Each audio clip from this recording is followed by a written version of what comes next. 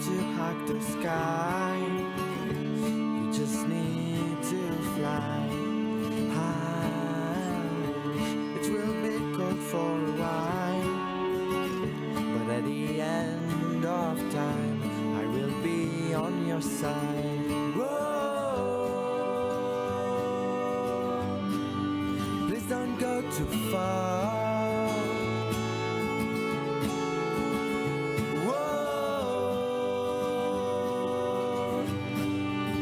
Don't go too far. If you want to travel miles, pack your dreams and thrive outside. I will be here for advice while you get into the wild. Please don't go too far. Whoa, please don't go too far.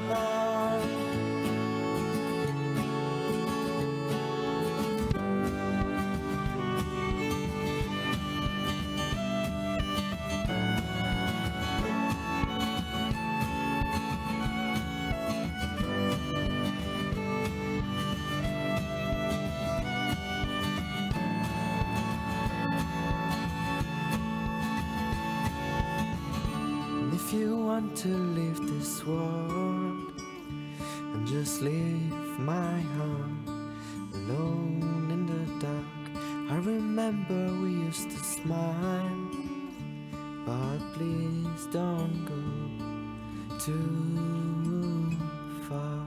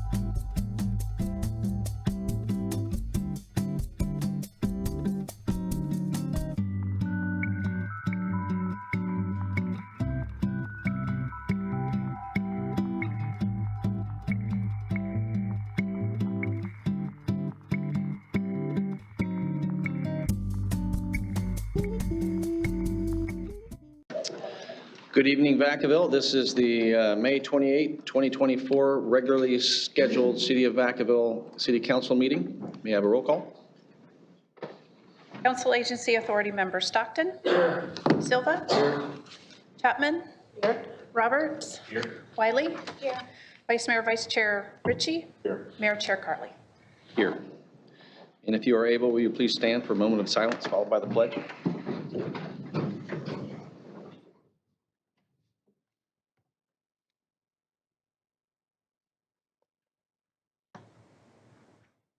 Councilmember Silva, will you lead us in the pledge? Ready? Begin. I pledge allegiance to the flag of the United States of America and to the republic for which it stands, one nation, under God, indivisible, with liberty and justice for all.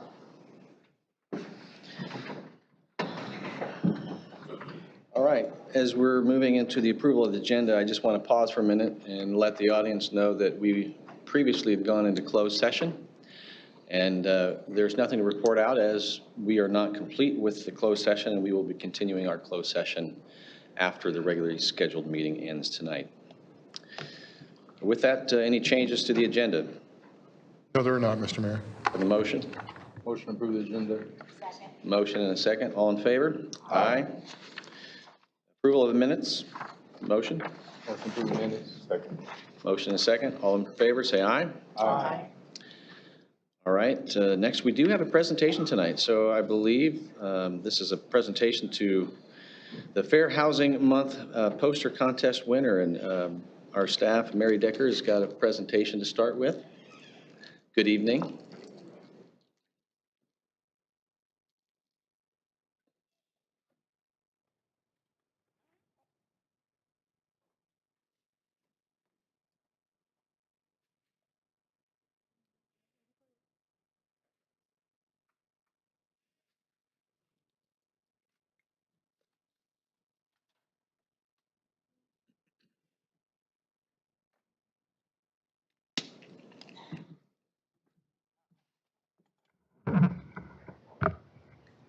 Good evening, everyone. As we all know, that February or April was our Fair Housing Month. The Housing Department put on a fair housing contest for children, grades 1 through 8. It was open to them. We received 32 entries. City Council was given the opportunity to receive and came up with 11 finalists for the poster contests. They were selected for creativity and ability to convey the understanding of the Fair Housing Act. The council was able to select 4 winners, first through third, and a grand prize. I'd like to show the final 11. So these are our finalists.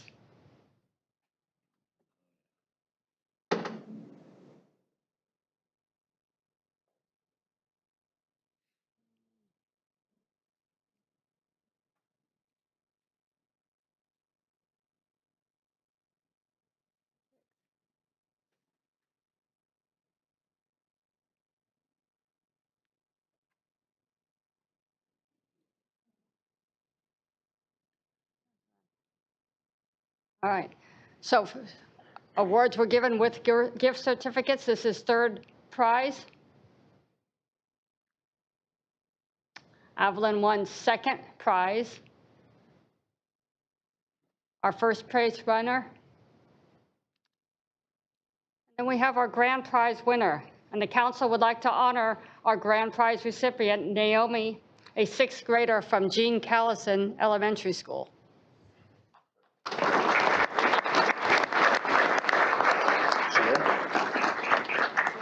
Naomi, are you here? Come on down. Get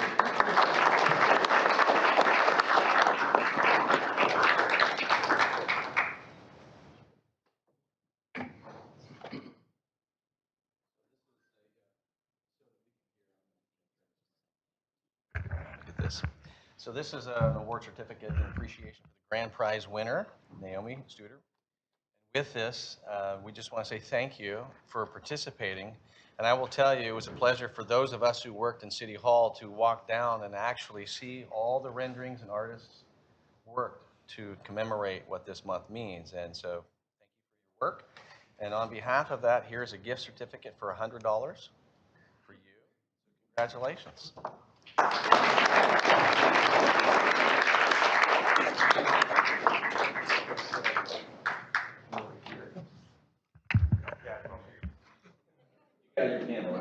Absolutely.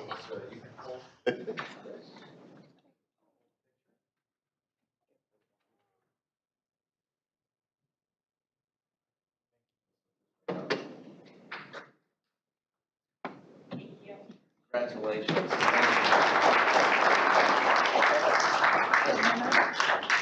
The kid just came in. Is he a winner?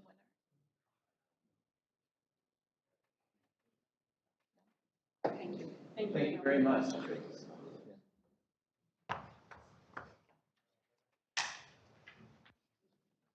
Watching out for me.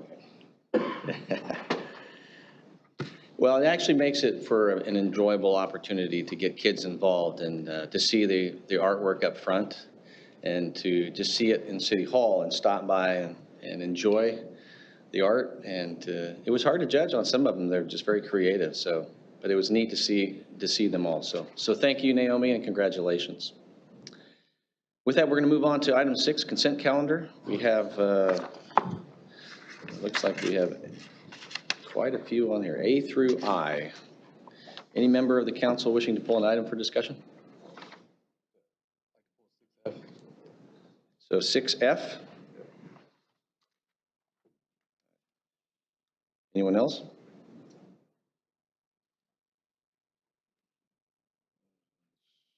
Okay. Any member of the public wishing to pull an item off of consent for discussion? All right, seeing none, do I have a motion to approve all A through I except for F? Motion to approve. A motion and a second. All in favor? Aye. All right, so we will open up item F for discussion. Councilmember Silva? Yeah, thank you. Maybe city manager, can we just get a brief update on what this is and why 50 miles an hour over why 50 miles an hour? Thank you, Councilmember Silva. I'm actually going to turn it over to our Public Works Director, Brian McLean, to give you that data.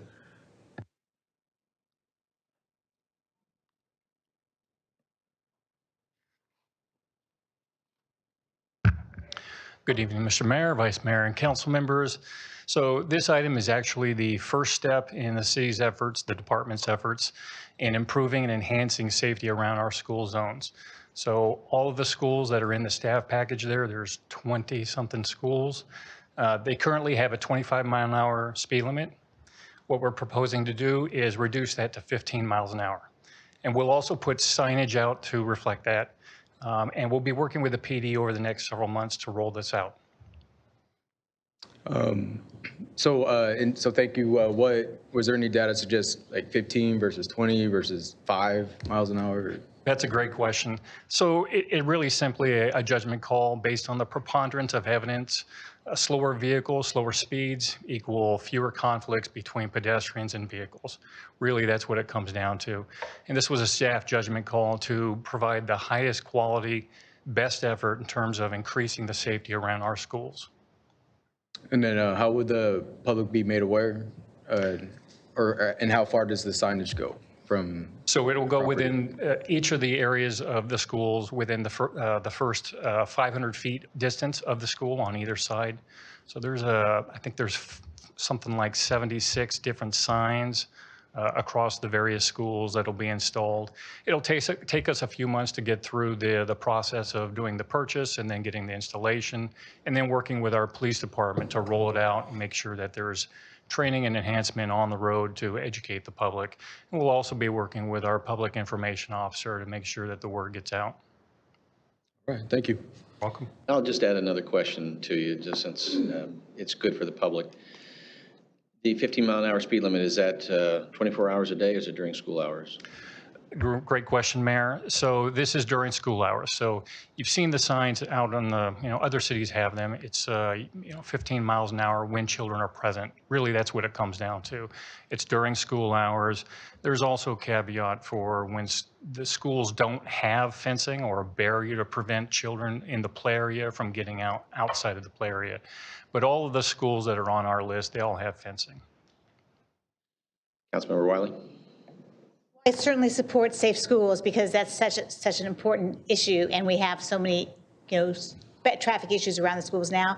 But I was wondering about the middle school on Nut Tree Road, where that's a pretty high traffic area anyway. Cambridge is on Nut Tree Road. Do you anticipate issues with people being at 15 miles instead of 25, just in the flow of traffic? There will be an impact, certainly, during school hours when children are present. Really, that's the major factor that we'll be working with our police department, again, on the educational piece of it. Again, looking at the whole spectrum of what we can do, what we as the city and the Department of Public Works can do to enhance the safety around these school areas. The first, most important step is to reduce those speeds around those schools. The injurious effect of the higher speeds is something we are trying to avoid. And this, again, the first step in next council meeting, we'll be bringing back the safe routes to school piece, which is the second step in that continuing effort to enhance safety around those school zones. And I'll just make a comment that I did notice it includes both public and private schools, because private schools have the same needs as far as drop off and pick up as public schools. So I think that's a good move. Absolutely. Councilmember Chapman? Thank you. One of my questions have been answered already. The signs that you're going to post, will they be the flashing signs and not just a sign saying 25? That it does make a difference when you have it. Right. The initial signs, so this project right here is just the signs themselves. So the standard signs that you see, the 25 mile per hour signs, those will be replaced with the 15 mile an hour when children are present signage. The Safe Routes to School piece that we'll be bringing back has plans for all of the various schools that are reflected here in this staff report, with a variety of enhancements, which also include enhanced high visibility crosswalks, advanced stop bars at stop areas, as well as the rectangular rapid flashing beacons to, again, bring the impetus to the driver that they're entering a school zone. So that's something we'll be bringing back to council for consideration at the next meeting. At the next meeting? Yes. So is this a waste? I don't mean this, but is it a waste of money to put up the 15 miles per hour signs and they're not flashing, or there's no reflector on them, and then we're going to come back later and change them out and put, is that? We won't be changing them out when we come back. So again, additional enhancements that come down the line based on those plans, they won't impact the signage. And we need to get the signage, the 15 mile an hour signage out, so that we give the PD, our police department, the ability to be able to enforce those areas. And it comes down to the behavior of the drivers. The signage that we have out on the street is, California Municipal Code, driving code, and people are supposed to be keeping an eye out for those signs and obeying the traffic laws. So those signs are there for a purpose. Later, as we get funding and we enhance those school safety areas with other elements of the safety plans that, again, we'll be bringing back next week or 2 weeks from now, additional enhancements will be made to be able to put more focus on, hey, you're entering a school zone, driver beware, and keep the lookout. Roberts? Yeah, thank you. One of the questions already answered, but for schools such as like Wilsey Wood that's on a corner lot, does that extend all the way down onto Peabody as well, or is it just a frontage on Marshall? It's 500 foot both directions. So on Marshall, it would be 500 foot on both directions, would that be west and east along Marshall. So Okay, it's not just the frontage. I was just wondering if it extended around the corner onto Peabody where Wood's at, because that's where majority of the kids walk to and from places. On so- Peabody? Yeah. So the 500 foot will go down all the way down to Marshall. The Peabody section, again, that's a different zone. That's Yeah. what, 40 miles an hour down Peabody, so so- it's a different area. Yeah, that's what I was just wondering if that's good. All right, thank you.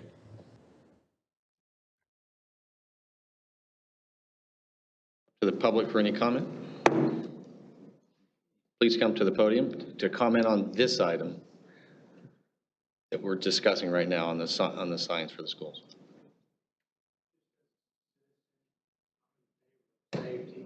By the way, it's been 40 years since I've been to one of the meetings here, and thank all you elected servants for your trust that we put in you to make good decisions. But I'd like to ask, how many of you would like to get hit by a car going 25 miles per hour versus 15 miles per hour? And I hope you include your answer in your decision-making. That's all I have to say. I'm Thank in you. favor of the 15 mile per hour speed limit. Thank you.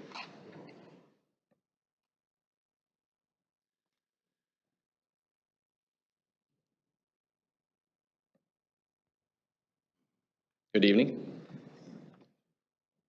Mayor, Council, I am absolutely in support of the lower speed limit. I wanted to give a little perspective. I lived in Reno for years, and their school zones are 15 mile an hour, and they take it very serious. There's no tolerance. Everyone in Reno knows when the school signs are flashing, you go 15 miles an hour, and if you go 16, you'll get a ticket. And so across town, when you're in a school zone, when school's in session, everyone goes 15 miles an hour. And even if the school's on a busy road, the speed limit drops. But they do have the flashing signs. I think without the flashing signs, enforcement becomes very problematic, because when school children are present is difficult. If school's in session and you don't see kids around, I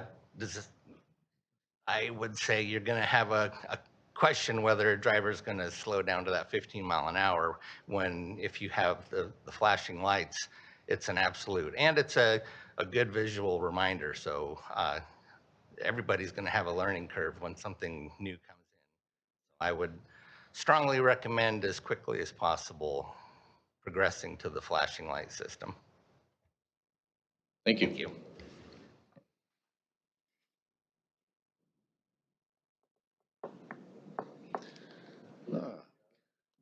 You absolutely can. You got your own 3 minutes, but you guys can stand together. Just as the ones that represent the public schools here in town, we're big fans of this. Thank you for your consideration. Hope you approve. Also, and we'll help share the message. We'll communicate out to our families that this is happening. We've worked with Mr. McLean on the next steps that you'll see, and we're just so impressed by the work around all of our schools and some of the other projects that we're doing together. So thank you, and yes, we totally support this. I'd rather, if I have to get hit, I'd pick 15. Right. Okay. Thank you. And I'll bring this back to the council. Before I ask for a motion, I will say my experience in working in public safety all these years, reducing traffic speeds also requires the behavior changes of people. And we know that in the morning when the kids are going to school and in the afternoon and they're being picked up, it's the most dangerous time. And we've seen our share of tragedies in this town. The flashing signs, I do agree, they're enhancements, but ultimately the sign replacing allows for the education to start, the enforcement to begin, and the expectation of safety to be a factor in our community. So with that, you pulled the item. Do you want to make a motion? A motion to approve. Okay. Motion and a second. All in favor? Aye. Yes, thank you for the safety, and we'll continue hopefully on the next one. So with that, we're going to move to item 7, business from the floor. This is the time that the public has the opportunity to address the council on any item that is not on the agenda, but is within our subject jurisdiction. So with that, I will open it up. Good evening. Good evening, Mr. Mayor, Council. I wanted to congratulate and thank the council for their moratorium on the lithium or the battery backup. You pull the microphone down just a little bit. There you go. They want to hear me. Thank you for passing the moratorium. I think it's something that's going to have to extend. Earlier this month, May 17th, the Otay Mesa prison had to lock down a shelter in place when the lithium battery system there caught fire, exploded, and releasing toxic gases, et cetera. Being a hazmat guy, I look at that very closely. So congratulations. You might want to, in the future, extend that regarding a specific type of battery. I don't think people are against battery. I think they're concerned about toxic batteries and also the sourcing of lithium. 80% comes out of the Congo from modern day slavery, mostly children. Those mines are owned by China, and then they clean it up socially and then sell us those batteries back. In the meantime, it's very toxic. Time, usually 15 minutes, like boom. Oh, no problem, no problem, but you're dancing if you gotta spend 2 hours. And then I looked at the donations and some. Let's talk about California forever. But before we talk about California forever, let's talk about ethics. I take it that at least one of you on the city council is a little hazy on the meaning of ethics. So this is from Webster. It's a set of moral values. It's the discipline that of what is good and bad, and with a sense of moral obligation. Each of you, when you went before the voters, you told them, vote for me, I will represent your interest. By that, I mean the interests of those citizens of Vacaville, not your own financial interests. Okay.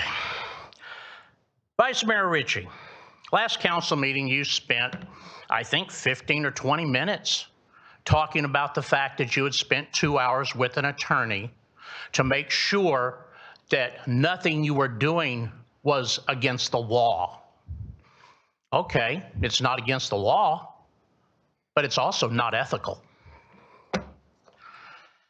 The relationship that you have with California Forever, because you speak from your position as a city councilman, people trust you. And so they miss the fact that you will gain hugely from your relationship with them. Most people are totally unaware of what goes on the city council. They just assume that you're doing what's right and what's ethical. A couple of weeks ago, California Forever announced that they were doling out some money for the local nonprofits. That's all public relations stuff. That's already been covered. But they also announced a big slew of companies that had supposedly expressed interest in going to California Forever when the city is built. That city is years away yet. Conditions change. Anything that some corporation, that, by the way, many of these are owned or partly owned by investors in California Forever, their words are meaningless. Everything changes over time. Which brings us to other statements. Everything that California Forever, all their guarantees, their promises, none of that is legally binding. Everything has ifs, ands, or wiggle room. Everyone who speaks in favor of California Forever that I've heard has a financial interest in it. Mr. Ritchie and Mr. Fortney are prime examples. Thank you. Thank you for your time.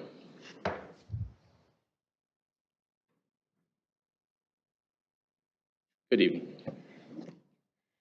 Hello, Mayor and council members. I'm here concerning the East Solano plan. They want us to believe that they have all the answers to our problems, but sadly, they are just using Solano County to pass off the problems that have been created in San Francisco and the rest of the Bay Area. I moved to Solano County to escape the urban sprawl and expense of living in the Bay Area. I grew up in South San Francisco and Burlingame. Growing up, we knew our neighbors, our teachers, and retired military could afford to live in the same town. When billionaires like these moved to the SF Peninsula, real estate soared. It created great wealth, but at what cost? Now these billionaires want to destroy the peace and beauty of Solano County because they don't want to allow this type of housing in affluent towns that they live in, like Atherton and Woodside. They can afford to live anywhere, but they want to sue generational farmers to steal their land for their own investment. Jan Schramek wants Solano County to look like New York City, Philadelphia, or San Francisco. Is that what you truly believe is best for your constituents? Look at the problems that plague those cities: crime, homelessness, lack of timely medical care. In most of these cities, it takes months to get an appointment because hospital services are overwhelmed. In an article in the Vacaville Reporter, Vice Mayor Ritchie stated that people like me fear the unknown. What I fear is what has been proven time and time again, that uncontrolled growth causes many problems and extra strain on budgets. Look at cities like Stockton, Elk Grove, and Rancho Cordova. Crime rates have soared and budgets and infrastructure are strained. If Flannery really wanted to help the Solano Gap, they would be investing in the existing cities, redeveloping of areas in Vallejo, Fairfield, Sassoon, and Vacaville that are currently experiencing blight and vacant, neglected buildings, and helping our existing cities to become the utopias they imagine. But instead, they want us to be the serfs that live outside their walled city. Solano County has voted time and time again for slow, measured growth. Our city officials need to take a stance on this before the vote to overturn Solano's orderly growth initiative, which protects our agricultural land, is overturned. At that point, it will be too late. If they rezone this unincorporated land, all bets are off and any developer can come in and do whatever they want. In closing, I want to address Vice Mayor Ritchie's gaslighting comments to the Vacaville Reporter. I have dealt with real racism my whole life. The quote, "serving two masters," is a biblical term, not a racist term. It's about having a moral compass. We have enough racial division. This issue isn't about race. It's about what's best for our diverse community. Thank you. Thank you.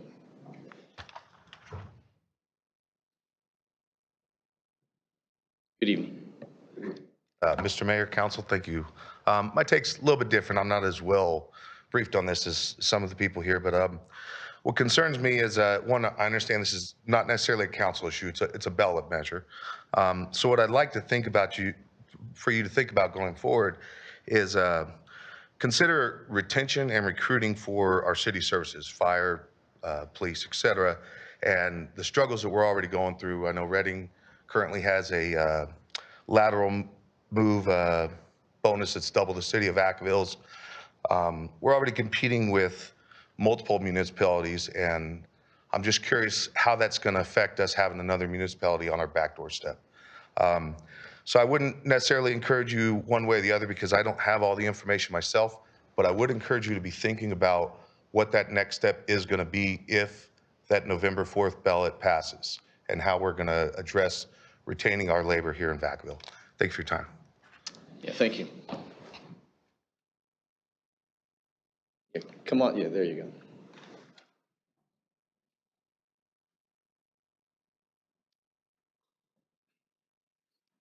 Good evening. Good evening, Council. My name is Santiago Serrato. I'm a guy, Marcelo. District 3 residents, and we're here in support of the Brown Street project moving forward. My son's an athlete. I have another son who's an athlete, and we do have a park locally to us, but it's on a slope, and it's a nice park, but moving forward with the Brown Street, it would give us, my child and other kids in the neighborhood, somewhere, excuse me, somewhere safe and flat for them to partake in their sports, primarily soccer and football. So just here for you guys to hear us out and hopefully move forward with the Brown Street project. Thank you. Thank you. Anyone else wishing to address the council?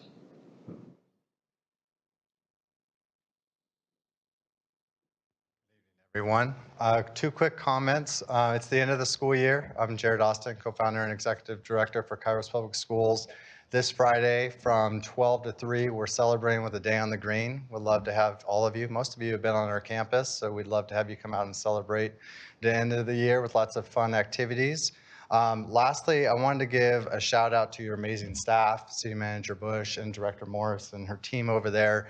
As many of you know, we're opening the newest high school in Vacaville this August, and their staff have been great as we've been working through our construction projects and looking for all of you to come out and support us on August 15th for the first day of school and our construction to be complete. So thank you again to the city staff for all of your support with that. Thank you.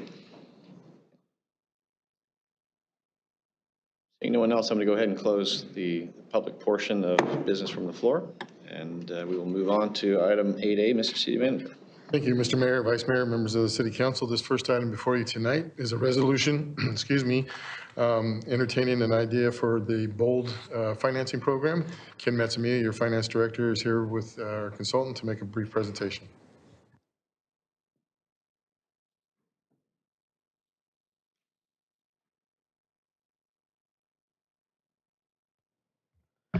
Thank you, Mr. City Manager. Good evening, Mr. Mayor, Vice Mayor, members of the council. As the City Manager mentioned, tonight's public hearing is for council to consider the use of the Bond Opportunities for Land Development, or BOLD program. So with me this evening is Dennis McGuire with Piper Sandler, which is the firm that serves as the bond underwriter for the BOLD program. And so before I pass it on to Dennis to explain what the BOLD program is, just had one update related to the staff report that was made this morning. And so the resolution related to the item was posted to the city website this morning. And so with that, I will pass it on to Dennis and bring up his presentation. Great. Good evening, Mayor, council members. Appreciate the opportunity to talk about the BOLD program. Before we jump into the presentation, I apologize. There's a number of acronyms that I'm going to have to go over. If you have any questions, please let me know. So as Ken mentioned, the BOLD program stands for Bond Opportunities for Land Development. It is a pooled CFD financing program through the California Municipal Financing Authority, or CMFA.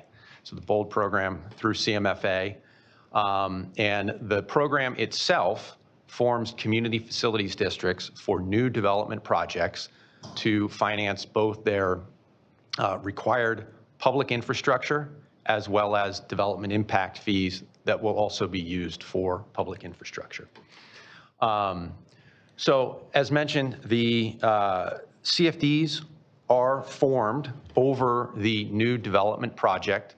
They're formed not through the city, but through CMFA. They are the entity that would form the legal mechanism, but with input from the city and city staff in terms of, can the project be in a CFD within your community? What can the tax rates look like? What can be financed? So it's kind of a cooperative program, although it is through a conduit financing. It does have input from the city. It allows smaller development projects the opportunity to access the tax-exempt CFD market. And the way we do that is we will form multiple CFDs for multiple projects throughout the state of California, and then we pool them into a single revenue bond issue. So instead of having one small financing for each project, we're able to pool them into one larger project and sell that into the public markets. The CFD itself is the legal mechanism that establishes the lien on the property, and that can be formed as development is occurring. That does not require bonds to be issued immediately. Bonds can be issued at a later date when the project is ready to issue bonds from a credit standpoint. So what can be financed from the BOLD program? Anything that is eligible under CFDs or Mello-Roos. And so that includes public streets, sidewalks, sewer, water lines, flood control, parks, open space, as well as development impact fees that are also used on those type of capital projects as well. A CFD can also finance infrastructure of both the local agency as well as if there was infrastructure of another local agency that was required for that development. So if there was a special district that provided sewer, so long as that other agency signed off on the use of BOLD, as well as the local agency agreed to allow that to be financed, you could finance multiple improvements from multiple different public agencies through a single CFD.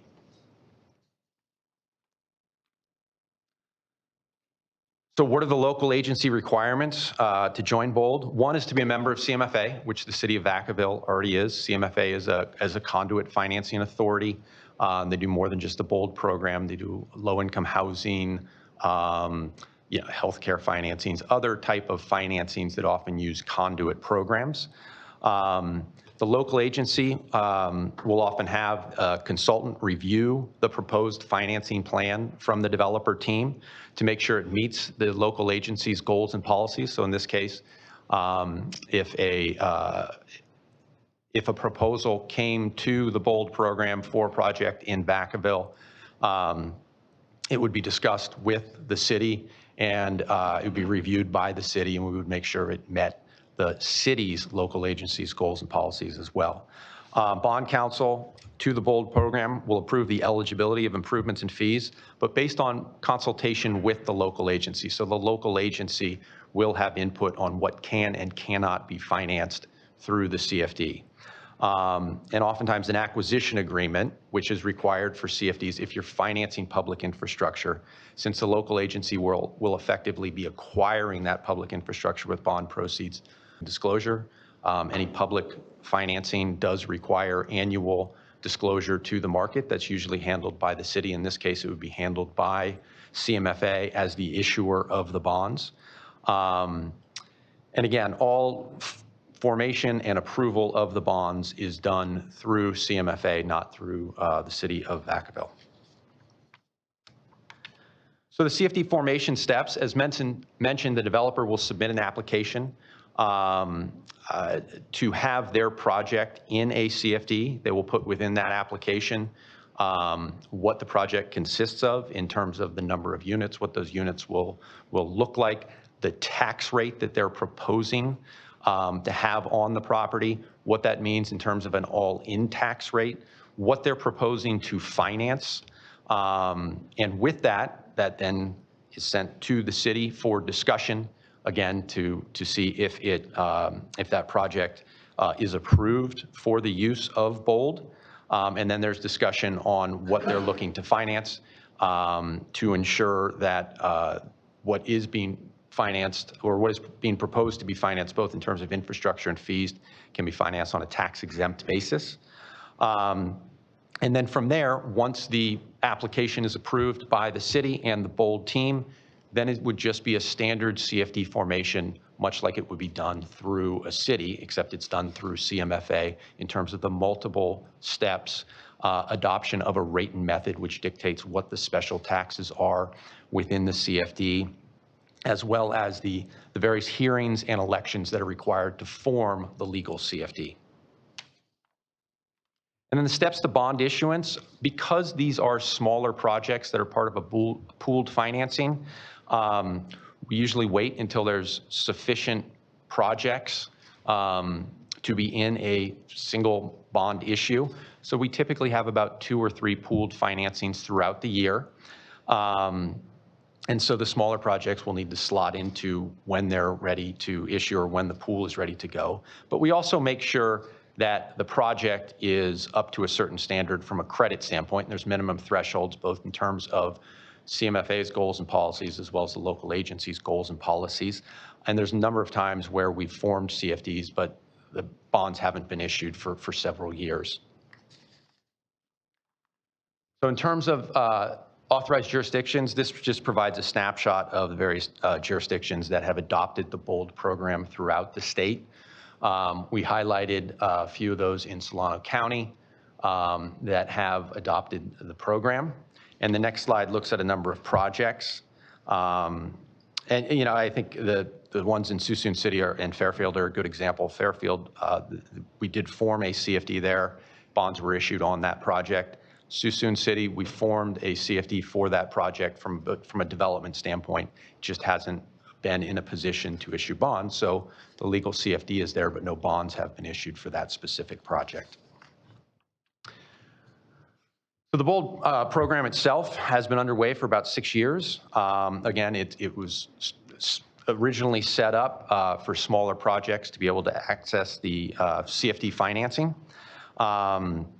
Multiple local governments throughout California have used BOLD, and since 2020, there's been about $219 million in bonds issued for about 60 separate projects, and we'll have about 6 to 8 bond issues this year, and that concludes my presentation. Thank you. Anything further? Yeah, so there's actually another part of it. I just wanted to speak from the city perspective and just add a couple of notes that Dennis also mentioned. And so as far as the BOLD program and joining it, really see this from the city standpoint as something that it would be beneficial for the smaller projects, as Dennis mentioned. And so the city does have the ability to form CFDs on our own. We've done that in the past. When it's related to infrastructure financing, I think the most recent example is Lagoon Valley, where that was a mixture of kind of services and then also the infrastructure financing as well. And so there is the ability for the city to do this, but when it comes to smaller projects, and the example here with the East Main District project, when they're smaller and they need to be phased because of the development, it's a lot more attractive to be able to use the BOLD program and take advantage of the fact that you can pull those financing as opposed to the city going out on its own and trying to market a bond that might be very small in size. The next point with this is that although CMFA would handle the formation and administration of the CFD, the city does retain the approval ability. So basically there is no application for a project into the BOLD program that wouldn't be approved by the city. And really the intent of this program isn't to change the way that we're doing CFDs, or that from this point going forward, if we form a CFD, it's going to go through the BOLD program, or if there's a project that has development impact fee costs or public improvements that we're going to have it go through BOLD. That is not the intent at all. Really the intent here is that it's really to add another tool for these smaller projects that the city views as catalyst projects, where we've had issues in the past where they've had an issue developing, but because of a financing gap or the ability to get financing, that these projects just haven't been able to get off the ground or move forward. And so that is really sort of where we feel that BOLD can fill the gap, is that when it comes to some of these smaller projects, it is another tool that the city would be able to access, but it's not something that we would recommend doing for every project or for every CFD going forward. So I just wanted to clarify that point. So the action for consideration this evening is that the City Council is asked to consider authorizing the use of the BOLD program and authorize the California Municipal Finance Authority to accept applications and conduct the CFD formation proceedings and related actions. And that just concludes the presentation. Be happy to take questions. Questions? Councilmember Stockton? So theoretically, could there be a normal CFD in addition to this bond fee?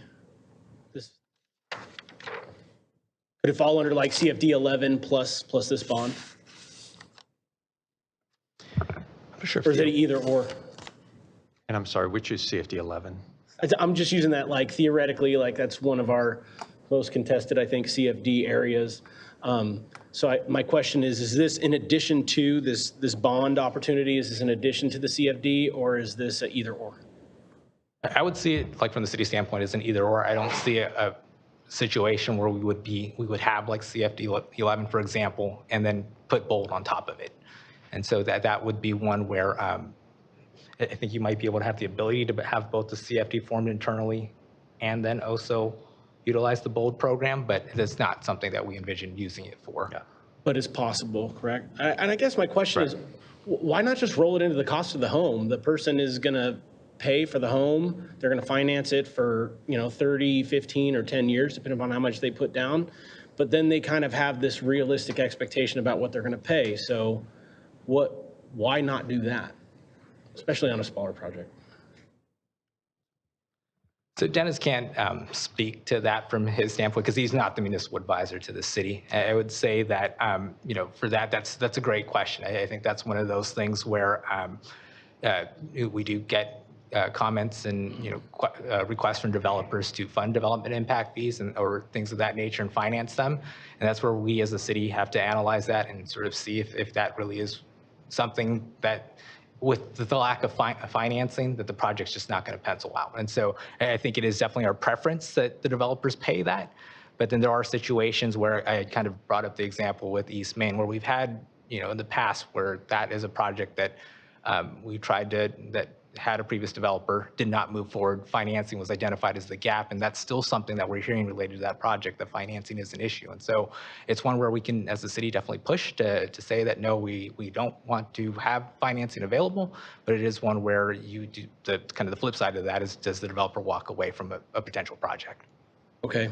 And you said that this would be covered in a disclosure. I'm assuming when their home is purchased, there would be some sort of notification that way?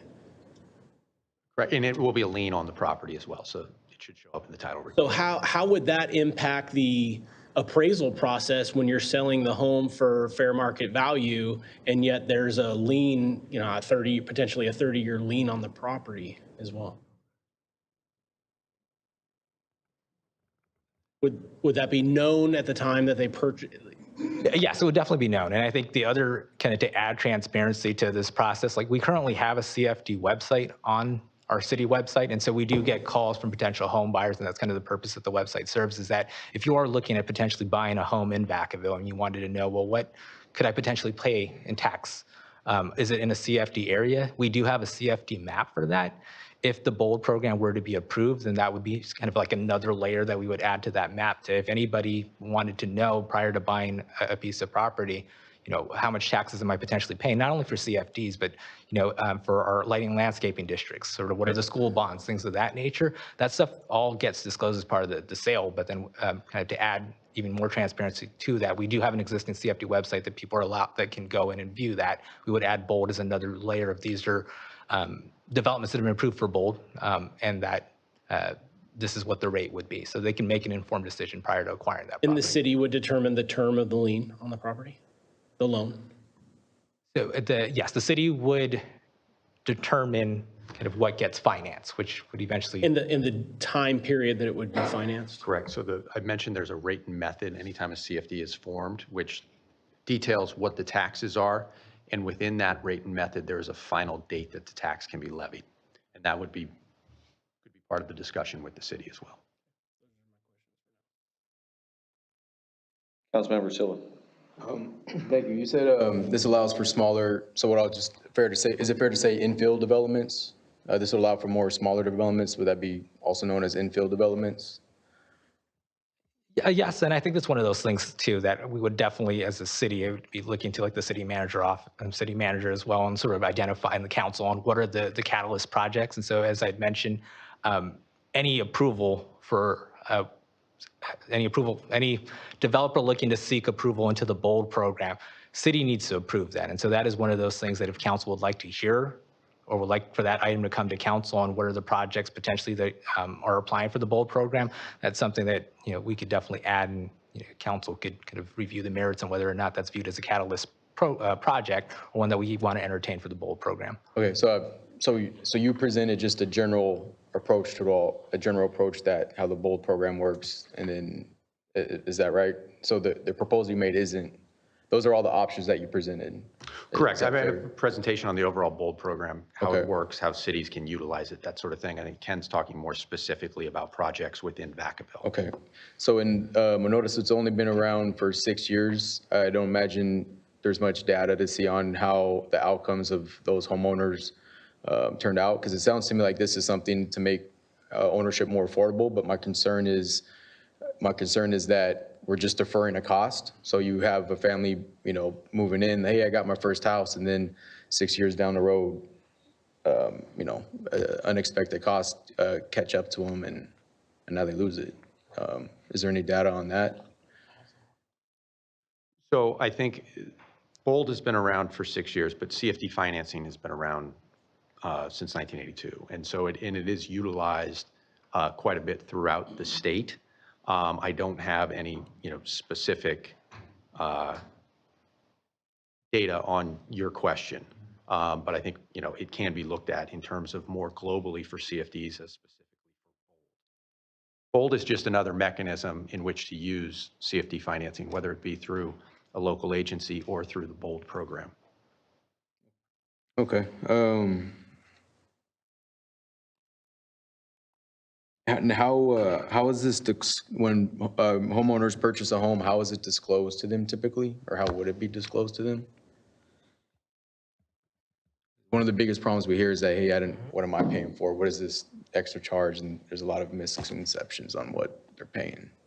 So when they actually close on the transaction, it should be disclosed at that time. And then what I was mentioning earlier is that prior to actually purchasing a home, if you actually wanted to get information on that, then that's where the city's CFD website would come into play, where if you were looking at a piece of property, then that's where that would be disclosed as well. But the official disclosure would be part of the sale.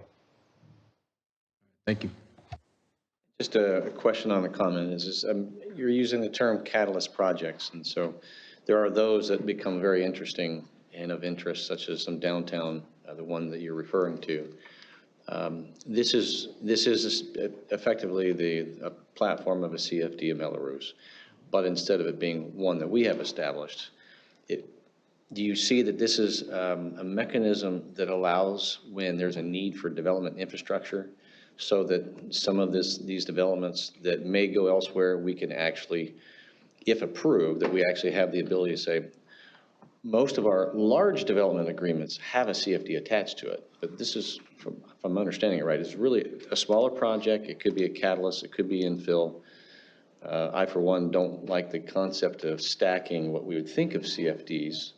Certainly the ability to, as a council, even if approved, to be able to have a final say on how the city applies it.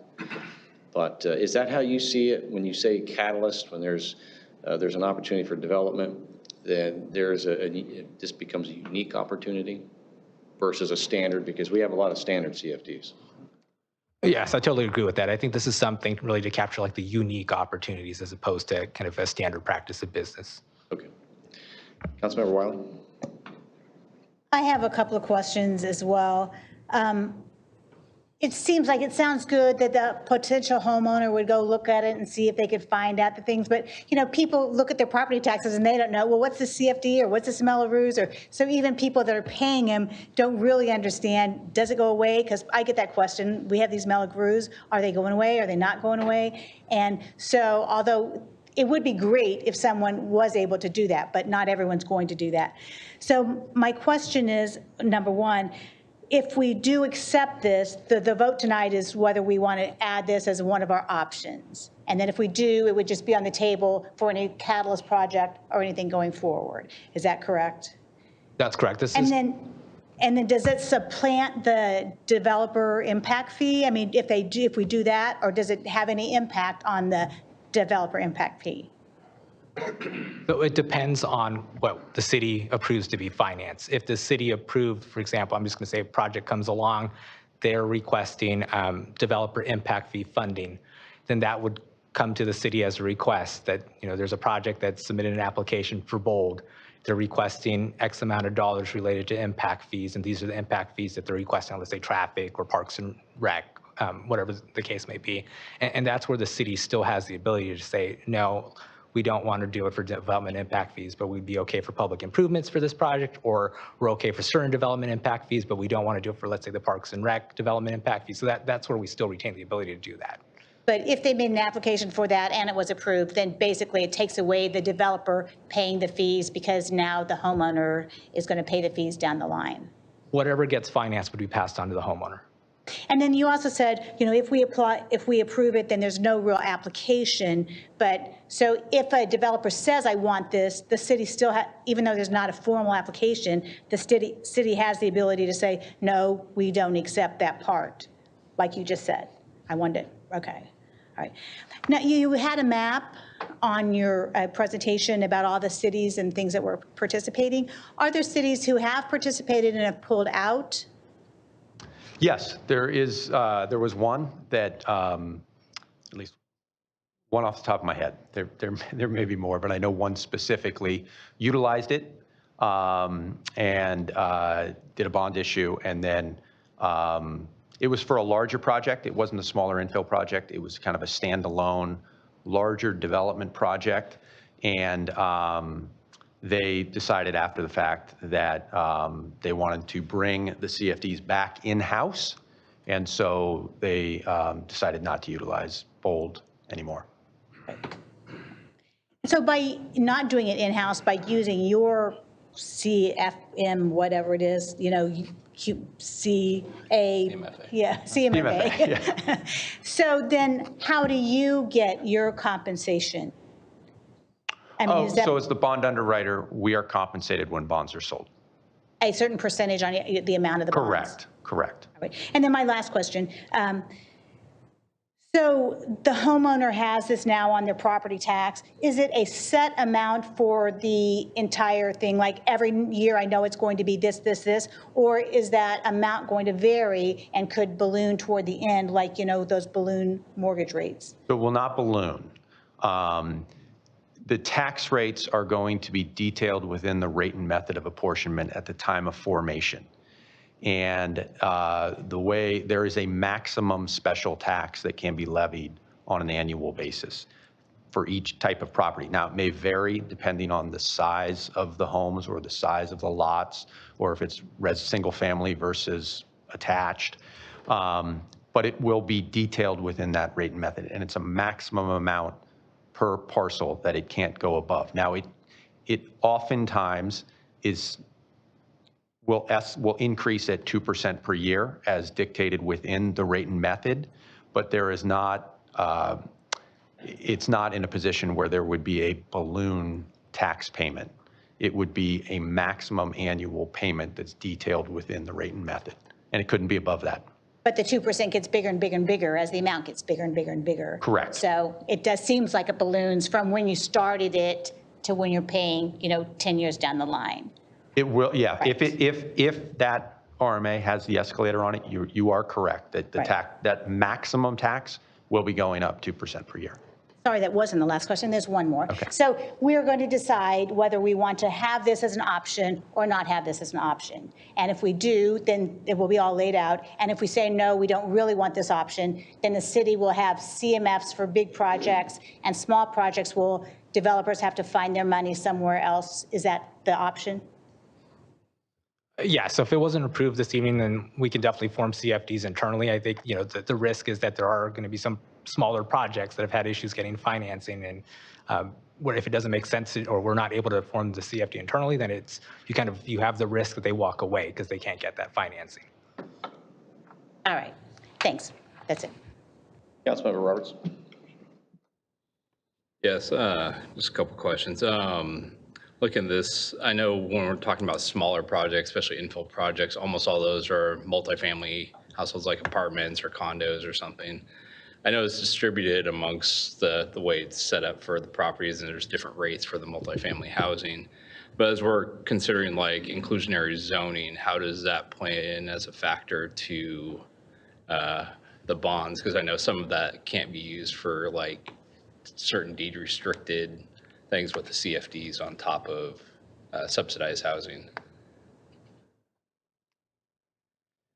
So we often do not see CFDs put on subsidized housing. It's usually market rate. You know, sometimes it's on multifamily for rent, but it's usually market rate for rent. Because you're right, it's an added cost, and so we typically don't see it on the subsidized housing.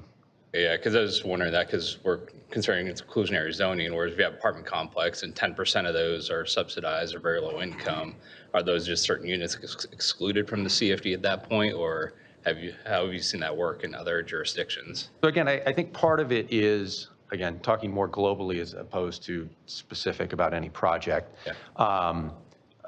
The rate and method can detail how the tax is levied and on what type of properties the tax can be placed. And so you can exclude affordable housing from having a CFD tax on it, while the rest of the properties within that development would have a tax on it. And again, a lot of it is getting the application and then having the discussions with the city to see how best that tax can be allocated across the properties within the district. Okay, I know you stated that the city has ultimate approval over the application to utilize these bonds, and it's probably more a city manager or staff thing, but I assume council at that point would set the criteria or eligibility for those bonds or applications, since there's nothing formal established. Well, if that's a, direction by the city council, we can certainly, work with the council on your criteria that you would like to see this program offered to. Okay. Thank you. Councilmember Ritchie. Vice Mayor Ritchie. So, anyway, thank you so much. A lot of amazing comments by my fellow council members. One of the ones I was kind of mentioned was the kind of amortization of the time, and one of the words we kind of jumped over was penciling out. So, I wouldn't want to see this mechanism be stacked on top of an existing area, but majority of the premise of this would be to do projects that are infill not on land that is vacant and needs to be improved. So it wouldn't be caught in the parameters, mostly in Vacaville, of an existing CFD, correct? Can you repeat that again? I didn't quite catch the last For example, part. the infill or some of these smaller projects in the areas of Vacaville would not be caught in places that there's vacant land ready to be developed as infill with an existing CFD, correct? Yes, that's correct. And I think that's the part as well where when we get the application, because we're not going to know what developers apply for this program. And so when we actually get the application, that would be part of the review process of is there a CFD already on the property? If there is, that could be kind of good criteria of no, we're not going to entertain the BOLD program because it has a CFD already on it. So the other part was, really addressing the fact of like stacking, there is a certain level of like, we've spent a very passionate conversation for council for years about people going into developments and not knowing what they're getting involved in by not having kind of transparency of sales centers or representatives. But we do need to make sure that there is an onus on the home buyers. We got to do a better job at the city to make sure the local title companies explain, hey, if you're directing someone to buy a house, you need to explain what the title profile looks like and the breakdown of all the stuff on the props, all the CFDs, all the fees you're paying to understand that. I think that portion of education is really important. But you spoke about penciling out. The hard part is like, if you don't have mechanisms like this to help the smaller projects get available, then all the developer has to do is say, hey, we're just going to build it and make that initial cost really expensive because they're going to have to burden all that cost. And yes, that's a possibility, but then it keeps a lot of people as a barrier to entry to getting home ownership. Having certain fees paid by CFDs, as much as we hate them, it does lower the cost of development to allow more people to afford the house because those fees are amortized over 25 years or 20 years, or what we would, as a council, kind of agree, could we set a cap rate on the bond? Like, hey, we're not gonna let it exceed 9% or 8% past the initial start rate. Do we have the discretion to do that? So for CFDs, what we often look at is the tax rate, because that's the amount that folks will be paying on an annual basis and how that tax rate fits into the overall tax burden. As mentioned, there's landscaping and lighting, there's school district GOs, there's everything else. And so what we look at is what is that all-in tax burden? We work with the local agency to have it meet what their criteria is, both in terms of the goals and policies as well as just kind of unwritten what's acceptable in the market. And based on that tax rate, depending on where interest rates are at the times their bonds are sold, that will determine the amount of bond proceeds that can be generated. And if interest rates are a little bit higher at the time that bonds are sold, there's going to be less proceeds. But the developer has entered into a developer and shortfall agreement where they still need to put in all of that infrastructure. They're just going to get less bond proceeds and they need to make up the difference through the shortfall agreement. So it's what we really look at is what is that tax rate and what does that mean in terms of an annual burden with all of the other taxes on a homeowner. So like when Jane Doe buys a property in Vacaville under this program, you know, they go to title, they get all the stuff, probably, you know, 1% tax rate plus wherever you live in.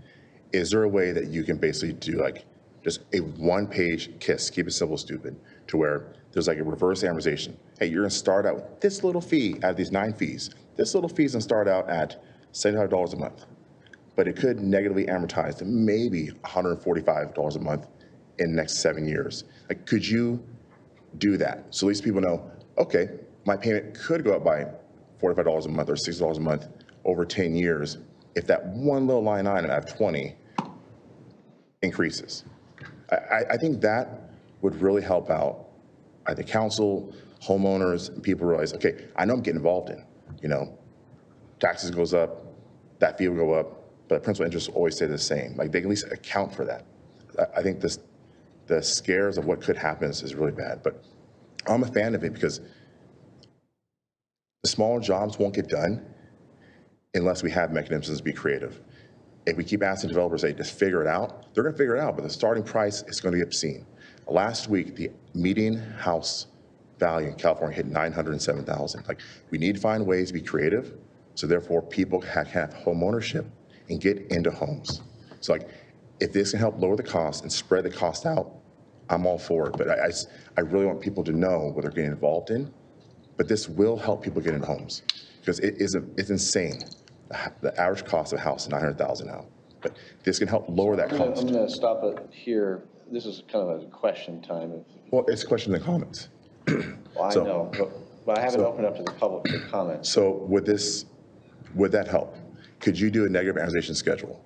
So that's not, as the bond underwriter, that's not what we would do. I think that would be more working with But if you staff give and the providing stats to us, we can do that easily. I'm sorry? You give the stats to us, we can do a negative amortization schedule. Okay, thank you. I'm going to open up to the public for comment.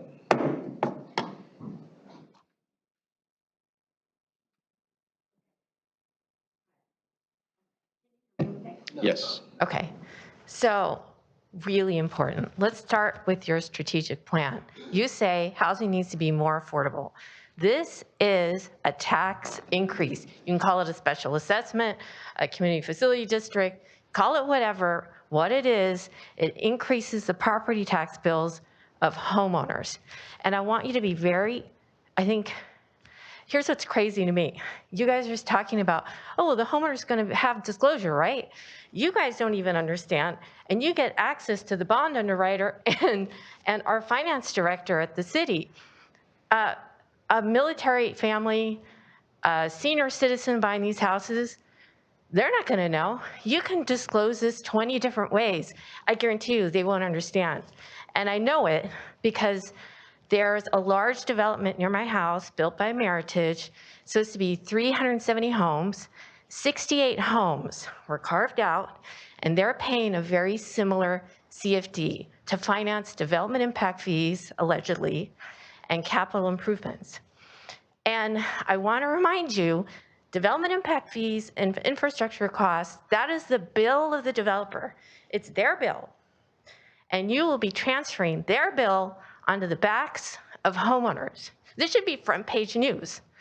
Why on earth would you adopt this type of program to encourage development on the backs of a very select few of homeowners? It's entirely unfair. Okay, so Meritage, I went and visited them today at the sales office. The homeowners will be paying CFD 11. They pay this particular CFD for the payment of development impact fees. And Mayor, I would like to approach you. This is $1,234. That's this year only, okay? These payments could increase because you don't have a say on how the bond will be paid back. There could be rate and apportionment, but that doesn't mean the payment's not going to go up. It depends on what is the principal and interest due in that particular time period. These bonds could be refinanced. You have no idea what's going to happen in 30 years. So can I show you this? This is a real copy, a real example. Thank you. Know that the homes that pay the CFD, they will not be discounted price. Those homes will sell at market. Why? Because the builder does not consider the CFDs in pricing the home. So of course it will not be considered. It's whatever the market will bear. And in addition, there's a lot of unanswered questions because everyone involved in the CFD gets you, the builder, and the people that are paid to do the transaction, they receive the bond proceeds. You have no independent opinion. I urge you to hire a financial consultant. Thank you.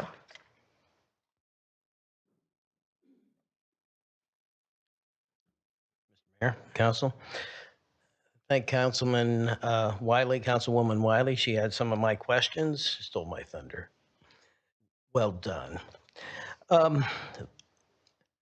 Mr. Matsumiya is a very capable director, very intelligent man, but I'm wondering if maybe a third party doing a spreadsheet of exactly what this is going to cost. I heard we have an underwriting fee. I heard, but I don't know the numbers.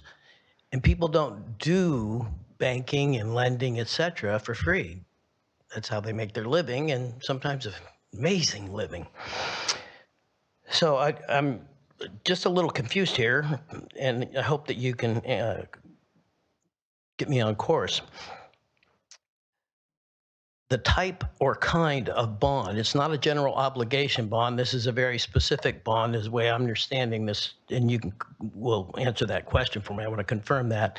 And that it has to do with a developer that has insufficient resources to build out the project. They can't pay for the street, they can't pay for the... So we're going to supplement a developer's business. That's the appearance to me. So I don't know the admin fee. Are we bringing in developers and they fail left and right? We don't have a baseball team anymore, folks. They go under all the time and sometimes very strategically. So in the event that the developer fails, who is the fallback and has to answer to that bond? If it's insufficiently calculated, like some of our Melrose, I think the council pointed that out, wanted to impose a new tax throughout the city to make up for poor calculations and an incredibly increase in inflation. In fact, for that matter, material costs. The city public works is trying to balance their budget with, today the 2x4 is $10, tomorrow it's $12.50, et cetera, that kind of thing. So there's a lot of things here that concern me. In fact, this thing looks to me like a Prop 13 workaround. We can't get you. And you know who hurts? The recent Prop 13 passed was because poor and old people were chased out of their homes because their homes became valuable, but they just wanted to live there, but their property taxes went crazy. I remember it well. I voted for it and immediately took about a 50% pay cut, but it was the right thing to do. I'm not so sure about this. So the kind of bond, dang it. So if there's insufficient calculations, who's getting how much? Not, oh, we get an underwriting fee or we get a tax we set, and then it's a 2% increase annually. You're gonna kill the poor people. Thank you. Mayor Carley, council members, I wasn't intending to speak on this item, but I thought I'd offer you a perspective from somebody who has used the BOLD program. The BOLD program, although it's only been around 6 years, it's very similar to another program called SCIP, State Community Infrastructure Financing Program. These are both very useful, very important financial tools to make projects viable. So in many cases, when a project doesn't have the capital to move forward, the BOLD or SCIP program, a CFD, is the tool that allows it to move forward. Now, there's a lot of concerns tonight about, well, you're just going to layer on taxes. Well, you can. Mechanically, you can put multiple CFDs on a property, and the city has that in some cases where you have a CFD for maintenance and you have a CFD for emergency services for police and fire. So that exists right now. The point that Councilmember Stockton, you were alluding to is the cost of that home. The cost of that home is set by the market, and so you may not be able to buy that car outright, but you may be able to finance it. That's basically what this is allowing a developer to do. Yes, it does become an assessment on the property. It's considered when somebody's getting a loan on that property, along with their property tax and their insurance calculation, all becomes part of their monthly payment. So it's disclosed in that manner. It is very important for a lot of smaller projects to allow them to move forward. And there is some safeguards in it. Mr. McGuire has started to allude to it, and that is the tax. We refer to it as a max tax. Typically, the maximum tax that a community or the market will tolerate is about 1.7, 1.75. Mr. McGuire may have some numbers on that as well, but what that means is for a homeowner, the maximum assessment that they will comfortably accept is about 1.7%. The ad valorem tax or the Prop 13 tax is 1%. So for your school bonds, your assessments for police and fire, all those together should not exceed 1.7%. So the question is there capacity in there with those existing assessments to capture a certain amount of revenue to stay under that 1.7, 1.75%? If it exceeds it, it doesn't work.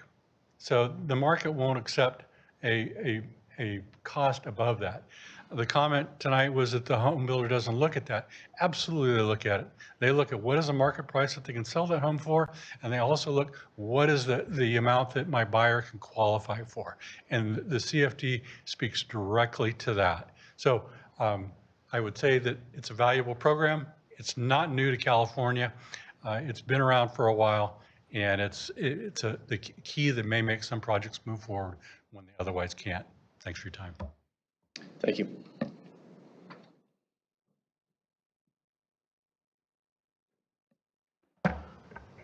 Want to thank all of the council members for answering questions that, frankly, I didn't know enough about this to ask.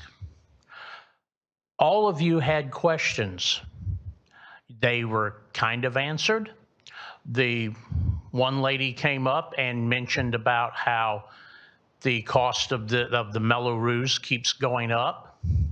And it's like the gentleman just said, it's not figured in to the price of the home. It's figured into the buyer's ability to pay. That's like playing with a landmine. What's the hurry of doing this tonight? These gentlemen will happily come back to sell you this thing at some other time after you've had a chance to study it more fully. What's the hurry? Take more time. There's a whole lot to be considered here. I believe that some months ago, in talking about another subject, Mayor Carley mentioned that he didn't want to make a decision that would bind a future city council 10 years down the line to a decision that was made in haste and maybe wrongly. What's the hurry? Take some more time to study it. Thank you. Thank you.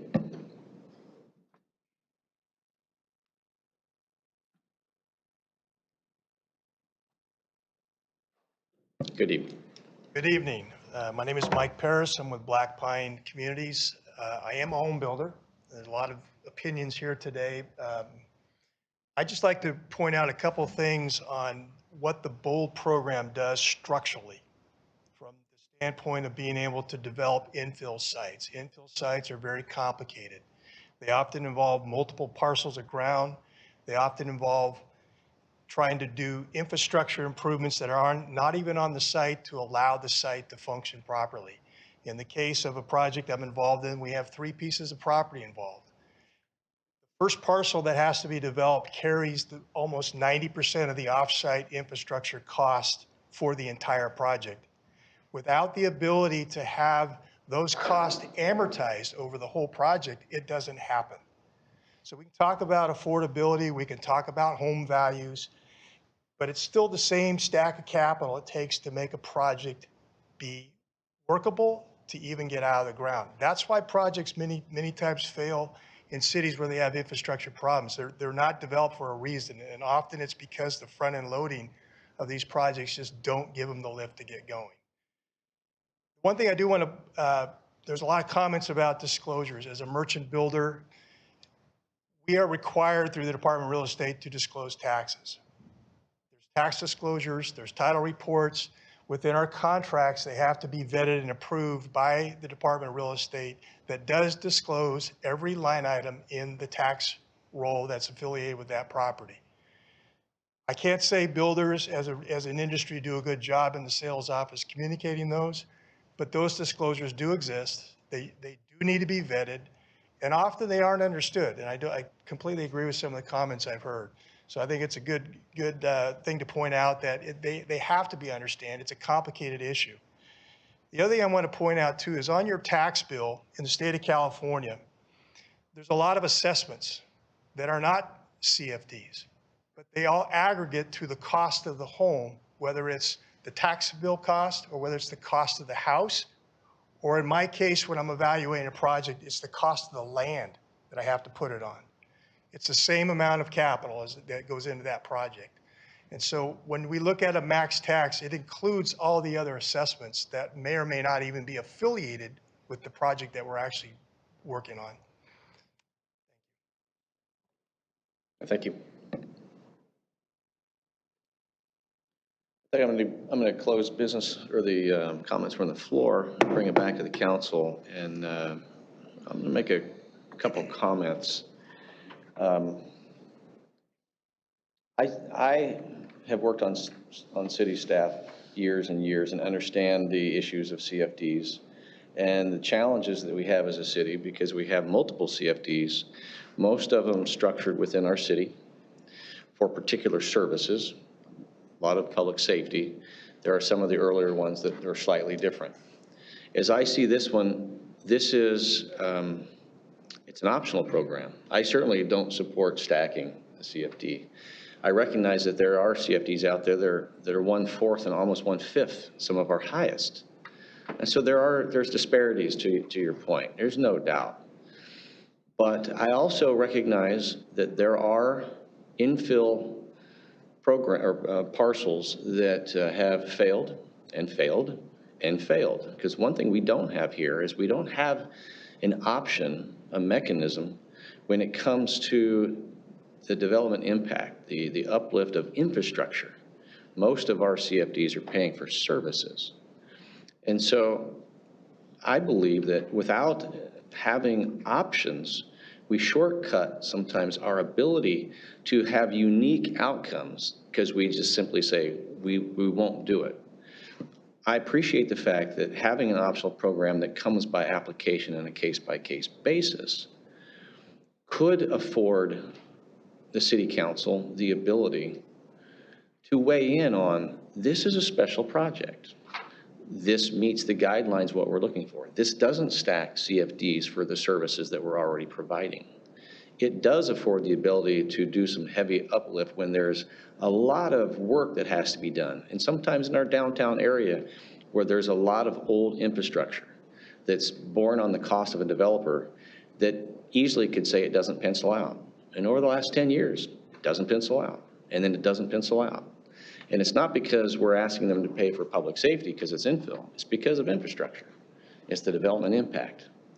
And so my view is I would rather afford a responsible opportunity on a unique case-by-case basis for those special projects, not for a residential area that requires a development agreement. We're already dealing with our development through CFDs, but through options. I don't like taxes. I don't like paying more and more taxes, but I do appreciate the comment of, what is the tax burden that people will assume. At the end of the day, there's another piece of this, and that is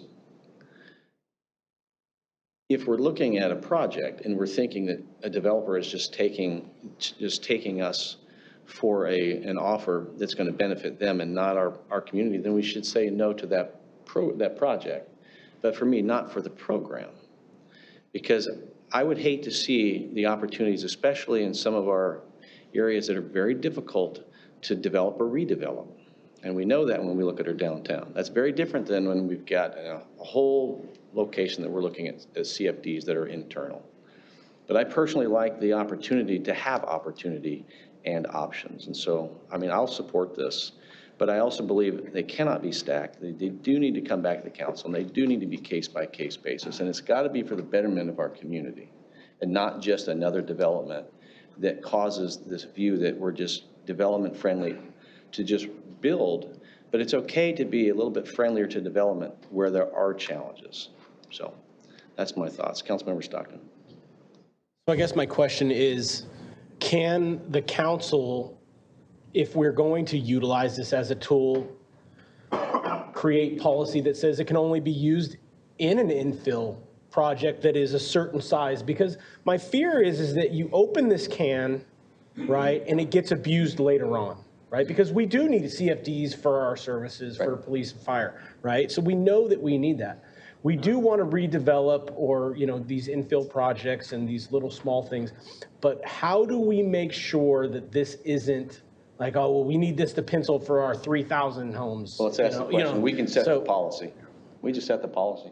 Okay, and so we have the ability to do that, but I don't know. I'm concerned about it being taken advantage of. I guess that's the biggest thing is I think it could work. I do think it could help with smaller projects like downtown and different areas. And I personally believe that one of the challenges we've had is we apply CFDs in a new development and it passes on for a particular city service. Right. But what we don't have is that in a small development where you're not leveraging a large project and some of the infrastructure work that has to be done, there's no mechanism for it. Right, but it's not effective with like SB 330. Right. So, I mean, it kind of, if it's a high density infill project. Well, this is one that the council would have control of. Councilman or Vice Mayor Ritchie. Thank you for your comments, Mayor. I really appreciate that. That was really helped to clarify. I'm supportive of this. I want a motion to approve 8A, the Operation Bold program. So what I'll do is I'll hold off on your motion to you, and then I will have the rest of the comments, and I'll come back to you. Councilmember Wiley. I'm concerned a little bit about the comment made by Ms. Minion saying in one area, 62 houses paid it, but the rest of the places didn't. And in District 6, we have big expanses of areas, and there's different buildings on this lot and different buildings on this lot, and a variety of builders in the same area. And the same thing like Roberts Ranch, Brighton Landing, there's big land, but different builders doing different sections. And so it does seem discriminatory if some people are paying it but not others, or I worry if one application was approved for Bold and then the subsequent builder said, well, they did that, so we'll do that too. So can you say something about that?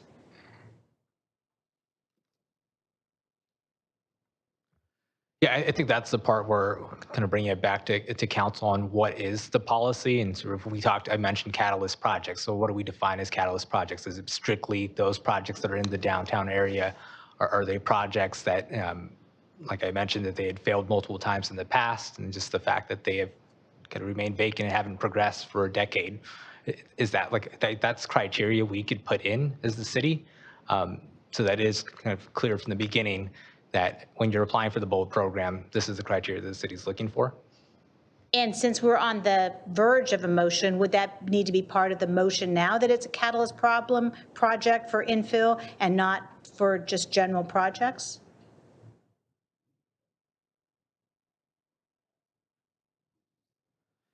We don't need it for actually kind of getting authorization for the Bold program. That's more of an internal policy on how we want to handle that. We can give direction.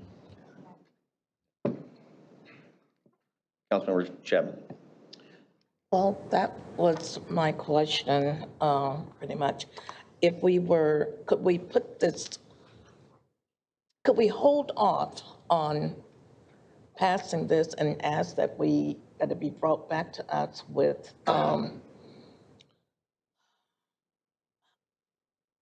specifics on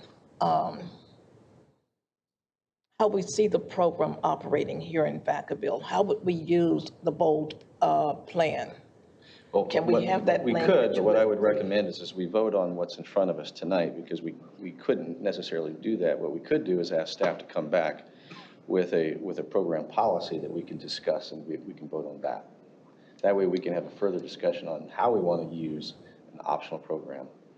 A vote in support of this tonight would simply authorize the use of the program as an option here, knowing that that strictly still has to come back to the council for approval.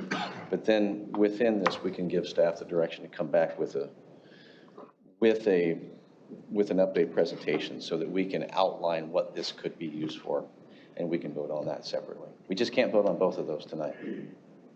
We just give direction to bring that part back. Can we ask them to bring both back? The proposal? Well, we're going to vote on whether that's going to happen or not, unless you want to make a motion. But we already have a motion on the table.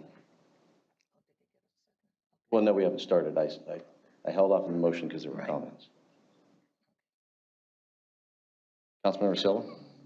Yes, thank you. I agree with Councilmember Stockton's concerns about this potentially being abused, and Councilmember Wiley, I apologize, concerns or how there's been different discrepancies. I think anytime we implement something new for us, it takes us time to digest. If council's going to ask for me to support this tonight, I'm not feeling comfortable with that. I understand absolutely it's still a discretionary decision, but I would feel more comfortable with actually identifying certain lots that this can be applied as a future thing to consider where that would be entertaining that. But if we're trying to push a vote tonight, I need to learn more on this. Wouldn't we be identifying certain lots by application only?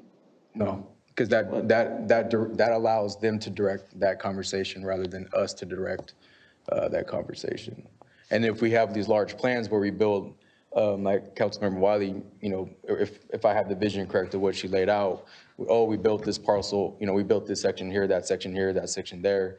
And then now, rather than putting it all into one large group, now they can, hey, we still got this 20-acre lot we can't develop. Lo and behold, hey, we need to do something that's more advantageous. Well, I think that it's very easy to give staff direction if there is a vote. We're looking for small catalyst. It's infill. It's not stackable. In some cases, we understand that it is for infrastructure. It's for certain supportive costs, but to provide a policy and not okay, it has to be this parcel, that parcel, and do a citywide map and say only these parcels can apply. That's bad policy. I think general, right, and that's absolutely, that's one point of view. The other point of view is we have a general approach and say, okay, it's a free-for-all, and then now future councils or our council is trying to figure out, okay, where do we draw the line, rather than kind of drawing that line in the beginning. My thoughts. Councilmember Ritchie? Actually, hold on a second. Mr. City Manager, if you have a comment. Yes, thank you, Mr. Mayor. I appreciate the discussion here. I think, we can certainly take a vote tonight if that was the case. And if you gave us direction to say that we were looking for some boundaries, we absolutely will come back as quickly as we can with those prescribed boundaries. And based on the consensus that we're hearing from you tonight, we can come back with a variety of different performance measures that will be policy that we would absolutely use at the front entrance, if you will, of this process. So this is just really getting the opportunity to put another tool in the toolbox, so to speak. And then before anybody were to come to us, we would have to report back that we need to go back to council to establish a clear policy of how this program is going to be utilized, what types of projects can apply for it. And so it's in our interest to come back to you as quickly as we can with that criteria. You establish it as a form of policy as part of the application process, and then we move forward. Now, can that policy criteria be adjusted by future councils at a later date? Absolutely, just like everything else that you deal with on a regular basis here. But at least you set the groundwork that it doesn't need to apply to every set of circumstances. And I will just add my own 2 cents from my experiences with this sort of thing. It's not something that we're looking to be a funding mechanism for a large specific plan. It's not intended to replace that. Those specific plans that are being comprehensively evaluated and reviewed are coming with their own financing plans and all those kinds of things, an infrastructure plan, and it's all working together. This is a case where, as the one gentleman mentioned, that we have some old, outdated facilities and that need some extra help. And that's sometimes tough and difficult for, to close that financing gap on. And so where are those particular situations that a funding program such as this might be utilized to help get a project across that finish line that adds a valuable resource that we otherwise couldn't get in the product? But you also have to think about the flip side of that is that you're potentially eliminating a blight. You're eliminating, a vacant piece of property that, because we've talked about that in the past, right, with the revitalization of our downtown. So we can absolutely bring back some criteria that helps you narrowly focus the boundaries of this if that's your interest, and we can get that together as quickly as we can so that it could be an option out there for people to choose and use. I think that would be beneficial to be able to do that. Councilmember Silva, you may still have questions. If however it works out, I'm not quite clear, but the direction we're going to take, if it's something that comes back in the future, which I would appreciate council's time for us to digest a little more and staff to gain more clarity, to also include a list of tools, or we were talking about this is one tool, a list of current tools that we have that help promote infill development, and where this, how does this better clarify how this particular tool would address whatever current gaps that we have as part of that. Councilmember Ritchie, or Vice Mayor Ritchie? Aaron actually answered my questions pretty well. Actually, all right, well, you had the floor of a motion. You started it and I stopped you. So do you still have a motion? I'd like a motion to approve 8A and the use of the BOLD program. You have a second? I'll second. Probably take a roll call. This is a public hearing.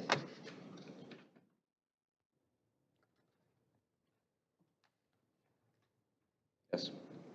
I don't want to get into the friendly amendment business myself over here, but is that with the offer that we come back with later policies? Yes. So I thought that was the intent, There was but I good want to make direction, sure that and to we come want back, that we include that in your motion if we could, for the record. I like the motion. So you make that motion and to bring back with the policy guidelines for us to vote on? Yes. All right, and I'll second that. Vice Mayor Ritchie? Yes. Councilmember Stockton? I want to see the criteria first, so no. Councilmember Silva? No, same as Stockton. Councilmember Chapman? Councilmember Roberts? No. Councilmember Wiley?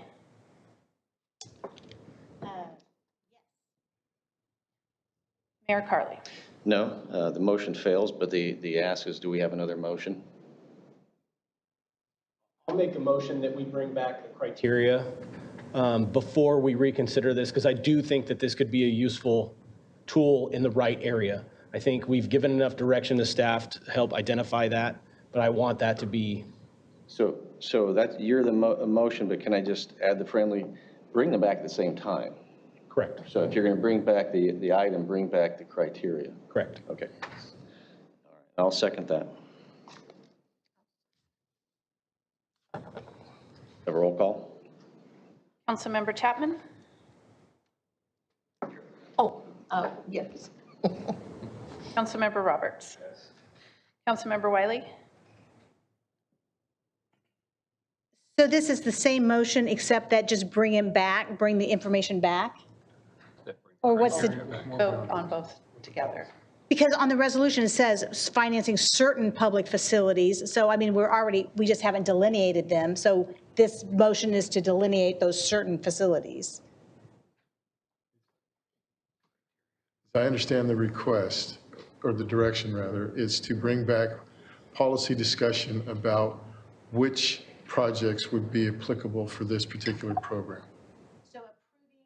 Adoption, but we will bring back information. No, actually, No, that one failed. So now a second motion has come in to say, before we adopt the participating in the BOLD program, we would like to see Both at the same policy that goes along with that at the same time. So that way you have a better understanding of what you're applying the program to, which will hopefully improve your comfort level with actually becoming a member of the BOLD program. Yes.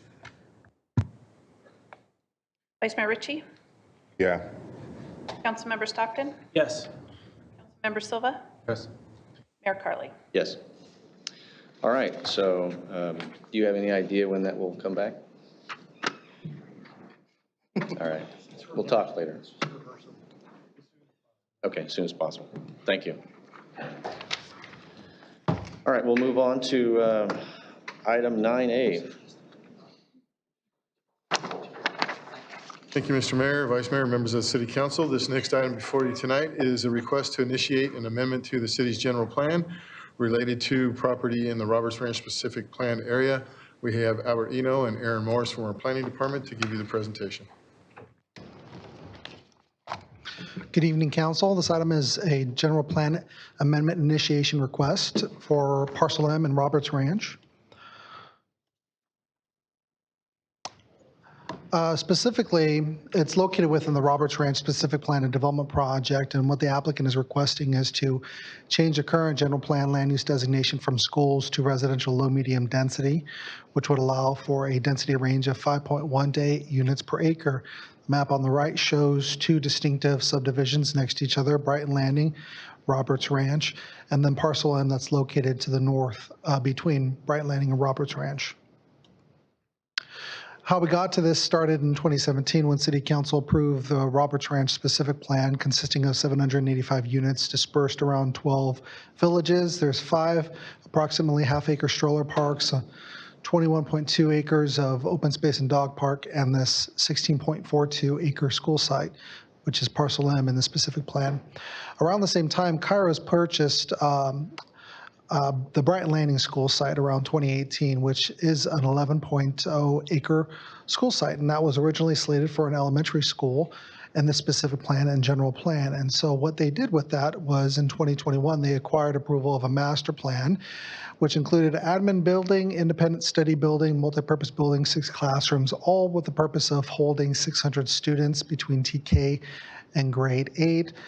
If you go out there right now, there's partial parking lot as well as the independent study building. And so right now, what the applicant is looking at doing is adding a high school component to that master plan. And it starts with this Parcel M, which was purchased by Kairos in 2021, 16.42 acres. What Kairos is looking at doing is expanding the grades to include high school between 9 and 12 grades.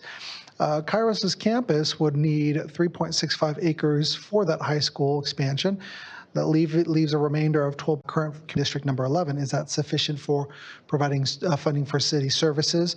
We'd also work with the USD and the evaluation of other projects in the east of Leisure area to figure out whether or not there's other school facilities that will be available in the future. We'd also work with Solano Irrigation District to ensure that the property is detached from Solano Irrigation District in compliance with a master plan or master water agreement from 1995. There's also infrastructure evaluations, and then we'd also have to work to figure out whether or not it's going to be compatible with Travis Air Force Base and their compatibility plan. There are also some benefits and alternative designations to consider. The benefits associated with this, staff found that it would provide an opportunity for Kairos to sell this land and use the proceeds for funding an expanded educational facility. It would also provide opportunity for additional single-family homes within Roberts Ranch. City Council could also consider alternative designations such as a residential medium density of 8.1 to 14 units per acre or residential medium high density 14.1 to 20 units per acre. Both of these designations could yield maybe small lot single family homes, attached single family such as townhomes, or maybe 2 or 3 unit multifamily developments. There are required findings for this amendment. It needs to be consistent with the general plan goals, objectives, and policies, not detrimental to public health, safety, or welfare. And all these findings would have to be made as part of our analysis for the overall project. Initiation of a general plan must be initiated by City Council. That's why we brought it before Council tonight, before the applicant proceeds with submitting a formal development application. City Council's allowance of being able to move forward with this initiation does not signify that they're approving this project. It doesn't guarantee that the general plan amendment or the main project would be approved. Only allows the applicant to be able to proceed with the formal development application, which would be brought forward to City Council at some point in the future. We did provide notification for this project. We gave a new sent out a new project notice on October 26th last year, as well as notice for this particular meeting. We did receive 2 public comments. There were concerns about what was going to be built across from those existing single-family homes for this project. There were concerns about the housing type, whether they were going to be 1- or 2-story projects, and they were opposed to the idea of homes because they bought their homes within Robert Ranch thinking that there was going to be a school site on this particular parcel M. So next steps, if City Council decides to initiate the general plan amendment request, we would work with the property owner on the submittal of the remainder of the applications, a full general plan amendment as well as zoning map amendment that corresponds with that. They would have to amend the specific plan that's already out there, as well as this ALUC review and other environmental assessments. But if City Council decides not to initiate the general plan amendment request, the application would be withdrawn and any unused fees would be refunded to the applicant. In conclusion, staff supports the initiation because it would help support development of school facilities. It would provide an opportunity for creating more housing. It also provides an opportunity to further evaluate the project. With that, we have a recommendation for City Council by simple motion to adopt the subject resolution. That concludes our presentation. Staff is available to answer any questions. We also have the applicant from Kairos, as well as their team with Regis and Haddock's Engineering. And then we also have a representative from VUSD that's here to have an answer to any questions. Great, thank you. Councilmember Silva. Yeah, thanks for the presentation. Thank you. Vice Mayor Ritchie. Thank you. So before we got too far into discussion, I would like to read a comment. In advance of Council's discussion and potential action on the item 9A tonight, a resolution pertaining to a change in land use designation for parcel M in Roberts Ranch specific plan area, I would like to make a brief statement regarding my connection with this item. I will be participating in tonight's council discussion and vote for 2 reasons. First, while I did previously serve on the board of directors for Kairos Public Schools, I recently resigned my position as a director of the organization. Second, even while I was actively serving as a director for Kairos, I recused myself from participation in all discussions and decisions that the Kairos board of directors held in the subject over the last 6 months to ensure that I would not retain that I would retain the ability to be involved with the project if and when it came before the City Council. I do not have a financial interest or contractual conflict of interest in this matter, and given that I am no longer actively serving on the Kairos board, I will be participating in tonight's discussion and vote exclusively as a member of the City Council and in the interest of my constituents and the city residents. Thank you, Vice Mayor. Councilmember Stockton. I thank you for the presentation. I was just wondering if you could go over some of these amenities that they were hoping to use this money to go into. If you go back a slide, it said something about used for some of the development on the campus. Certainly. 2021 was the master plan approval, which included the number of buildings that are identified on this location. And the most recent occurrence that has occurred as part of the master plan is the applicant's proposal to include a high school component. But certainly, if you're interested in knowing how the applicant is intending to use these funds, the Kairos Jared Austin is here to answer those particular questions. I'd just like to know. I'll bring him up. Okay. Yeah. You want to come forward? Yeah. That way you can answer the question directly. Good evening. Good evening.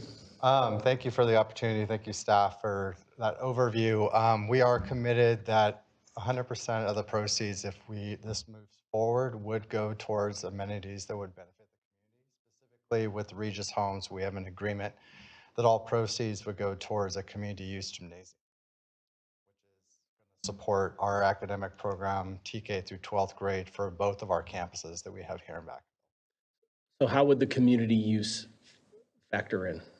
So what we're looking at doing, and we've talked to city staff about it as well, is on the times that Kairos is not using it, evenings and weekends, that it would be available for the Parks and Rec leagues and other organizations that may need that. We already have a lot of agreements with different organizations, whether it's scouts or different clubs or groups that want to use our facilities on both of our campuses now. This would just provide us with a gymnasium. And there's no recreational facilities on that side of town that have community use at this point. So we'd love to be able to bring that option to the community. I know a lot of time there's great intentions on bringing these amenities, and we know that they continue to cost more as, you know, inflation changes and, you know, labor and materials changes. What is the likely, like, are we pretty confident that this gym's going to be here, or this multi-purpose room? And if so, when do you anticipate it'll be built? It's a great question. I think that we're committed to building it as fast as possible. As you mentioned, escalation and price cost are going up daily. As far as the timelines, as the city outlined, there's multiple steps that we would have to go through to get different approvals.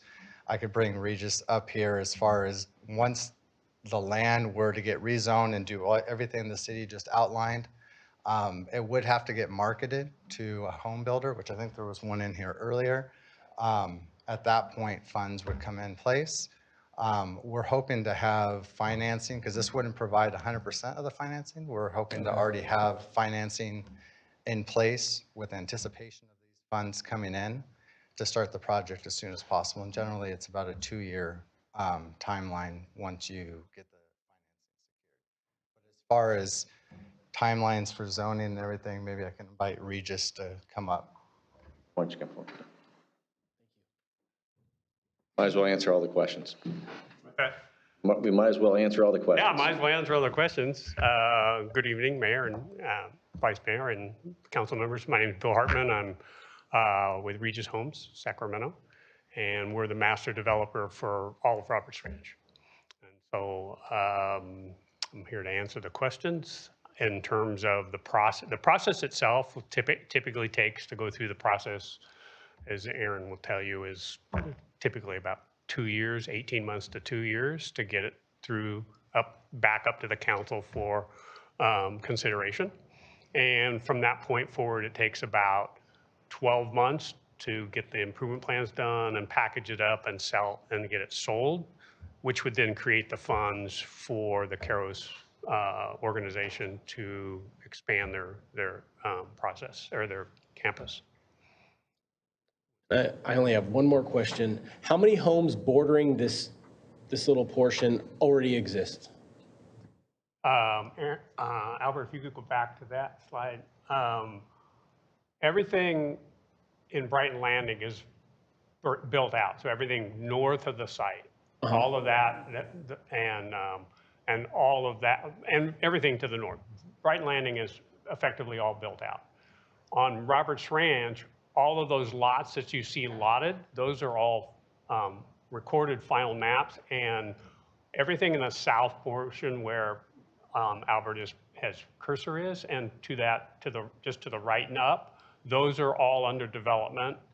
The one up against the school site to the left there, underneath the school site to the left, that's all built out. That's Village B. Those are completely built out and sold. Everything, the lots that you see over on the right-hand side of that's a Taylor Morrison project. And those, about half of those are built out, and the other half they're finishing the lots on. The rest of those lots are not, the rest of the lots on the left-hand side are, that's phase 3, and those are not developed. We still own them. Regis Homes entities own that. And the ones on the right-hand side, those were just recently closed to a home builder 2 weeks ago, 3 weeks ago. What about in the red square? That's parcel M. Right, so there's nothing in there that's been built, correct? That's what I want to confirm. We sold that to the Kairos organization in April of 2022, and it's just a vacant lot. Right. They've done some grading on the site. on the surrounding, and the reason we proposed it in this lot pattern that you see would be consistent with the surrounding lot sizes. So those, for schematic reference, are 50 by 80 in size. The ones to the left that are in the amber color are residential low medium density. Those are approximately the same size. They're a little wider. I think they're 55 feet wide. The ones on the right are also similar size. They're 55. Alan probably know off the top of his head. I think they're 55 by 90s. The lots on the Brighton Landing to the north and to the right, those are all medium, low medium density zone property, and they're 50 by 80. They have 60 by 60s and 55s by 85s, I think. So they're all similar size to the surrounding property. So just south of the area in the court, I'm assuming those homes open up into the court. They don't face this development, correct? So the only two homes that are on that map that would actually face where you're looking for this change would be the two in the street to the left? Yes, there's one that will connect to the extension of Marshall Road. Right. And then the other one is a cul-de-sac that is there a wall along the top of the north side of that? And so there's a sound wall. What we would be proposing, this is in our application, would be the lots that front on the extension of Marshall Road and Carroll Road. Those would be what we call rear-loaded lots, which would look similar to what you will see on Carroll Road, which are lots that load from the back street. They can't load from Carroll Way, and we would not have them load from Marshall Way. They would load from the back. So what you would see along the frontage would just be elevations for the entire width of the house and no garages. Thank you. Answer to a short question. Right? So there's probably more questions for all of you. Councilmember Roberts.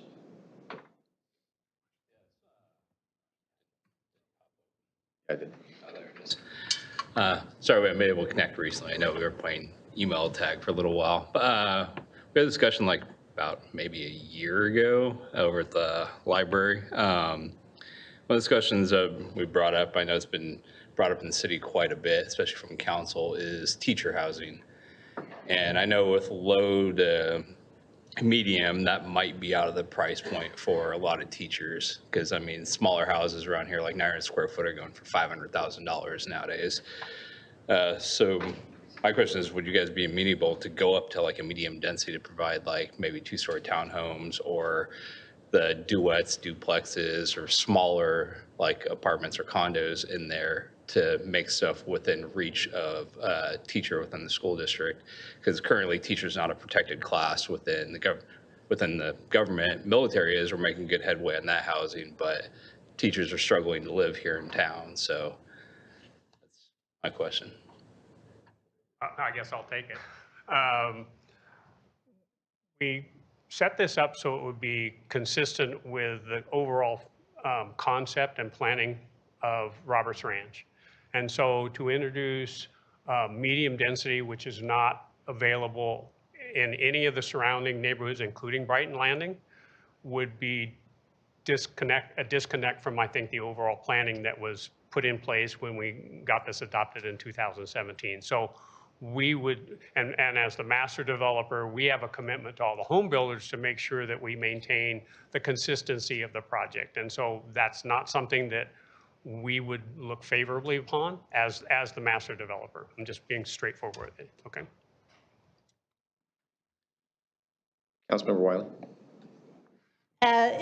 That consistency is kind of part of the issue because there's just like more and more and more and more of the same sort of housing, which is what we're way over our limits on, the RENA numbers. We have plenty of at market value and above. So that's why we're looking to see what can we do in Vacaville that is a little bit different. And if we do more and more and more, I'm concerned with Vacaville schools saying, no, thank you, because they didn't need that site for a school site. But if you build all those other houses, it's really, really a lot of houses. And you mentioned in this report that there's 1,000 kids on the waiting list. Well, where would the neighborhood kids go? If you've got 1,000 kids, how does that deal with the neighborhood kids that can't afford the tuition and aren't allowed in because you've got all these other kids in there? And my other question is, if Vacaville School passed on it and Cairo School purchased it as a school property, but then you're asking us to rezone it with a general amendment, and then it's going to be now residential, so you'll sell it at a market rate. So it seems like that's a real advantage to your school. And maybe did Vacaville schools not think about it? I mean, if they would have done the same thing, it could have really given them money to build a new school. So I'm just kind of concerned about how that all came to play, that people think it's going to be a school, and now we're going to, if this is approved, have a whole bunch more houses that are consistent with the rest of the neighborhood. And your school has a lot of funds to build a gymnasium that, like that Vacaville doesn't. And I guess my other question is, Travis has a lot in my neighborhood, so maybe they'll say, well, maybe we can rezone that, and then Travis can have money to sell it and have more houses. So those are my concerns. All right, those are great questions. So I'm going to break them down little by little. So the 1,000 student wait list is accurate. We have over 1,000 students within our campuses. So that's spread across our Elm Street campus as well as our Sunflower Street campus, where this is. It's not 1,000 students on this wait list. Each of the campuses has a priority preference in our lottery that gives students who live within 1 mile a preference before anyone who lives outside of 1 mile. That was done intentionally to try to be more of a neighborhood school. So students that are going to go to this school are primarily going to be within that neighborhood because of that lottery preference and the way that it works.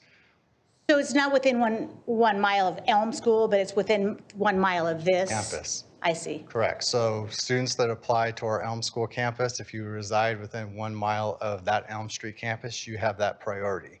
If you live in the Bryan Landing neighborhood and you apply to the Elm Street campus, you do not get the 1 mile priority. So that was intentionally set up many years ago when we had to Elm Street, and it was a way to further our demographic efforts that we had being in a lower income neighborhood of the Elm Street campus. But when we opened the Sunflower campus because of charter law, that carried over into that campus as well. In regards to the making a profit off of the land, yes, we are trying to make a profit off of the land. As a charter school, we're a public school, but we don't have the same type of money that we can get from school districts.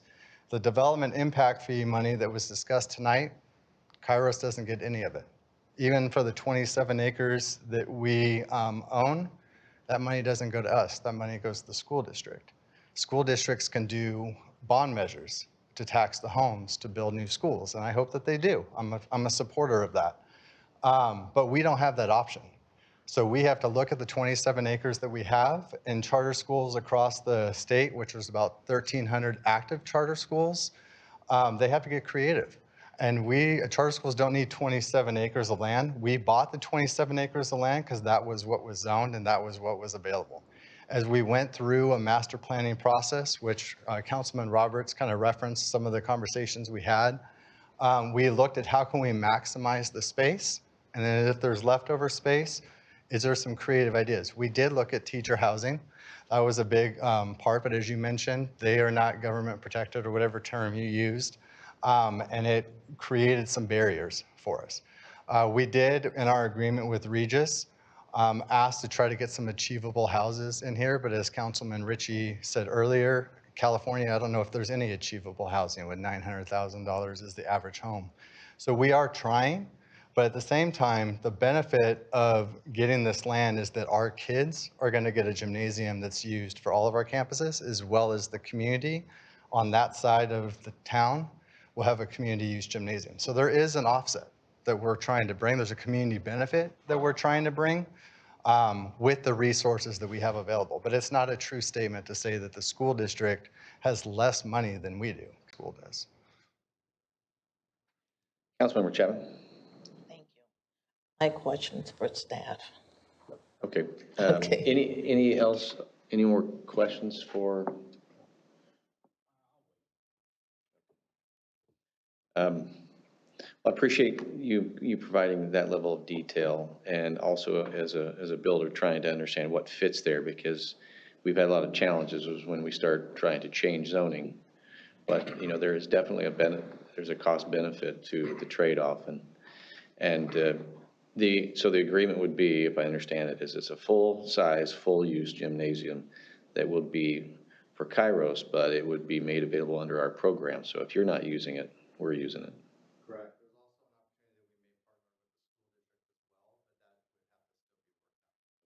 Yeah, thank you. Councilmember Chapman. Thank you. You have a slide on analysis that are in need of being completed. I think it was near the beginning of your PowerPoint. Future analysis. At what point, okay, these analysis will be completed prior to our vote? Not prior to the vote tonight, but prior to the city council making a decision on a more detailed project that shows a tentative map, that shows a zoning designation, that shows how they're going to actually address this. Councilmember Silva. Yeah, just a couple clarifying questions. They're also there to. It's been great to work with city manager and his team as we look at just what they're saying here, the east of Leisuretowne growth area, and talking about possibility of schools there and getting in on the front end of this, right? So on the back end of this, once the development is already in, there's no money to build a school with that. That happens on the front end with the developers and or through a bond, as Mr. Austin said. So a few years back, I know as the pandemic hit, we didn't have need for schools, but we've recovered nicely from that. And really, our elementary schools are overcrowded in a few different areas. So there's not really one good pick of an area to build a school, but we have some plans for that we're bringing forward, and but we do need to expand our space because of our growth. Okay, and then there were some comments made about developer fees. Can you please, from the school district's perspective, can you just clarify the challenges even with developer fees? Well, the developer fees, they come in, as things are built, and when you add those all up, there is no way to build a school with those. So we've been doing a lot of our homework on what it costs to build a new school these days, and it is as shocking as all of the other prices you've heard. But if you're talking about a TK through 6 elementary school, regular good elementary school, it's about 90 million, and goes up to about 140 million for a middle school. So the developer fees don't come close to doing that. Those are traditional structured facilities for schools, correct? Yeah, and we use that to add to schools. So if we need to put some portables on a school campus to grow, we can use the developer fees for that, but never to build a school. Really, there's only 2 ways we can do to build a school, and that is to get a bond through the community and or work with the developers at the very front end with mitigation agreements or different ways to get a school on the site. So again, that's why we're excited about working with Aaron and the team on the east of Leisuretowne, because it is that early in that, and we are in those conversations, which is different than it was in the past. Thank you. And so I understand this is a merit hearing just to discuss whether or not we should continue discussions on this, or allow staff to continue discussions with applicants. In this sense, and I understand there's a difference between independent charters and whatnot, independent charters. But in this particular case, something always comes up on our end is the impact to schools. So I see the proposed lots don't, can you maybe comment on the impact to our school sites? This particular project? The merit, yeah. We've looked at this and we really don't, we don't have an opinion on this. We don't believe, because this is never land we were planning on or putting a school. And so, we have other land that we own that a school could go on, or again, east of Leisure Town is an area. So we really don't have an opinion on this. All right, thank you, sir. Thank you. Vice Mayor Ritchie. Thank you so much. I really want to appreciate the kind of the deep explanations by Jared Austin, the members of Roberts Ranch, and Ed Santapadre. One thing that Jared Austin just used the word partnership, and Ed is walking away. That's exactly where I was kind of thinking. The partnership, choice, innovation is how we got to this point. I'd be really remiss to realize the role that Ed, the rest of the faculty school district board played was amazing. There was a time when this was put on their lap, the community for choice and partnership. And just as he was talking about the possible partnership, as we're looking at my district, D2, for the next school, I know it's gonna be awesome. It's a partnership. They're already talking to the city of Vacaville. The Vacaville Unified School District is working with the city of Vacaville to get on the front end to make sure we're not going to go on the same mistakes and same paths we did before. We're going to try to get the school done in the best way forward.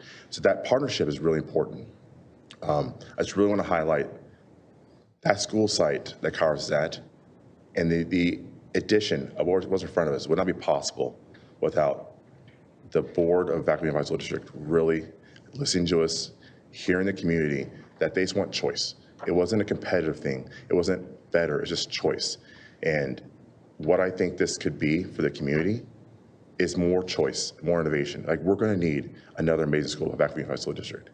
This school is another choice in this great city. As we're growing, the facility will allow people to play and have that gym.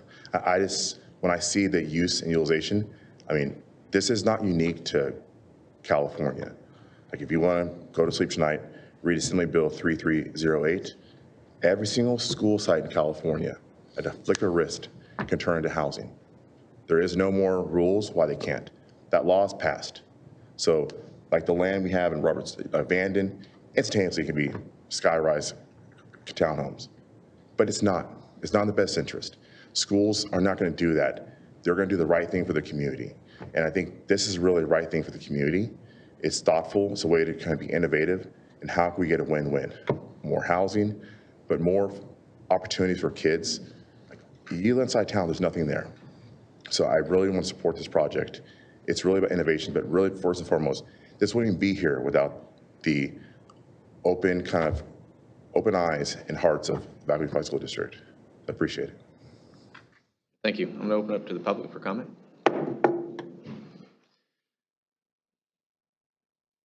Sorry, there was somebody waiting for it, but you go ahead. She'll be next. No.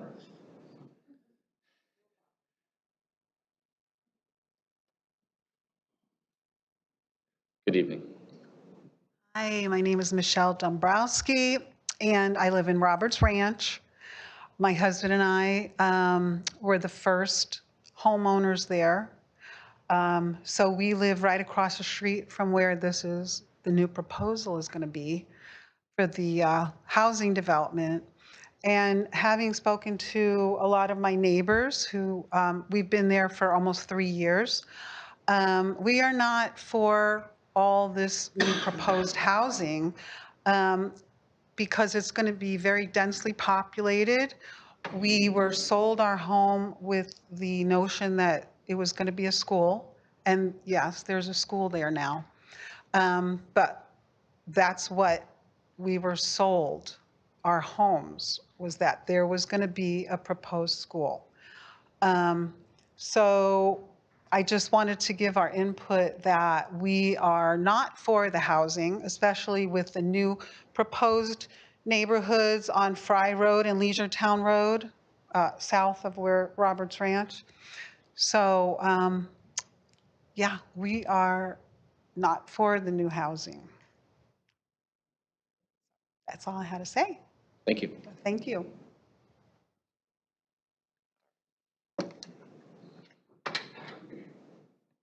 Good evening. Good evening. So I actually looked at this particular transaction involving the acquisition of this land. I looked at it. There's a reason. I don't need to go into it because it'll take more than 3 minutes. But so Councilman Wiley, you asked, why didn't Vacaville Unified acquire the land and they would make money, right, at this point? Well, I actually emailed every one of you. I emailed you late. So Vacaville Unified was offered the land first, but they were offered the land only if they paid the full appraisal amount, $1,925,000. Whatever the reason, they were asked to pay the full price. And then Kairos was given the offer to acquire the land. And if I remember correctly, it's $700,000. So why that happened, I don't know. However, okay, so putting that aside, I have some questions.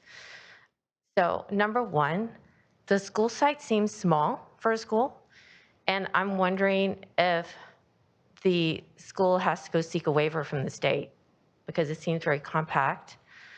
Number two, the master plan for Bright Landing and Roberts Ranch, it included that 16 acre site for the school because that's like normal if you're going to put in normal size for a middle school, high school. If I remember the development agreement, it said, I think the Catholic diocese was going to put a high school. I don't know what happened. So my question is for staff. What role do you play after the master plans created, the development agreements are set, and you have this site for a school, and all the homeowners believe it's going to happen? Like, what role did the city play to kind of ensure that that kind of size school would get placed on that lot? It just seems like there was this weird negotiation between the builder, the school district, the charter school, and something went awry.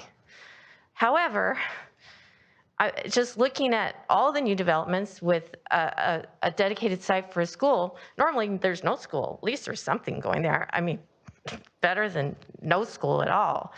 But that's still not acceptable. So maybe just keep looking at the process and how did this happen? What could have happened so that that community got the school that they expected and that maybe we need? So anyway, and then with regard to development impact fees, my understanding the developer is only paying level 1 fees to the school, and the school actually qualified for level 2. So again, another funding source for a school that maybe is an opportunity miss. What can the city do to help? Thank you. Yeah, thank you. Go ahead and close the public comment on this and bring it back to the council. And there were a few questions in there. I don't know if there were questions that you could answer or if there was a need to maybe answer them. Jared, if you would come forward.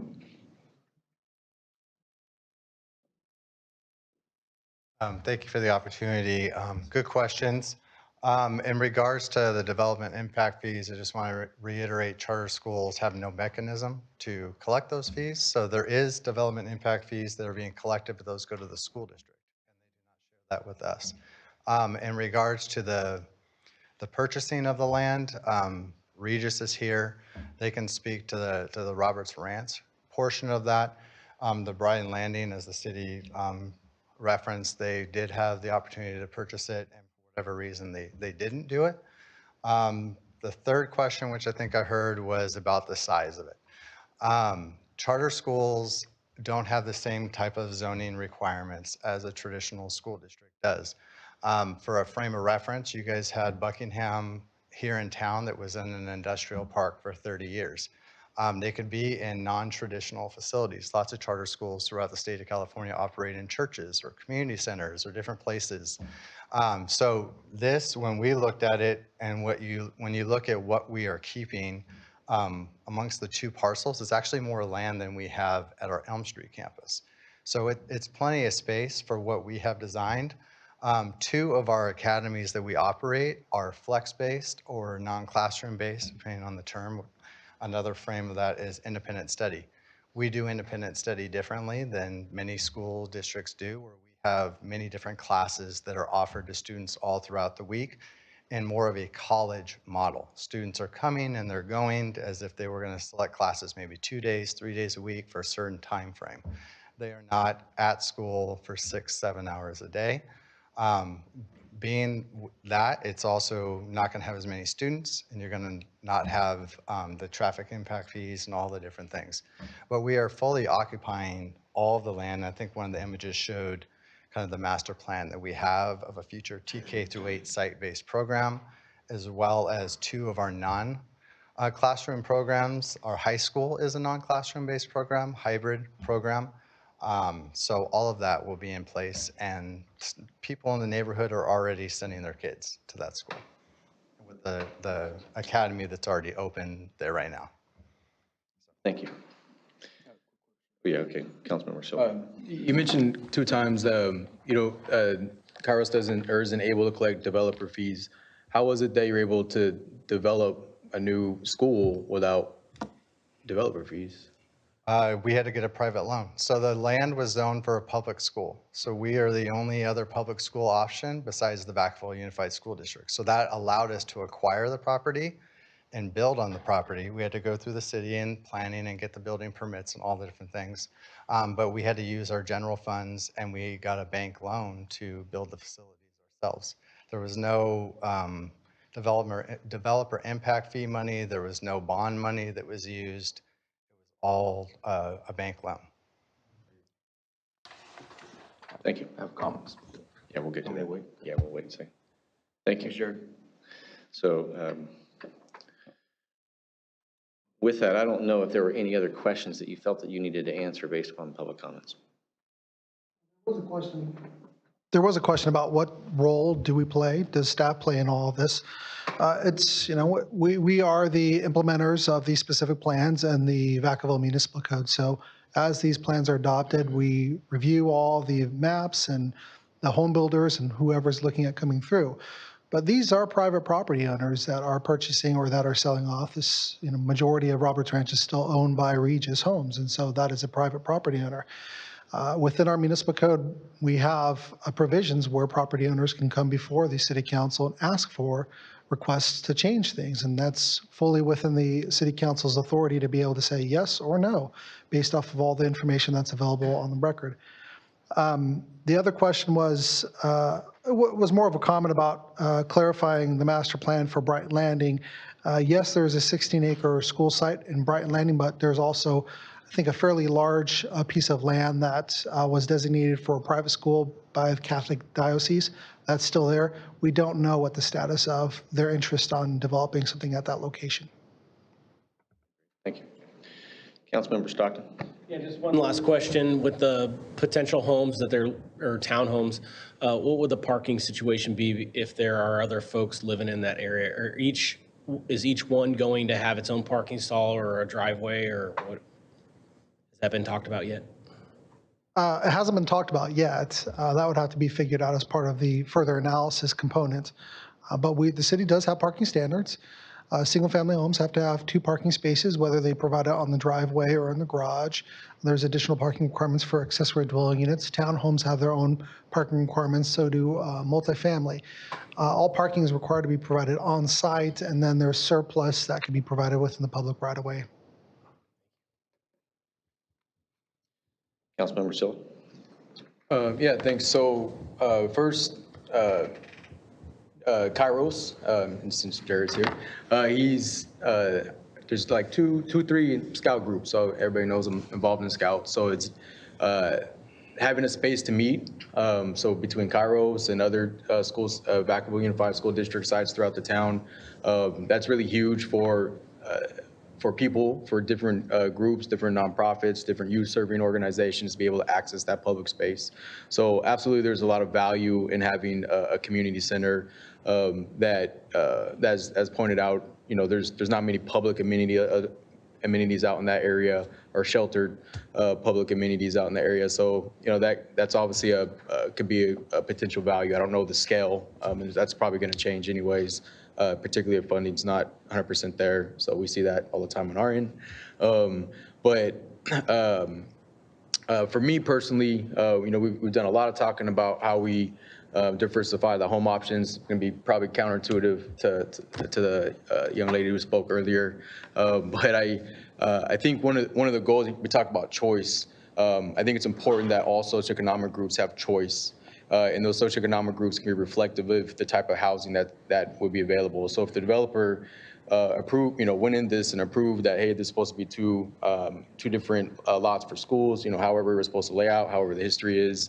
For me, I'd like to see us to continue that pathway to pursue this option, to see how we can, best utilize this particular land. That also includes our ability to offer different socioeconomic groups the opportunity for housing in our area, particularly in our area that have an overstock, so to speak, of homes compared to other type of housing options, while still being able to meet this public, both the private, I'll call it private, if I don't mean that in a bad way, maybe I should use a different word. A school, something that's designated for kids during the day, obviously that, taking the kids' safety and interest there, but still allowing it to be open to whatever services that Kairos has been dedicated towards in the past.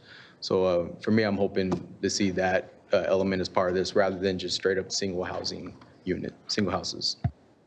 I appreciate all the comments, and we're in a time where we have to be creative, and I appreciate the partnerships that are formed. I appreciate our public school districts and the challenges that they're facing. Tonight's been an education on a lot of areas, and so from a development standpoint, when you're trying to raise capital so that you can pay for all this, when there is no other funding, and the offset benefit is a public use facility that also is a school that is adding to the inventory that we constantly get hit up on, where's the development. The future is the schools need to start coming up front. We got to start figuring out better ways, and we're asking our staff to be creative, and we're asking the developers to come along with us on that. It's one of those things, what does quality look like? Show me, I'll know it when I see it. It's nice to ask sometimes to surprise me, but I also understand trying to minimize the impact of a neighborhood that's thinking, well, I thought there was a school going to be there.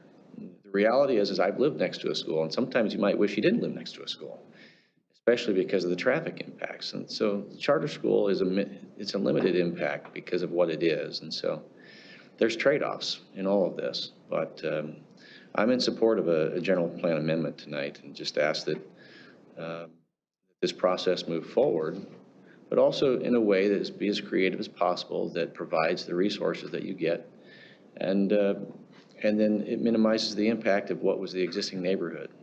There's technically only 2 homes that are not even facing it from where it's at. It's still an undeveloped area, even though if it may already be plotted. Nobody lives there yet. So if there ever was a time to work on something, it's now. Not that there's no impact, but it's far more minimal than some of the other projects we've seen. So with that, do I have a motion? I motion to. All right. All in favor? Hold on, question. Sorry. Question? Question, does that mean only single homes? Well, it's a general plan amendment. There is. Sorry for that, sorry.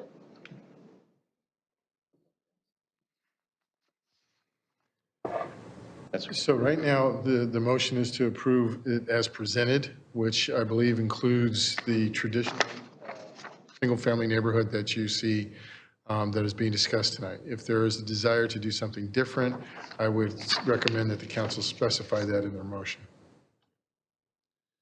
So we have a motion and a second already based upon what is presented, which is, to be clear, it's to change the land use designation of that parcel M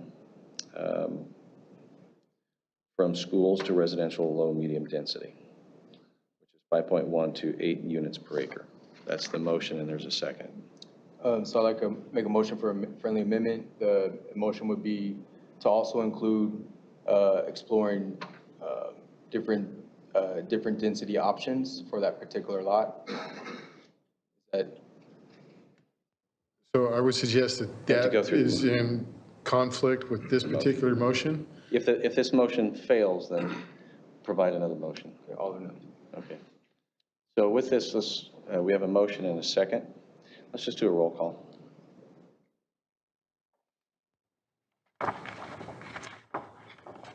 Councilmember Roberts? No. Councilmember Wiley? No. Vice Mayor Ritchie? Yes. Councilmember Stockton? Yes. Councilmember Silva? No. Councilmember Chapman? No. Mayor Carley? Yes. Motion fails. Do I have a second motion? What, do we have to be direct in what type of housing options? Or would it be more advisable for the proposal to come back with different project options? So there's a couple of things at work here. So this was the proposal that the applicant put forward. I think if you're looking at any alternatives to that it would be helpful to have some guidance with what you're looking for.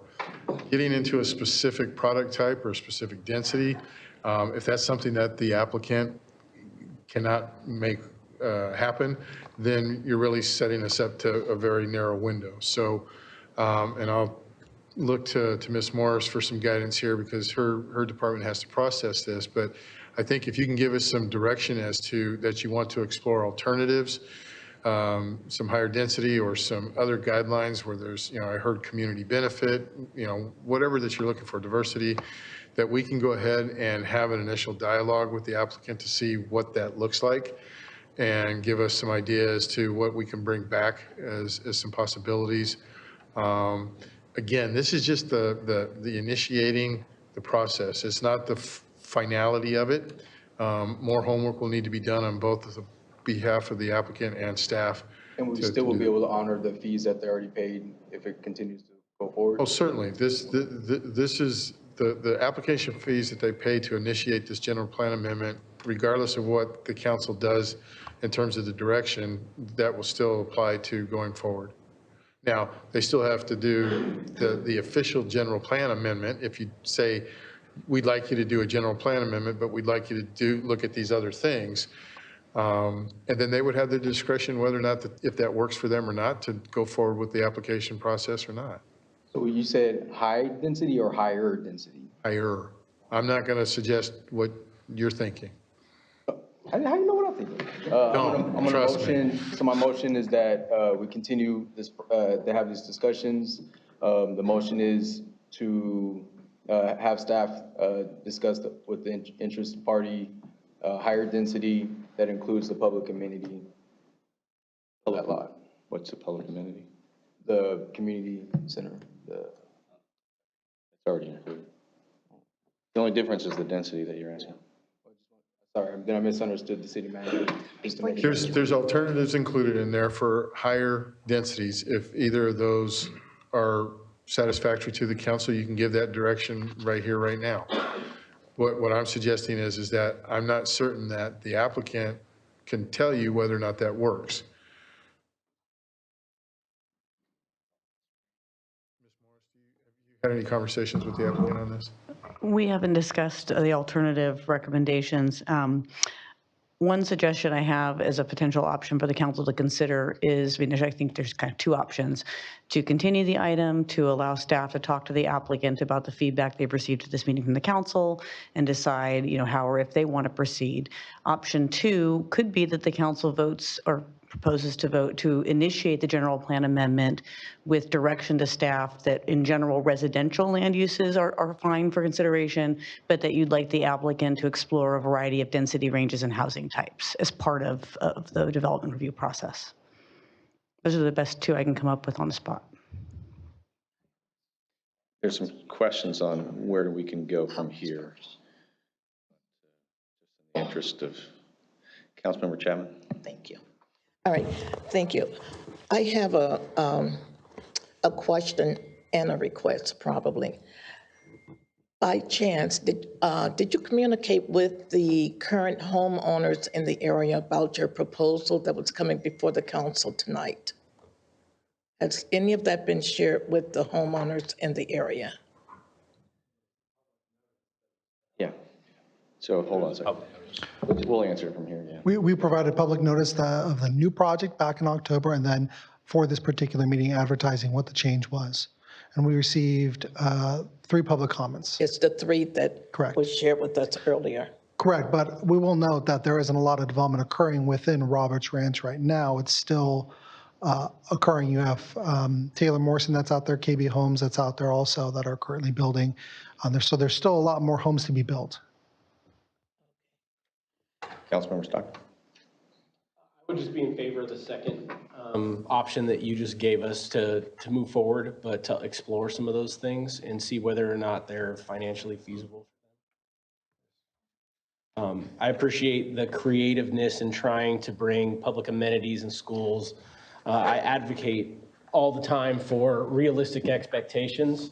And in this case, they have a school, right? They're promised a school, they have a school. I think the biggest concern I have with this one is the parking. But even still, like when Kairos had the ability to get their high school, one of the things that I thought was very stand up about how that process happened was that they agreed to grow within the same demographics as the rest of the school district.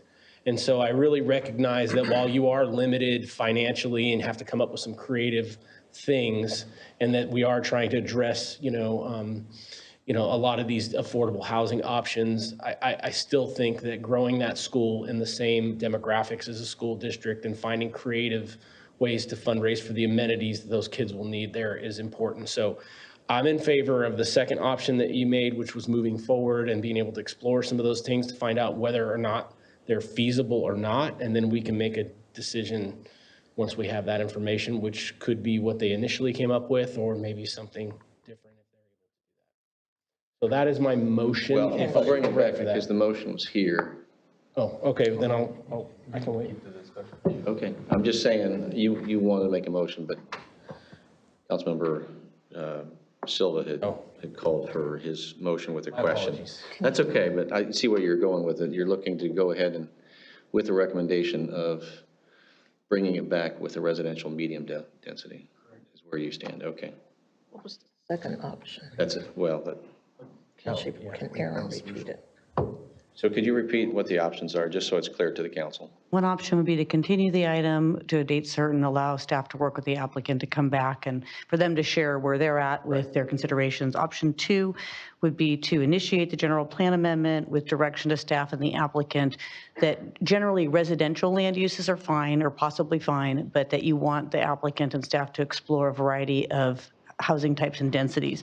In the staff report, the proposal is 5.1 to 8 units per acre. The next one up is 8.1 to 14, so it's just like slightly denser. And then there's also the medium density one, which is getting closer to 14 to 20. But in any case, the direction would be for them to explore a variety of options as part of forming their proposal. I'm sorry, but what's the difference between 1 and 2? What are we missing in option 2? Option 2 is basically moving forward with the initiation. Option 1 would be to not take an action and to continue it to a date certain. With a discussion with the applicant, correct? Right. Vice Mayor Ritchie. Thank you so much. I obviously want to go forward and move forward with this project, but I just want to when it comes to the densities, I feel like we're about to go do deja vu, and I just want to have a framework for the council and everybody to remember.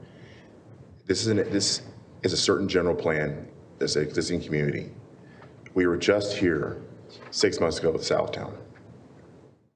If we all of a sudden say, hey, we want to find a way to make it work and pencil, and we're going to do high density, we're going to be the exact same place. We're going to put a extraordinarily large amount of people in a small area and create the same problems that we're literally having people lose their mind over. So I want to make sure that we're going to try to create the benefits and the goals for housing, but we can direct staff to all this work to find out we're in the exact same place that we're we are trying to stop when Southtown is in front of us for creating high density, too much density, ADUs, junior ADUs to make it pencil out. So I just want to make sure on the record, it's verbalized very strongly that the difference of medium density, medium high density, we need to frame that.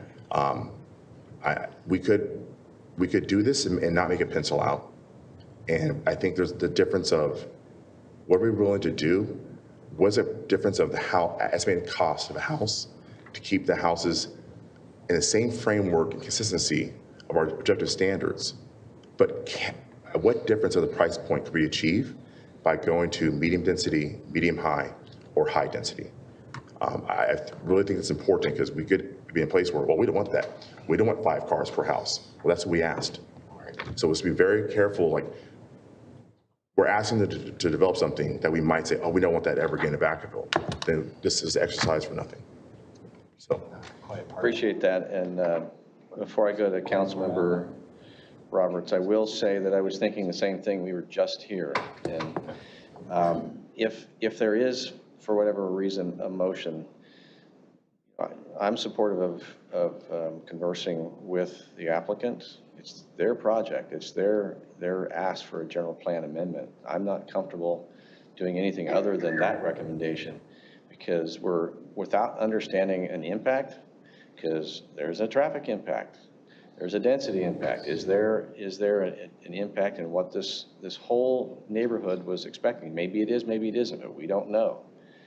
And if that's not enough, I believe you shared at the beginning of this, we're already, based upon our plan we just adopted, set for all of our RHNA numbers. And so while we can't have a discussion that we're not hitting some of those other ones, maybe we don't have some of it incentivized based upon earlier conversations tonight, but ultimately, while this may add to what may be considered excess and particular density, we've already met our obligation to what the city is expected to look at over the next 8 years. And so, Councilmember Roberts. Yeah, I just want to say, like, I'm not opposed to the general plan amendment at all. It's just the type of housing. The main difference between this one and Southtown is that one was already surrounded by housing as it was. This one only has a very small portion of housing directly adjacent to the property. And we do need variety, just because it's like consistent doesn't mean like if you go slightly higher density, like bump it up to medium, buildings can still look congruent with the rest of the neighborhood. If the architectural styles are the same, a little bit density is not really going to change the perception of what the neighborhood looks like. And then a lot of that will change too. If we happen to get inclusionary zoning in, you'd have to build those types of housing regardless. So we do need the variety of housing, and yeah, as you look at it now, you're just driving neighborhood, they all look identical. And yeah, so I'm for, yeah, getting housing in there, allowing you guys to amend the general plan. It's just now we just have to have the conversation about the types of housing that we actually need to go in there. And so I'm for working with the developers and property owner to figure out a good, a good medium between what they're asking for, because I know the proposed density as planned was like 6.1 units per acre, what they're looking at. Maybe if we get it closer to the lower end of the medium density, that might work out well. So yeah, I'm for the option of you talking with them and coming to the happy medium between those two. Councilmember Chapman. Thank you. There wasn't a second to the motion that was going to be made. Well, actually, I held it up because of all the extra questions. We can kill that motion. Okay. All right. So we have no motions on the table. How about that? Okay, thank you. Do you still have a comment? Then with that, I'm not finished. Well, no, but hold on. I just want to. Go ahead. Okay. I'm navigating these, so if you are going for a motion, then I'll let you do it. Okay. Yes. I'm going for a motion, and that motion is option 1, and that is we wouldn't make a decision tonight. You go back and discuss discuss the type of housing choices that, let me start all over. All right, I'm making a motion that, to support option 1, and that is we would not take action this evening, and that staff would go back and meet with the property owners in Kairos to discuss what you've heard from the council this evening and come back to us at a later date. Designated. Right. Is there a second? I'll second. Motion and a second. Roll call. Councilmember Silva? Yes. Councilmember Chapman? Yes. Councilmember Roberts? Yes. Councilmember Wiley? Yes. Vice Mayor Ritchie? No. Councilmember Stockton? No. Mayor Carley? No. Motion. The applicant and come back at a date that we can set. We can set it soon. Certainly try to accommodate whatever As soon as schedule. possible. As soon as possible. That's good enough. All right. Thank you. May I suggest a 5 or 10 minute break? Yes, we're going to take a break. Stand in recess.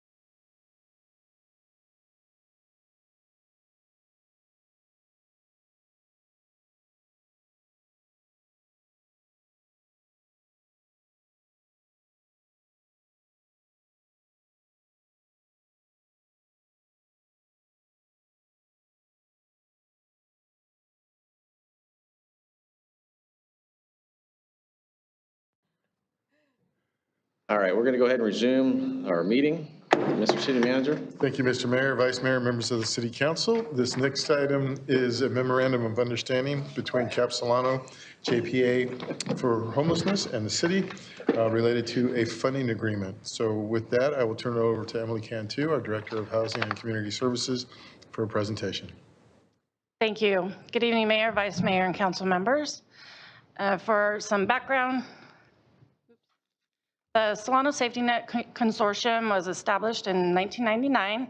They changed their name to Community Action Partnership of Solano JPA later on. The JPA, it's a collaborative group of local governments, and their goal is to end poverty and homelessness countywide. Each of the 7 cities in Solano County and Solano County are members, and each have a board member and a board alternate. For Vacaville, Councilmember Stockton is the appointed board member, and Councilmember Roberts is the appointed alternate. Historically, the board members were administrative staff of the member jurisdictions, and they had a lot of success obtaining funding for the purposes of the goals they're trying to reach. But they didn't have any policymaking authority, so the board shifted to elected officials so they could establish policy as the JPA and then help influence countywide coordination and policymaking. In October, you received an update about the JPA, including the strategic planning that had been going on, the goals and priorities that they had identified to address homelessness, and also the need for appropriate staffing of the JPA. The current staffing model is a minimal level of paid staff and consultants, and then in-kind staffing from some of the member jurisdictions. So as you know, for Vacaville, we're the fiscal agent and the program administrator. And then Solano County and Fairfield have separate MOUs to have staffing and provide some in-kind services. And staff, administrative staff of the jurisdictions do participate on the technical advisory committee to the JPA as needed. So the member jurisdictions, city managers and the county administrator researched and explored staffing solutions to be considered by both the JPA board and each of the jurisdictions' governing bodies to include, how many staff are appropriate, how would the staffing roll into being, the method of funding those. It would include Vacaville transitioning out of the fiscal agent and program administration role. And at that meeting, the city council asked that some type of reimbursement component be included in this discussion. So the managers and supervisor or administrator came back with a proposed plan. And they are now seeking a memorandum of understanding with the member jurisdictions that would include 6.5 full-time equivalent FTE staff that would be hired by Solano County and housed physically by Solano County. It would be a 3-phase transition. The 6.5 FTEs are an executive director, grants manager, homeless coordinator, policy manager, and 2.5 fiscal agent positions. The MOU identifies what the roles of those positions are. And the executive director, once they're hired, would be able to modify those roles just to be flexible as needed with board approval, JPA board approval. So the major terms of the MOU also include a 5-year term with an auto renewal of an additional 5 years unless a jurisdiction notified that they'd like to leave the JPA. Solano County, again, would hire and retain the staff. That staff, though, would act in the interest of and at the direction of the JPA, not at the direction of the county. The MOU supports the 6.5 FTE in 3 phases. First would be the executive director, grants manager, and homeless coordinator. Second, the policy manager. And last, the fiscal agent positions.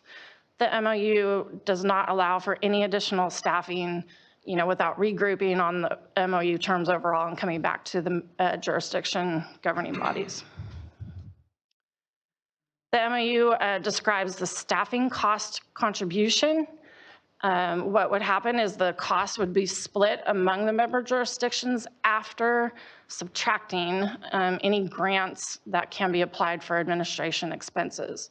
So first, grants would be applied. Some of the existing grants that the JPA receives do have an administrative allowance.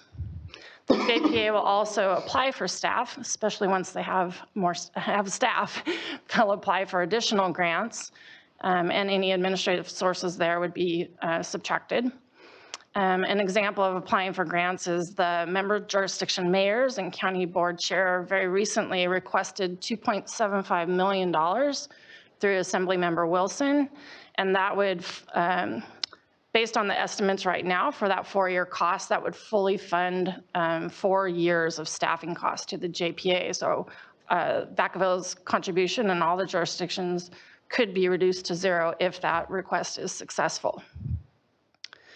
The remaining costs, 25% would be paid by Solano County. The remaining 75% allocated among the remaining members based on population percentage. That cost share is paid on an annual basis prior to the anticipated start date of July 1, so each jurisdiction's fiscal year begin. Vacaville's portion is 17.76%.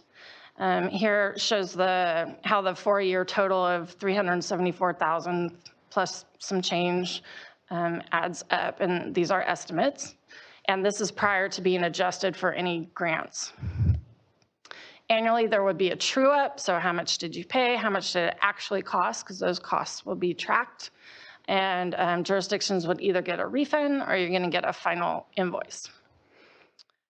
As far as the reimbursement component for Vacaville, for the time that Vacaville continues as the fiscal agent under this MOU, the Vacaville would receive a credit up to $250,000 annually.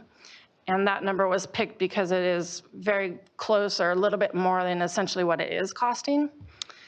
The credit begins when Vacaville is no longer the fiscal agent, and it would basically be divided into 5 payments, so 20% each year over 5 years. Vacaville would continue to pay its portion of those expenses, but being reimbursed for the remaining 82.24% over that 5-year period. The JPA board approved the MOU on March 28th, 2024, and I have an update as of last Friday.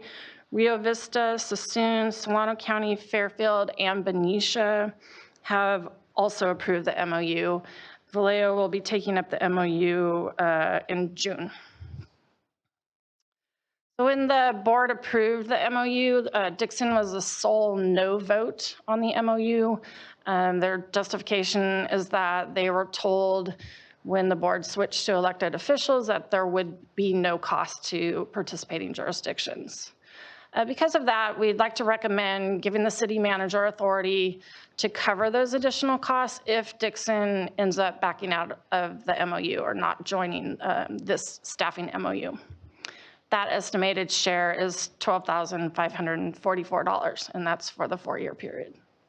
I'm sorry, wait, let me make sure.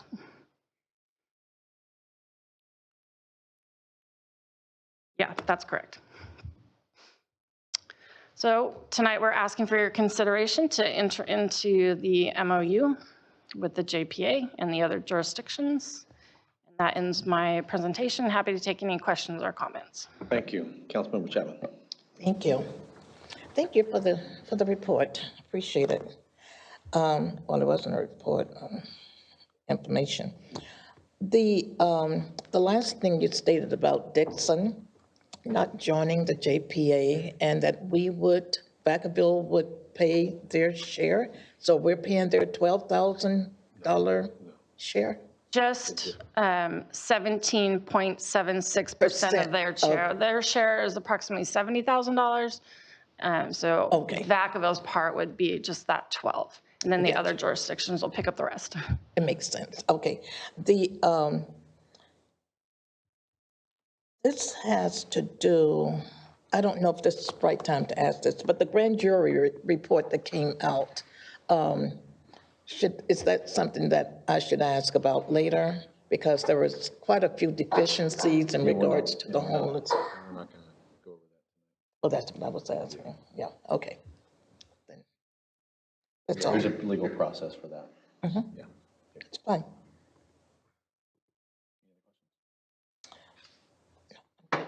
Councilmember Silva? Yeah, thank you. Are there any measurable outcomes, or like what are the objectives with the funding for these roles? Are there any measurable outcomes that we're looking at to gauge? Right now, without having staff on board to create measurable outcomes, the short answer would be no. I mean, each of the grants that the JPA receives has outcomes and expectations and measurables, but for this staff, no. Could that be a request that this, like we approve this with the expectation that within 1 year, the staff along with JPA representatives would have some type of measurable outcome associated with their mission? Can you share a little more detail of what's happened here and how we got here? Yeah, let me see if I can add some clarity to it. So the positions that were finalized for funding came about as some preliminary conversations with the ad hoc staff group that's been working on the JPA for quite a while now, along with the board on the JPA. That was deferred to the city managers group. And we looked at it to see just exactly what was the overall objective. Now, the key piece that I think still needs to be completed to help answer your question, Councilmember Silva, as well as the measures of success for this staffing group, is the finalization of the strategic plan for the actual JPA board itself. Because right now they're still finalizing that. There's some ideas out there, but the key that they want, that the board directed the city managers group for, is that they need an executive director who's experienced with this. Because right now we have people who are doing a full-time job either at the city or county office that they work for, in addition to taking on these other responsibilities.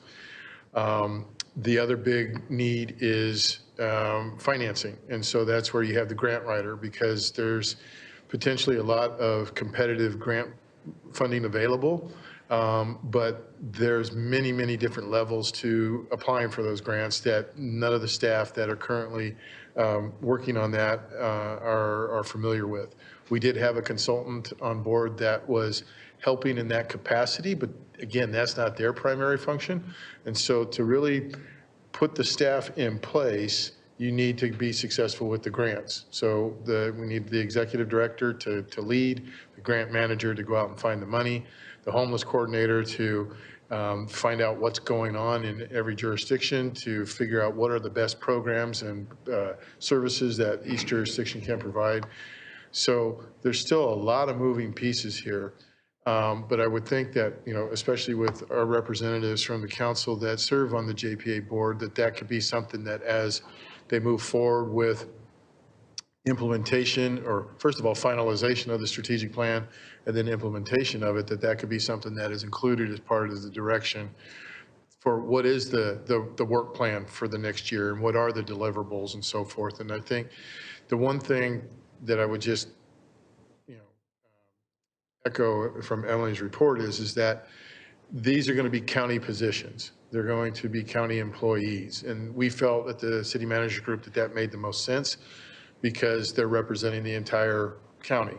And so it didn't make sense for a city, one city to be the lead agency for the region. And so as far as, final job descriptions, as the presentation included, the work for the county, the executive director will have some ability to, finesse those job descriptions based on their experience with these activities that they'll be tasked with. But I do think that we can still get to somewhere where you're looking for with regards of our influence and our input from our members on the JPA board. I'm okay with, what's presented. I understand that. I don't want to just throw out, what do we expect to get out of our funds? I think that's an appropriate question to ask. So I'm guessing it'll be updates. Would it be like an annual update or? Well, I think that I will certainly be asking, what are we getting in exchange for our, contributions? But then again, I think our representatives on the board, as that board continues to ramp up and actually finalize the plan, secure funding for implementation of the plan, that there will be more to report out. Because right now there's a lot of work in progress, but no deliverables just yet. So I think your colleagues on the council will be able to give you more input as that is collected and implemented going forward. And it'll certainly free up your time. Right. Councilmember Stockton? Yes, thank you. And great questions, Councilmember Silva. The measurables, I think, are specific to the grants that we get. But the problem that we have had is without this staff, we're missing out on opportunities to obtain some of these grants. We're not missing all of them collectively as a county or as a JPA, but there are some that there's just not enough staff to be able to apply for and to be able to manage.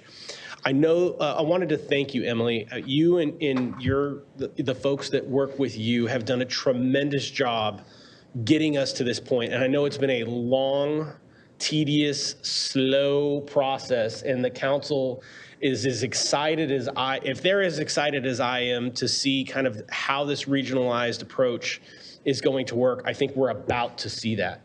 We have literally got to that point where we have identified the 13, is it 13 or 6? I think it's 13, right? 13 different goals. We've identified the structure, how we're going to pay for it, which took a considerable amount of time. And I will tell you, our city manager fought tediously to make sure that our staff wasn't taken advantage of for the in-kind services. And it took a long time to kind of iron out some of those details.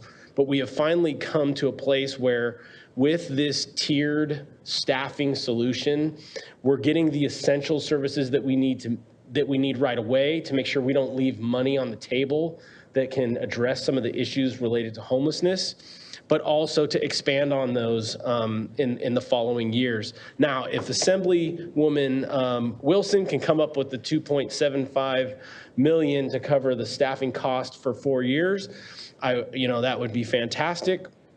I know that there are other folks looking into alternative ways to provide funding. I've heard ABAG talk about a property tax or a bond that they may be putting forward. There are a plethora of things to come that are going to need to be decided upon, and each grant opportunity has very specific metrics of where that money can go and how it's to be used. And similar to SQUA or some of these other boards, we're going to try to address homelessness regionally. All of us have separately been trying to kind of fill the gap within our own little area, and we haven't even had the same system to communicate and keep track of people. That is already in the process of being changed to where we're unifying the systems that we use to be able to provide the services and keep in touch with the folks that are impacted by homelessness. So, I recognize that there were some I don't want to say deals made, but there were some arrangements that were made to make sure that we're going to recoup the cost from all the hard work that you and Ken and some of our staff have been doing for nothing, and to make sure that we're compensated for that, but that we don't lose the ability to be effective until we get these staffing positions filled. And so I know it's been a long time, longer than I had anticipated that it would take to get to this point, but this really is an exciting moment to start to see the rubber hit the road and to see funds come in to really address this on a regional level. And I will say, I think that there is a good likelihood that we can get some of this covered by the state. Solano County is one of 2 counties that has actually built and establish the model that the rest of the state wants to address, as far as to address homelessness. And so I'm very optimistic. I know that we haven't had great updates regarding, like tremendous programs and things that we've been able to do, at least not as many as I had hoped to have at this point. But I will say that, like, if you're going to do things right, sometimes you're not going to do them fast. And I think in this case, we've actually taken the time to make sure that we've done everything right, to really make sure that this stands the test of time, that it includes the regionalized effort while respecting local control and local communities and finding solutions that fit Vacaville versus the other cities doing the same thing for their jurisdictions, and kind of combining our influence to petition for funds to help everyone. So I do think that this is a win-win. It's not just about doing something, it's about doing the right thing, and we're doing the right thing. And I just can't thank you and staff enough, Aaron, and everyone else for your continued support with this. I think we're going to see tremendous improvement in the services we're able to provide this population of people that are counting on us for our help. Thank you, and I completely echo your sentiments. Councilmember Wiley. Thank you for the information, and I appreciate the ability to have a few minutes to talk about this because it is such a big issue for the county, and this looks like it's going to give some structure to it. I have a couple of questions. The support, we have, the first hiring was supposed to be like a CEO and the grant writer, and I don't know who else, but there should be support staff for them too. Is that going to be through the county? Because I don't think you're going to have a CEO without adequate support staff. So I just wondered about that question. And then I wondered how much of a sure thing are those dollars from Assembly Member Wilson? I mean, I hope that's a pretty good thing. When we're looking for a CEO, I mean, the hiring pool, I don't know if there's probably not that many people that have experience that want to take a job that don't already have one doing something similar. And then it is nice to have a county approach, but as Councilmember Stockton says, it takes time to do it right. In the meantime, we have city needs that need to be addressed as well. So I hope we're prepared for cooling centers that are coming up as it gets, warmer in the summer. So just not thinking that JPA is going to solve all of our issues. If we're putting in 17%, we're not going to get back much more than 17% because the money is going to go to the needs that are greatest in Vallejo and Fairfield when we get to actually doling out money. And I agree with Councilmember Silva saying, what are the measurable outcomes?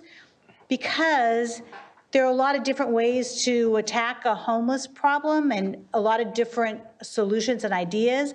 And because this board is made up with a representative from every city, it depends on that person's viewpoint how things could change. So, and you have 7 people on the board or however many, if there's changing on that, it can change the direction. So I feel like it's important to sort of have those outcomes so we're headed in the same direction when we're looking at things. So those are my comments, and some of them are kind of questions, but thanks for your work. Councilmember Robbins. Yeah, I won't reiterate what Councilmember Stockton said. He covered most of the stuff I want to say, but yeah, part of the strategic plan is the gaps analysis and data collection as a region, not just individual like pit counts across the city. So as we start addressing stuff as an entire region, there'll be more specific information on how to address and where actual needs lie. And then all the different grants have very specific work plans and deliverables for each of the, I don't know, however many grants we have now or even more that we will have in the future because of a grant manager that comes in. So deliverables will be, the KPIs or whatever you want to label it as for on the business side of things will come out through the grants and the different nonprofits or organizations that receive that grant money.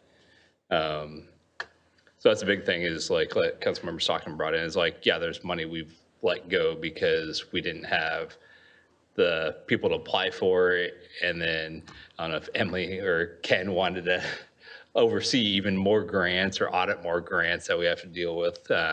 there was just wasn't the time or staffing to do so, and with this would afford that opportunity.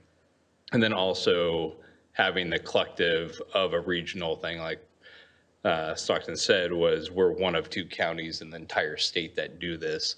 And so it gives us more leverage for applying for grants, especially because as the governor and different state legislators are coming out saying this is what they want, we're already there. So it puts us at the top of the list to apply for all this additional grant funding to address the issues.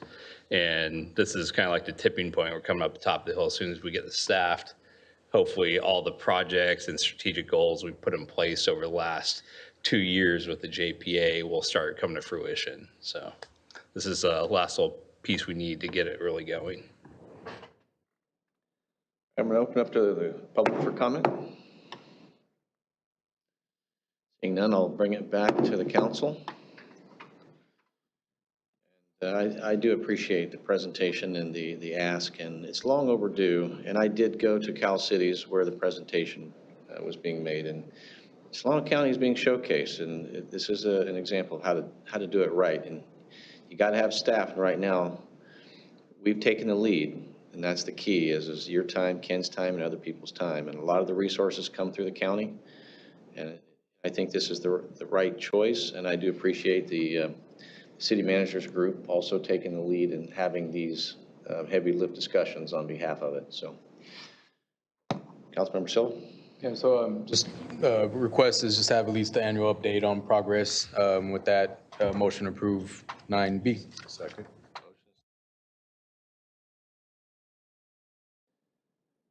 Thank you. Oh, looks like my mic went off. Thank you very much. All right, Mr. City Manager, looks like we're on item 9C. We are, Mr. Mayor. Budget study. Excuse me. Budget study session 1. I got you there. Thank you. Okay, Mr. Mayor, Vice Mayor, members of the City Council. This last item before you tonight is our third quarter update on this year's fiscal budget, as well as a kickoff of budget study session 1 for the future budget. We have our tremendous budget team before you again tonight, and I think John Collette is going to kick things off, so I'll turn it over to him to start us on the presentation. Thank you, Mr. City Manager. Good evening, Mr. Mayor, Vice Mayor, and members of the council. As the City Manager mentioned, tonight we will be presenting an update of how the general fund is tracking through the third quarter of fiscal year 24, and then we'll move into budget study session 1 for fiscal year 25. For tonight's presentation, we will start with fiscal year 24 third quarter results. We'll look at the general fund budget versus projected revenues. We'll move into trends, revenue trends through the third quarter, and then we'll finish with fiscal year 24 general fund revenue and expenditure projections. We'll then move into fiscal year 25 budget study session 1. We'll start with budget development and augmentations, move on to Measure M, have an update on ARPA, and then conclude with the 5-year forecast. This slide shows the general fund budget versus third quarter projected revenues. The projection accounts for actual revenues received through the third quarter of the first 9 months of the fiscal year, or July 1 through March 31st of 2024, along with an updated sales tax estimate from our consultant, HDL. If we look at the second column to the right on the graph or the chart labeled fiscal year 23-24 budget, these were the adopted revenue figures back in June of 2023. And the column just to the right of it are the third quarter or most recent projected revenue figures. We'll start at the top with the property taxes. The original estimate was $39.2 million versus the 39.8 projected million. This is a 1.5% increase, or 600,000, and this is directly related to the RDA, or residual balance revenue, related to the dissolution of the former redevelopment agency. We received these taxes in two installments during the fiscal year, once in January and once in June, and the second payment in June. The revised estimate for June's payment came in 600,000 higher than previous estimates. For sales tax, we're seeing about a 0.5% decrease, and for Measure M, about a 1.6% decrease. This is no change from the mid-year presentation. We were projecting a slight decrease, and we are seeing that play out in our actuals for sales tax.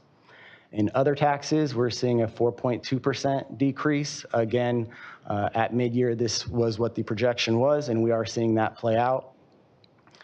Department charges and fees, a slight increase at 2.2%. And again, no change from mid-year in this category as well. The last category, other revenues, we see an increase of 13%. This is significant. It's approximately $1.5 million in the original estimate, and it's attributed to two main factors. The first is interest earned on investments. With interest rates being significantly higher than in previous years, revenues are projected to be higher by about $500,000 than we originally estimated.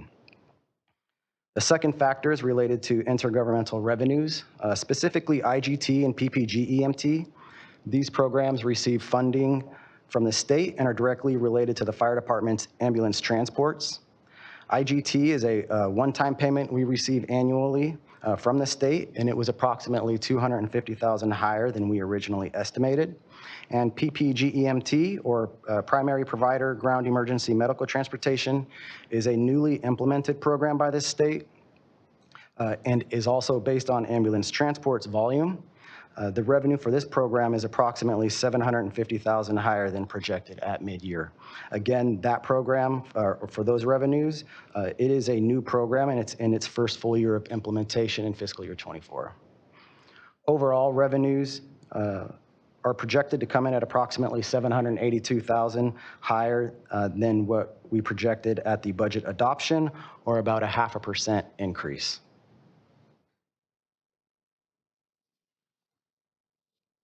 This next portion of the presentation will focus on revenue trends through the third quarter of fiscal year 24.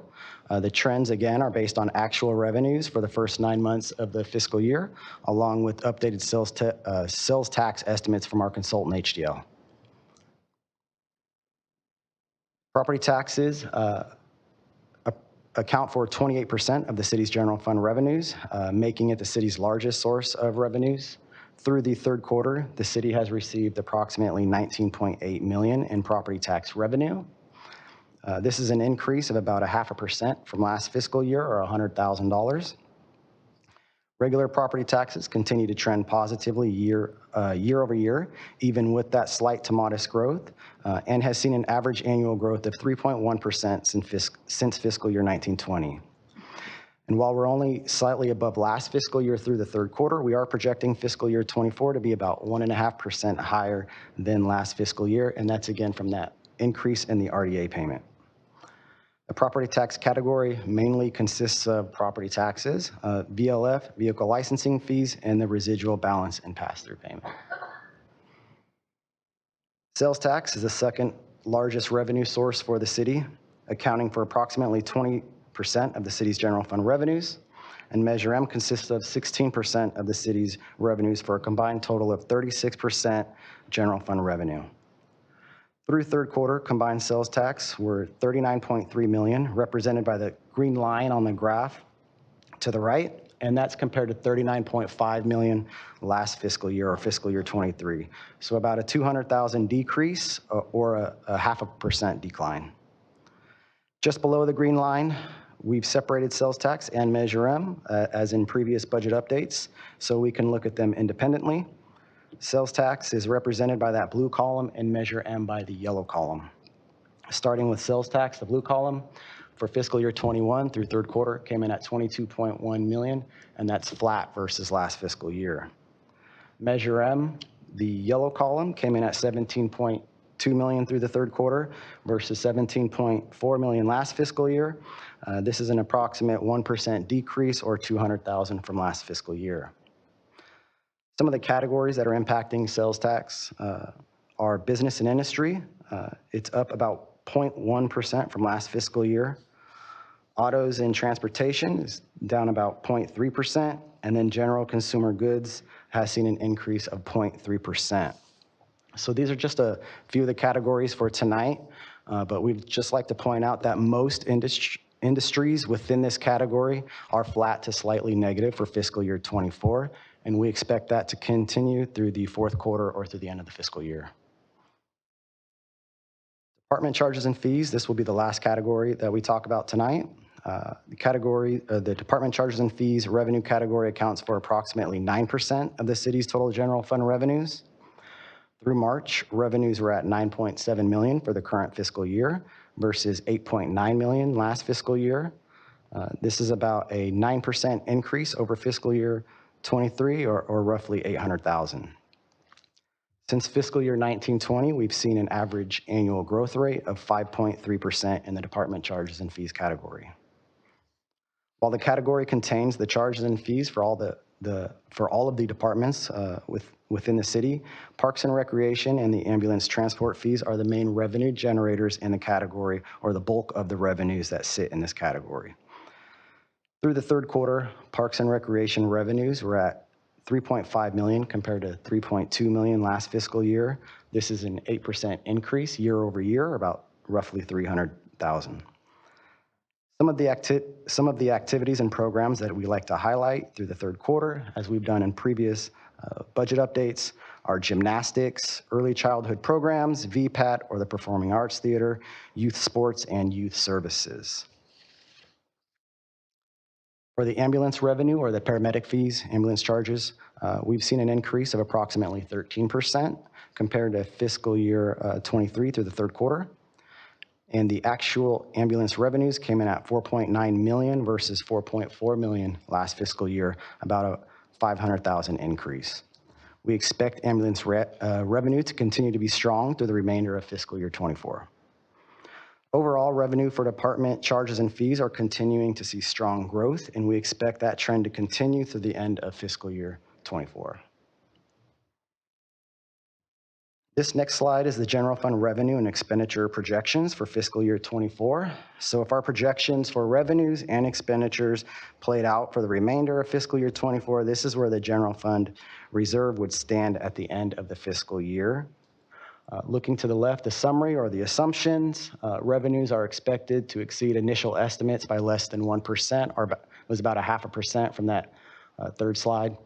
And then expenses are trending slightly higher than in previous fiscal years in services and supplies. Looking at the chart to the right, we'll start at the top. Revenues and transfers in, so that's money coming in, $117.6 million. Expenditures and transfers out, money we're paying out, $125.2 million. This leaves a deficit for the general fund at $7.6 million. Looking at Measure M, those revenues, money coming in, $22.5 million. The expenditures, $12.8 million. Measure M surplus is at $9.7 million. If we net the $9.7 million for the surplus in Measure M against the deficit of the general fund of $7.6 million, we have a general fund surplus of $2.1 million for fiscal year 24. The general fund reserve, approximate estimation is $49.3 million, or 37% on a percentage basis. That concludes the third quarter budget update for fiscal year 24, and I will pass it back to the city manager for the fiscal year 25 budget study session 1 kickoff. Thank you, John. I appreciate that. So now that you have an updated picture of what our current fiscal situation is, I'm going to tee off the discussion about our first budget study session going forward for the upcoming fiscal year. So with that, next slide, please. So I get to give you the quick roadmap of where we've been and where we're going. At your last meeting, this is our traditional process that we've been doing for the 5 budgets that me and the budget team have been together with you. We start off with a discussion of Measure M funding. And at that meeting, we achieved 2 critical things that I think, just as a reminder, that were especially important going forward. The first is that the council, recognizing that we are in our first year of deficit spending.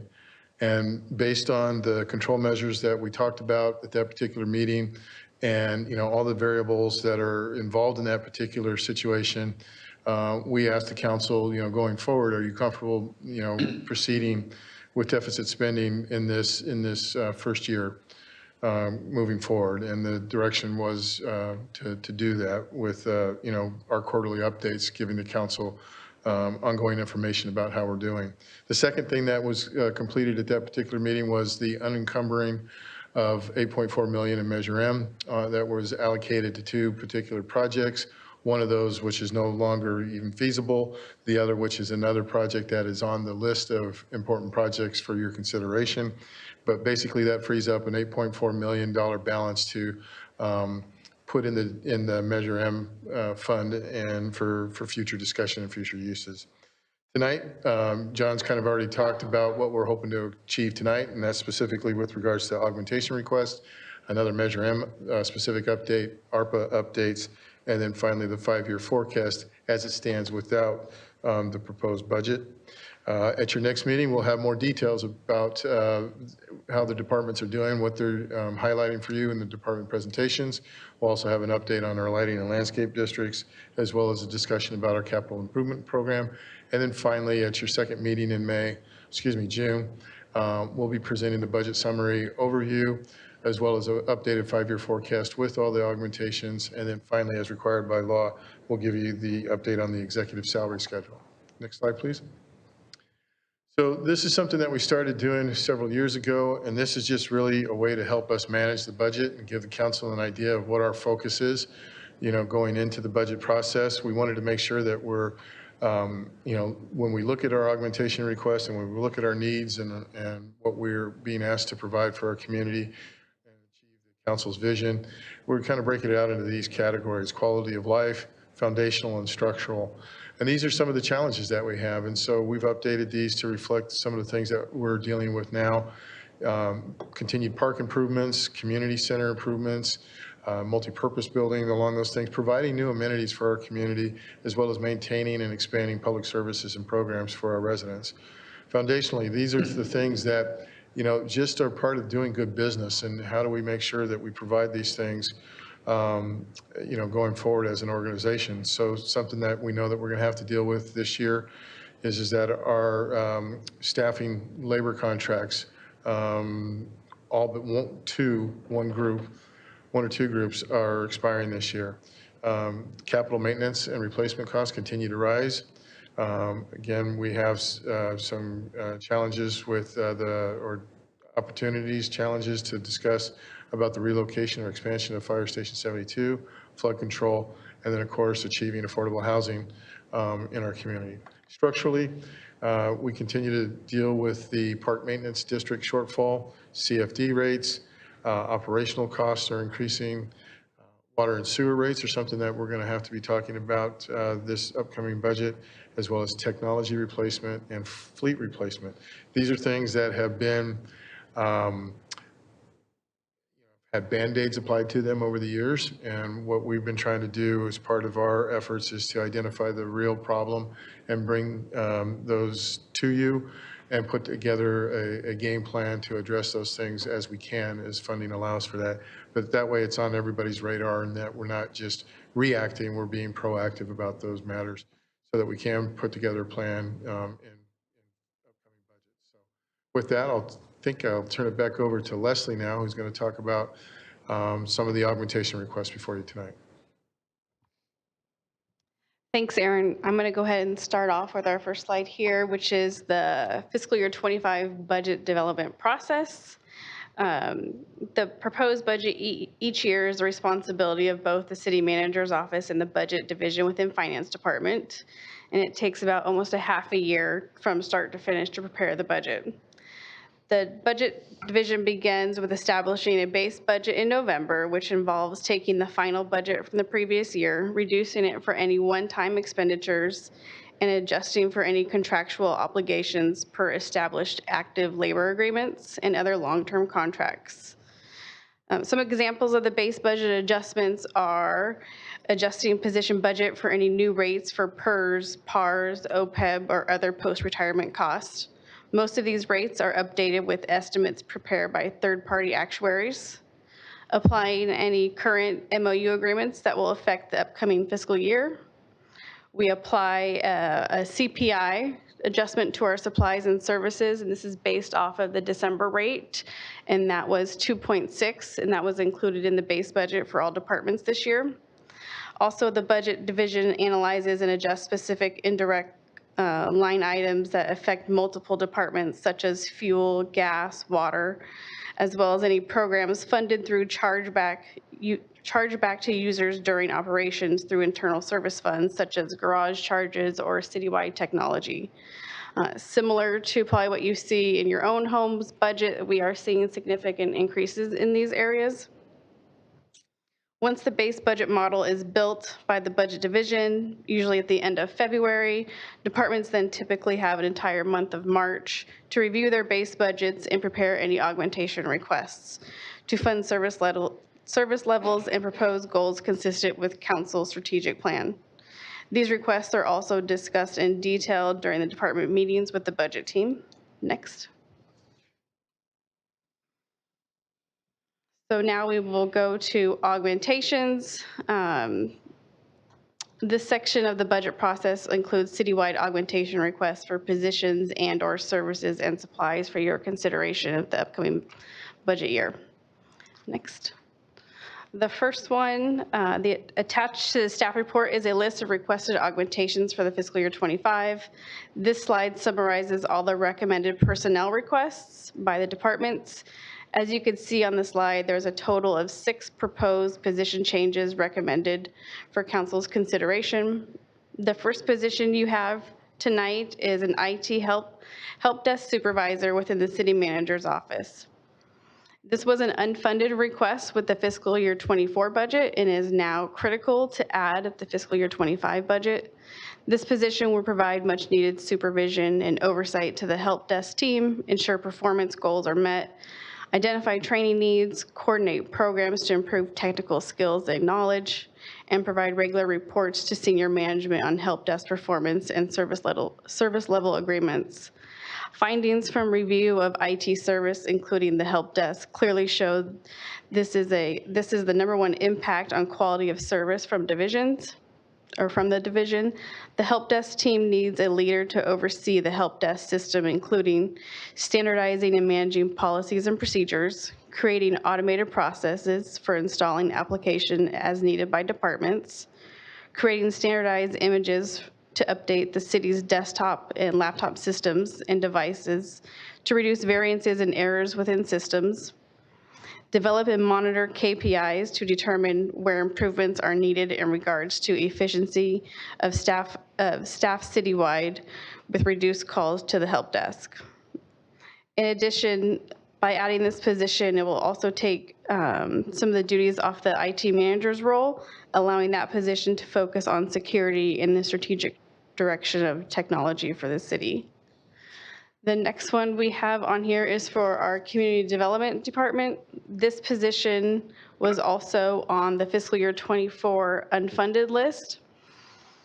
And we are now at the point where we are recommending council to move forward with approving the senior building inspector. The full cost of the position is $167,200, but the department would offset $100,000 with budget for consulting services for a net increase of $67,200. The sustained demand for building inspections over the past few years consistently exceeds the services that can be currently provided by 2 full-time equivalent building inspectors. This year, community development has utilized the use of multiple contractors and a part-time retired annuitant to recover from significant inspection backlog and to maintain normal inspection timeframes. Adding this position will allow the department to reduce outsourcing, achieve and maintain timely and quality customer service, resolve problems and issues from the field, support the training and development of building inspectors, and provide growth opportunities within the division. This year, both Lagoon Valley and the large life science campuses are expected to begin construction. Timely quality inspections help ensure the completion of privately funded industrial and commercial buildings and improve the public's confidence in investing in Vacaville. A senior inspector out in the field would assist inspectors with technical and functional supervision. Currently, the building official has no backup when there are emergency requests. The next item we have is for the fire department. Again, this is another fiscal year 24 unfunded request. This is a fire prevention supervisor. The ongoing cost for this is approximately $182,000 with an additional one-time request of $11,700. Similar to the reasons stated previously for the senior building inspector, the fire department's prevention division demands will be impacted by the upcoming development projects like Lagoon Valley, biomanufacturing, and other industrial and residential development. The Fire Prevention Division is responsible for conducting inspections and overseeing compliance for all new developments within the city. In addition, their services are provided throughout the life of the business through annual fire inspections. These services are critical to ensuring compliance with regulations and occupant safety within every structure of the city. This position will be responsible for supervising 4 staff members, providing oversight to inspections, conduct plan reviews and inspections for commercial, industrial, and residential properties. The additional one-time cost of $11,700 is for small office items like desk, computer, phone, and items such as that.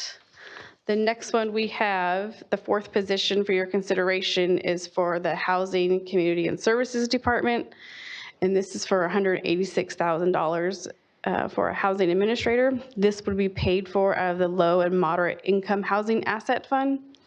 The workload related to housing services continues to exceed existing staffing levels. Currently, the assistant director manages housing Section 8 division and manages and supervises the community services division, which includes affordable housing, CDBG, housing counseling, capital improvement projects, various grants and other programs, and CAP Solano and the JPA. The new housing administrator will manage and supervise the community services division by providing highly responsible professional assistance to the director or their designee. In addition, this position will serve as the centralized housing coordinator described in the 2023 through 2031 housing element, implementing applicable housing element policy goals, programs, and activities. This request will also help implement the succession planning efforts to set the division up for success in the short and the long-term future, creating promotional opportunities, peer mentoring and development, expanding current workload capacity. The next item on here is for the police department, and this is a community service officer for the Arctic. There is no budget on here request because this was already approved by council back in November 4th, 2023 council meeting. However, we are asking council to officially approve the additional FTE position for the new fiscal year. The police department received and is currently working diligently on the $4.4 million grant from the California Board of State and Community Corrections for the organized retail theft prevention.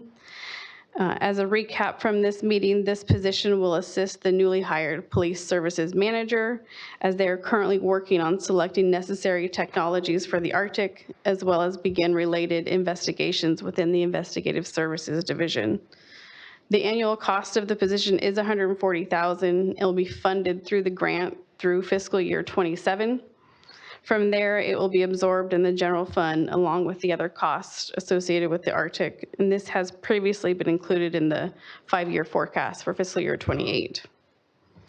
The last additional full-time position being requested tonight is a streets manager position for our Public Works Department with an ongoing cost of $199,000 and a one-time cost of $70,000 for a vehicle.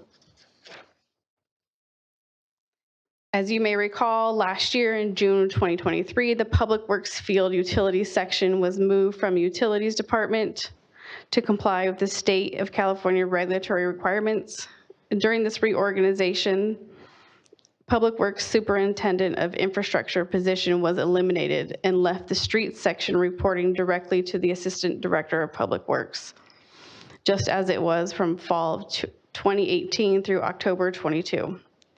Since the reorganization, Public Works has been working with the Human Resources been working with Human Resources to determine an appropriate structure for the streets division, as this is the only section remaining in the courtyard without a manager overseeing a large work group. At this point, the division is in need of a solution to fill the long-term supervisory gap. Currently, the streets section has 2 supervisors responsible for oversight of 15 full-time and 2 part-time positions. The section maintains over 700 lane miles of public streets while operating within the state-regulated public safety and clean water requirements. This section's program areas include striping, sign replacement, base failure repair, pavement maintenance, sidewalk repair program, concrete maintenance, storm drain facility maintenance, and traffic control. By adding this position, it will result in the following: uniformity of all sections in the chain of command within the streets manager reporting to the superintendent. The streets manager would oversee similar number of full-time staff in comparison with the existing 2 managers in the parks and facilities group. The street manager would assist with long-term planning, coordination with the capital improvement program, would help ensure compliance with increasing regulatory requirements related to storm drains and clean water. And this would also respond to the Human Resources Department's recommendation to add the streets manager. The last item for council's consideration tonight isn't an additional position, rather a split of funding between utilities and the public works. And this is for the position related to underground service alert, or USA position, in the amount of $43,800. In California and Nevada, owners or operators of subsurface installations are required to become members of 811 Underground Service Alert Notification Center. As the city operates 3 underground utilities, including water, sewer, and storm drainage, the city has been a member of 811 USA organization for decades. A position in the field utilities group is responsible for responding and performing the underground utility marking of the city. With a required reorganization in June of 23 of the field utilities division, the 2 departments have continued to work together in fully transitioning stormwater compliance to the Public Works Department. Since a third of this position is specifically related to the city's storm drainage system within Public Works, the general fund needs to pick up its share of the related costs, and that's the $43,800. Next. This next slide contains ongoing augmentations for department supplies and services.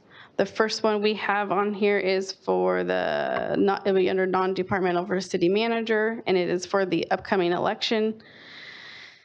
The general municipal election to be held on the first Tuesday of the first Monday in November of each even-numbered year for municipal offices. In 2024, the elections will occur for districts 1, 3, 5 for 4 four-year terms. In addition, the city clerk and the city treasurer seats will also be on the November 5th, 2024 election ballot. The next item we have here is for community development. This item is for the Northeast Growth Area recently discussed with the council during the May 14th budget meeting. This will allow staff to work on the council-directed specific plan in EIR to continue the city's economic growth with a conceptual land use plan and infrastructure concepts to prepare the Northeast Growth Area for future biotechnology and advanced manufacturing uses in coordination with Solano County. The initial phase is anticipated to be completed by fall 2025 and is comprised of 3 components: conceptual land use plans, fiscal impact and analysis, tax sharing concepts, and conceptual master infrastructure plans.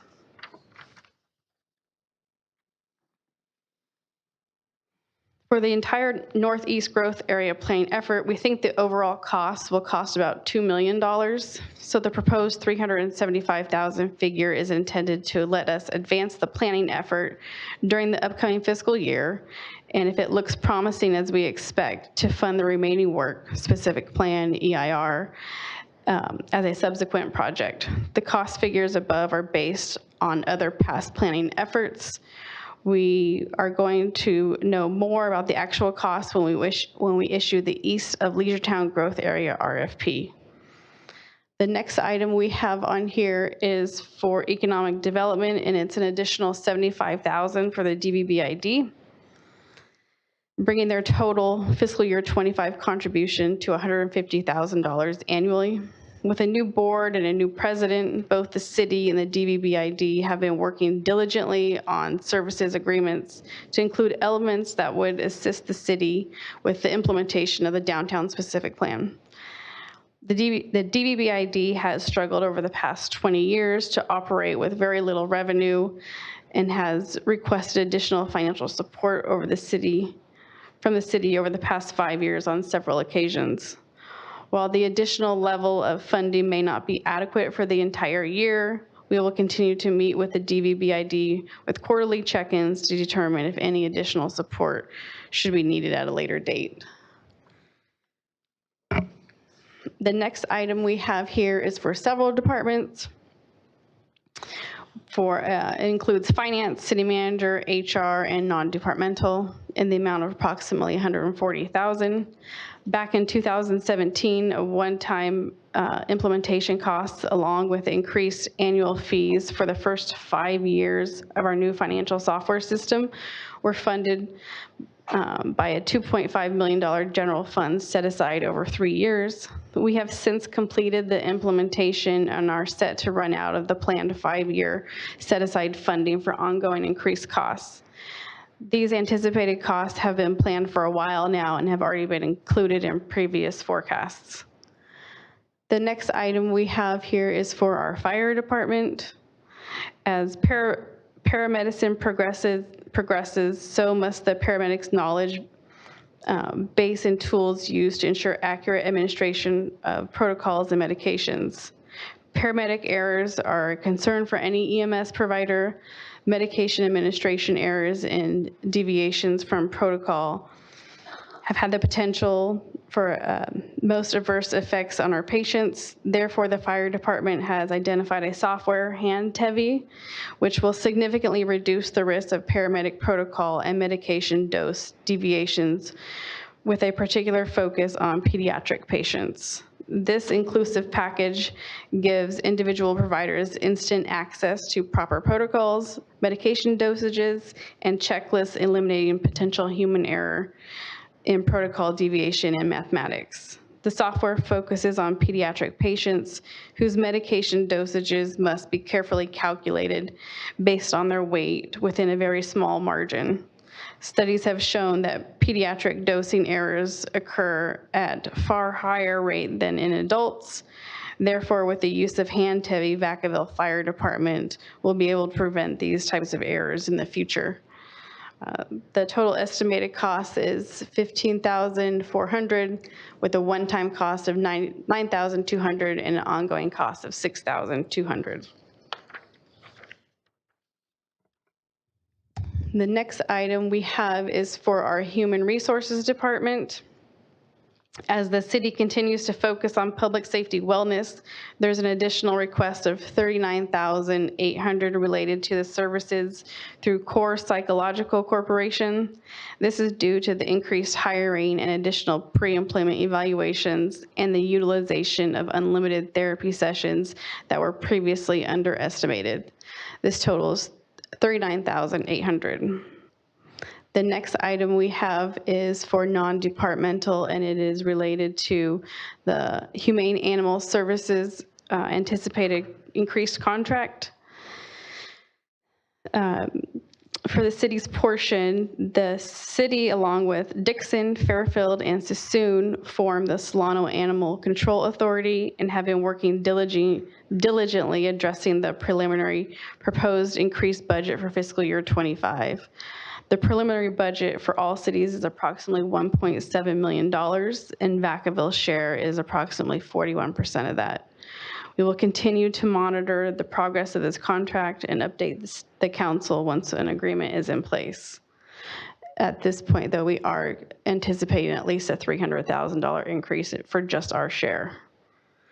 The next item we have is for our police department. The total request is $37,000. With the continuously changing technology revolving around cell phones and social media, the investigative services section within the police department has had to increase their digital investigative unit by 1 detective. Furthermore, requests from the district attorney's office require a forensic search of all cell phone in almost every case. Thus, between increased software costs, additional licenses, and necessary storage device, the division needs an additional $22,000 for these items. Furthermore, investigations are evolving and becoming more heavily reliant upon technology and the processing of physical evidence to obtain DNA samples. Technology is advancing, and with that comes the increased ability to recover DNA during an investigation. The state lab is currently impacted and will only process evidence for DNA on major investigations like homicides. Their turnaround time is often lengthy, and they're not willing to process certain types of evidence. With this, the department has had to outsource the processing of evidence to a private lab in the Bay Area. This has become a common practice among agencies within the Bay Area and Solano County. In an effort to maintain their 100% clearance rate on homicides and major shootings, they need an additional $15,000 annually to keep up with the increased costs. And that's how we get to the total of the $37,000 for the police department. The last augmentation we have for council's consideration tonight is again related to the reorganization of moving field utilities from Public Works to the Utilities Department. The total amount of the request is $71,000, and it's a 3-part request related to the municipal separate stormwater system, or MS4 permit, which is a regulatory mechanism specifically issued to municipalities. The MS4 permit controls stormwater discharges from municipal systems, preventing untreated stormwater from entering natural water bodies. While the Utilities Department has historically managed this stormwater portion of the city's MS4 permit compliance program, the Public Works Department is ultimately responsible for the city's stormwater system. There are 3 cost elements associated with this, and that is the MS4 permit annual fee, which is about $35,000, the Delta Regional Monitoring Program, which is about $20,000, and then the MS4 permit compliance education, which is about $15,000. And that's how we get to the total of $71,100. Go to the next slide. This slide contains all of the unfunded requests at this time. There are 2 additional full-time positions being requested, along with a part-time position in the city manager's office for media. As these, while they are needed by the departments, we will probably look at these again as we go through the remainder of the fiscal year in 25. Some of them will likely come back. The first one probably to come back to you would be the unfunded request for Lagoon Valley. We're still working with the fire department on the costs associated with opening this fire station. And these costs will likely change, but at this point, we have anticipated that we'll have one-time funding in the amount of $576,000 for additional outfitting of the department, along with equipment for 2 vehicles. And then the ongoing cost of adding a new station is approximately $225,000 for a total of $800,000. And this will likely come back to council as Lagoon Valley develops further.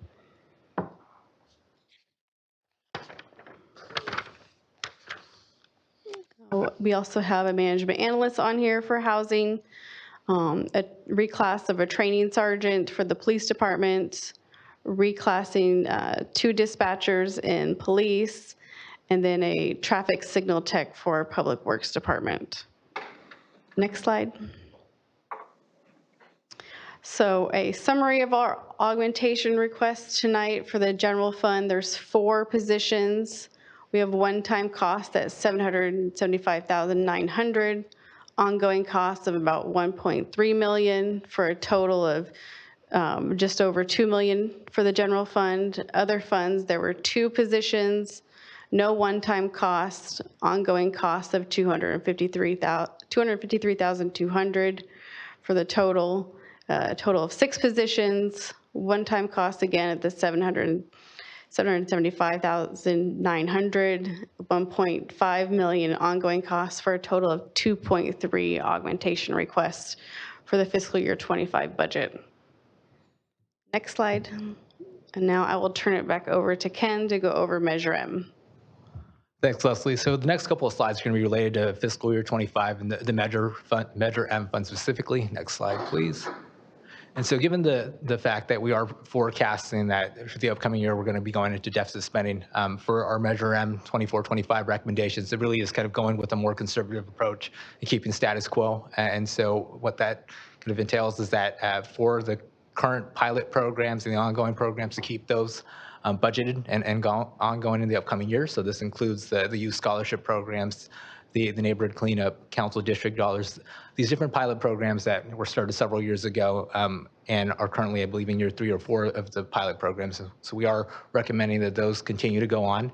This includes the fire apprenticeship program and then also the street maintenance and parks beautification. So these ongoing programs that have always been part of Measure M.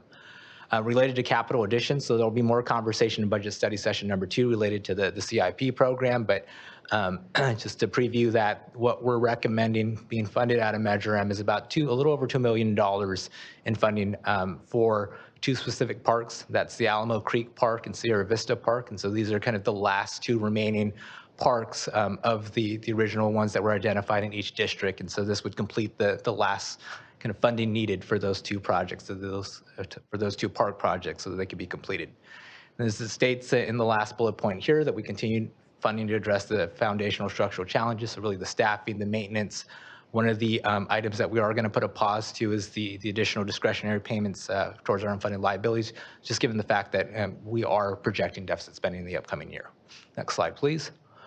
So the last slide, we talked about what was being recommended. This is kind of what that looks like by the numbers. And so for the upcoming fiscal year for Measure M, we're anticipating revenues to come in at about $22.6 million, that the expenses for current staffing in those programs I talked about would be at $13.9 million, and then those expenses, so for the CIP projects, so the 2 parks and the other projects that will be discussed more further in detail in the next study session, that comes out to about $2.2 million. So for Measure M's, for the fund, we're anticipating that there is going to be a surplus, but as John mentioned in his slides when he was going over the 3rd quarter and where we anticipate the year ending, Measure M runs a surplus typically. It's the rest of the general fund that doesn't. So you really do need both in order to have and kind of balance the general fund budget. Next slide, please. Leading up to this meeting, we had talked about ARPA with the deadline for committing ARPA coming up very shortly in December 2024. We had mentioned that with each one of these quarterly updates, including budget adoption, that we would talk about ARPA and sort of what was going on with the uncommitted funds and what's been taking place up until this point. So just as a reminder, the city received an allocation of a little under $12.7 million. That was allocated to the following fund priority areas: infrastructure, housing, homelessness, economic recovery, direct aid to households, and aid to nonprofits and small businesses. Next slide, please. And this is how that was allocated by council to those different areas. So infrastructure, 4.3 million, housing homelessness, 2.3, economic recovery, 1.7, direct aid, 1.6, aid to nonprofits and small businesses, 2.8 million. You'll see under each one of those kind of the different efforts in those areas. Next slide, please.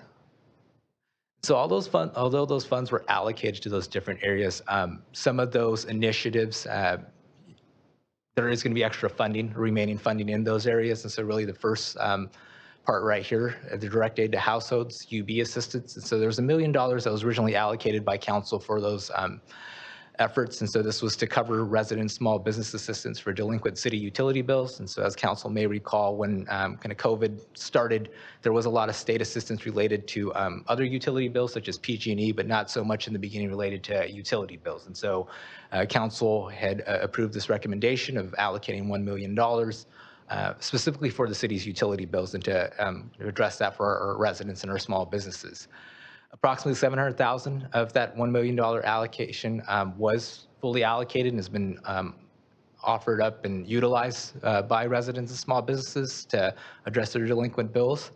And then in December of 2023, council may recall that there was another recommendation that because there was still leftover funding even after addressing those delinquent bills, that 100,000 of that be allocated to funding for the arts. And so that was approved, which leaves this remaining balance of 200,000 that we have in this particular category. The recommendation with this would be to reallocate those ARPA funds to a couple of budget augmentation items related to the Housing and Community Services Department. And so one of those items is really the item that just came right before this one, and that's related to Cap Solano and that administrative cost sharing. So using those ARPA funds to at least fund next year's contribution. And then the next part of this is really the operation of a regional coordinated entry system, which is a contribution that if it weren't funded by ARPA, it would be something that we'd be looking to fund either out of housing's funds or the general fund. And so the recommendation here is that these are things that would need to be funded, and the recommendation would be to use ARPA funding for that purpose. The second item here is for housing and homelessness. And so in this category, there was $1.3 million that was originally allocated for a potential shelter and day center in Vacaville, and also for a contribution towards a center in Fairfield as well. Those projects have not moved forward, and given the deadline or that time frame of December 2024 to have contracts in place, what staff is currently working on is implementing a program, program HE32 of the housing element for a potential low barrier housing program for homeless persons. Initial discussions with potential developer, including assessing state home key funds for approximately 85 studio units, as well as on-site supportive services, security, property management, maintenance staff. Like, those conversations are currently taking place, and staff is doing their due diligence and anticipates being able to come back to council to speak on sort of that recommendation and that proposal within the next 2 to 3 months. And the recommendation here is to not allocate the 1.3 million at this side until council has an opportunity to hear of those efforts and that proposal. Given the time frame that we have with that December 2024 shot clock to really commit any contracts, as a fallback option, we do have that revenue loss ARPA category. And so every city had the ability to at least allocate $10 million of their ARPA funds towards revenue loss. And so we could, as a fallback, if sort of timing became an issue, take that 1.3 million as revenue loss, and then it could always come back after December. We would no longer be subject to that shot clock. We could take it as revenue loss, and then afterwards, kind of, if the council chose to use the money saved in another way, that would be an option. Next slide, please. So the next portion of the presentation is related to the 5-year forecast. Next slide. And so this slide is the assumptions related to the forecast that you'll see related to revenues and expenses, similar to the process that we use with each one of these forecasts. For our 2 biggest general fund revenue sources, we rely on kind of information from an external consultant, HDL, for sales tax and property tax. And then because this is the one related to the upcoming budget adoption, we also work with the departments for the department fees and charges for those revenue projections. We talk to the departments, kind of what their expectations are for the upcoming years, and compare that to the historical trends as well. So that's kind of how those revenue numbers come about. And so key assumptions on the revenue side is that for the sales tax revenue forecast, that although it is slightly improved from mid-year, we are still projecting that overall that sales tax revenue is going to finish below what we finished at last year, so about 4% lower. And then for the subsequent years, that you'll see a 2.5% growth. In the property tax category, that we are projecting this year to finish about 4% higher than it did last year. In 24-25, that growth would be flat. Kind of this is related to those declining real estate values and the rapid rise in borrowing costs, interest rates that we've seen over the past year plus. But then in the outside years, that we are anticipating that property tax will continue to grow at a 4% rate. This assumes that for Lagoon Valley, that we will receive that CFD funding for fire station staffing, that's going to start in 24-25. And then overall, for the general fund revenue growth, and you're going to see this playing out in the next slide with the forecast, is that for the current year and then also for the following year, that we're only seeing about 1% growth year over year. And so that is quite a bit different than what we've seen in the past. It mentioned that, especially over COVID, we saw revenue grow at about 7%. And then prior to that, you're probably looking at anywhere from 3 to 4% growth. And so we are projecting this year to have minimal growth, and the same thing with next year, kind of based off of the data that we're seeing and from working with our consultants. And then kind of in the outside years, you're looking at a 3.6% growth in revenue, kind of more normal growth in those outside years. On the expense side, the budget augmentations that Leslie discussed earlier, and in detail, that's all included in this forecast that you'll see. Service and supplies, we're anticipating that there's going to be, well, not anticipating, it's already built into the budget that that's going to be going up by 2.6%. This reflects all the most recent actual evaluations of the unfunded liability presentation that was done in February. The information that was presented in that meeting, that's all built into this forecast as well. And then as that last bullet point says, that we are pausing the ADP until we have a balanced budget. And so we are recommending that that be paused for the time being. Next slide, please. So this is our revenue and expense projection for the upcoming 5 years, including fiscal year 24. And so the columns represent expenses, and then the lines represent, the lines going across represent revenues. And so this kind of shows what the general fund looks like overall. And so if you were to look at that gold line coming across, that is our overall general fund revenues, including Measure M. And then the columns, if you were to take the blue and the orange, that's our total expenses. And so for fiscal year 24, as John had mentioned earlier, we are anticipating that overall that we are going to finish with a surplus of about $2 million. But then because of that, what I had just mentioned related to kind of what we're seeing with, or what we're projecting with our revenue growth being slow in 25, you are seeing that gap in 25 of about $7 million. And then that continues on from 26 through 29. So on average, from 26 to 29, we're looking at a gap of 5%, of $5 million. And it is important to remember, because when we're looking at large dollar values like we are with our forecast, that equates to basically a 3 to 4% gap. And so there is a 3 to 4% gap that we're projecting between our revenues and expenses that we would have to close either by revenues getting better or on the expense side. Next slide, please. So this slide is similar to the prior one, but sort of what the picture would look like if we were to, if revenues actually came in 5% higher than what we're anticipating, or 5% lower, which is that dashed red line. And so if revenues were to finish 5% higher than we're anticipating, and that's where you see that dashed green line up top, then we would have a balanced budget. You would have revenues that are above or coming in above expenses. And so that kind of shows sort of what a 5% swing does on either side related to our current projection. Next slide, please. The last couple slides talked about our revenues and expenses. This is how that plays out on the reserve. And so this shows at the end of fiscal year 24 that we would finish the year at 49 million, or a 37% reserve. And then you'll see kind of how that falls over time through fiscal year 29. One of the things that I want to point out with this is that, obviously the 5% that you see at the end of 29 is scary. With this forecast, this assumes that nothing changes. In reality, things would change. There would be a different recommendation. This is really going back to the meeting that we had on May 14th, and the two different options that were proposed, where there's the option of trying to balance the revenues and expenses by reducing the budget, which was option 2, and then what was recommended that evening, and the direction we see from council is to go with option 1, which is really, given the fact that council has done a great job of building the reserve in the best of times, that we are projecting to enter next year with a reserve above our policy target, which is 16 to 25%. We project our reserves to be at 37% going into this upcoming year. And if you see at the end of 25, even with the budget augmentations that are proposed, if things play out the way that we're forecasting, we would still finish next year with a 28% reserve.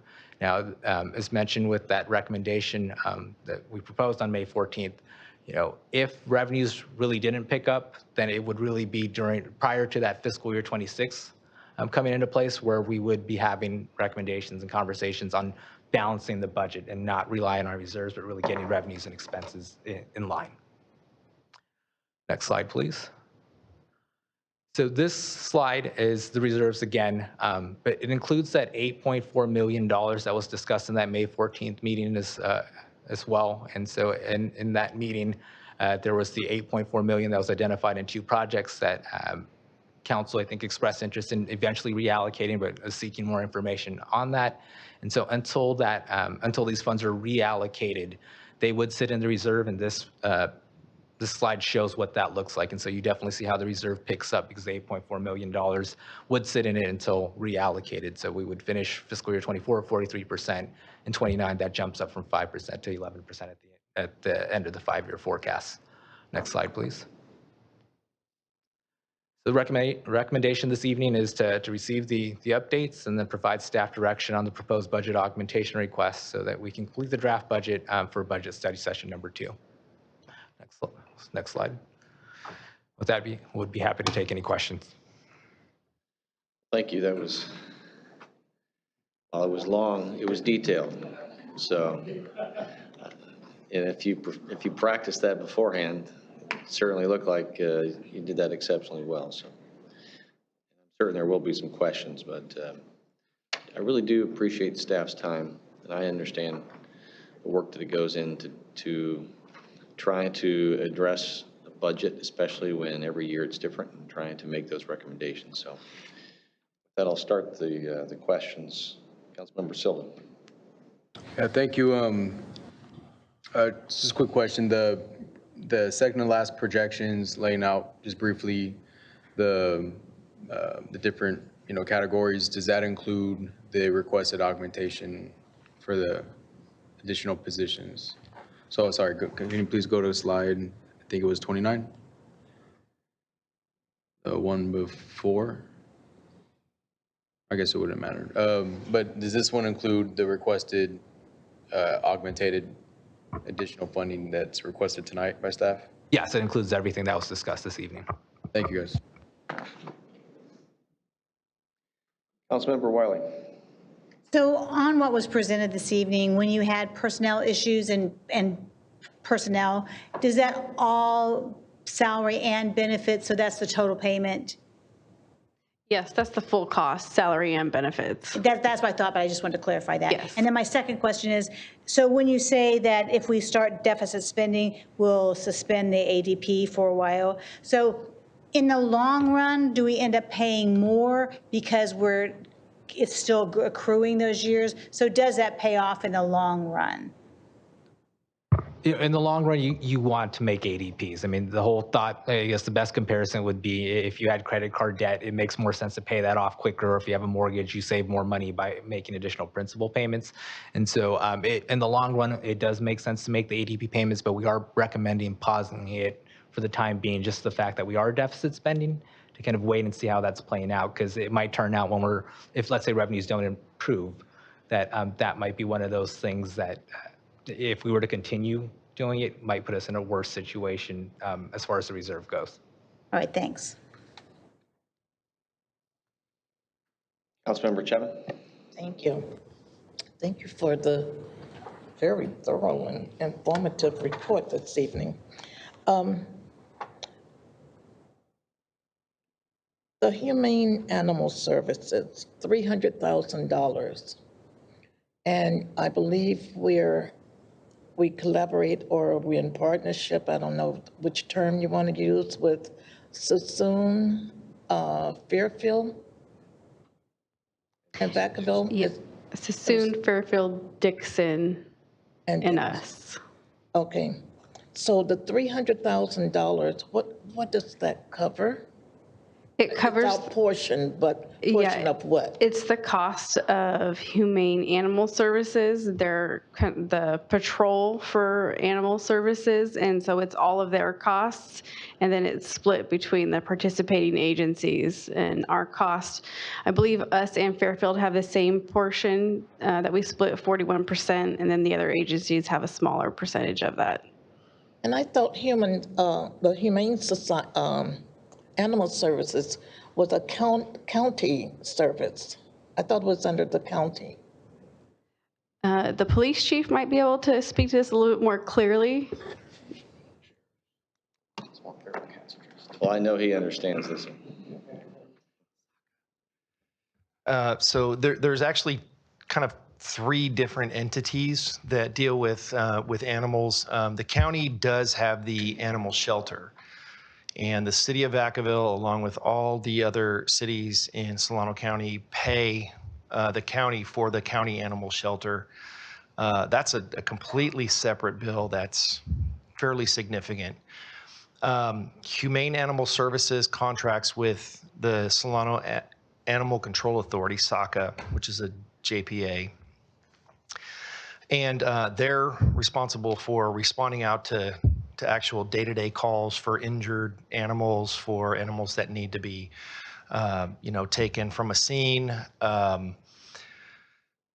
Right now, we're in sort of this, we signed kind of an emergency MOU with the Sheriff's Department for nighttime emergency call-outs because HAS is having difficulty with staffing.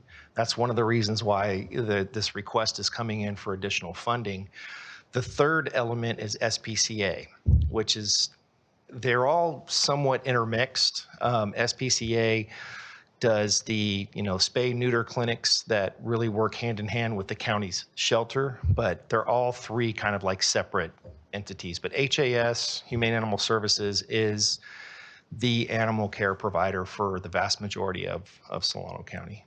We will be entertaining bids from Solano County soon to look at what they're offering in terms of what they could provide us at some point for animal control, but that's a bit down the road. So, I had no idea. So when residents call about issues with feral cats, I have been referring them to the county number. With regards to feral cats, if you call any of the resources, so whether it's the Solano County Animal Shelter, whether it's SPCA, whether it's HAS, they're all going to refer folks back to SPCA, which has a free spay and neuter clinic. So they're all connected to yeah. Wow. That's a lot we spend on our animals. Don't get me wrong, I love dogs and cats. I do too, but yeah, I get it. Okay, thank you. And then the other thing I wanted to inquire about was DV downtown Vacaville bid. 75,000, I believe, what had been given one time, and they're in the budget for another 75. Question: the CEO, is that individual an employee of the city? And then, yeah, go ahead. And if not, they are providing a service for the city. And who compensates or who pays the salary of the CEO and the office staff? Good questions, and something that's been needed to be clarified over the past few years. Short answer is no. That position is not an employee of the city. They are hired by the board. The city does partner with that recruitment at times, and in the past year we did fund the recruitment of a new executive director because we had proposed to the bid as well as to council that in order to achieve the desired results that we were looking for, something more familiar with the Main Street downtown program, we needed someone with more experience in that regard.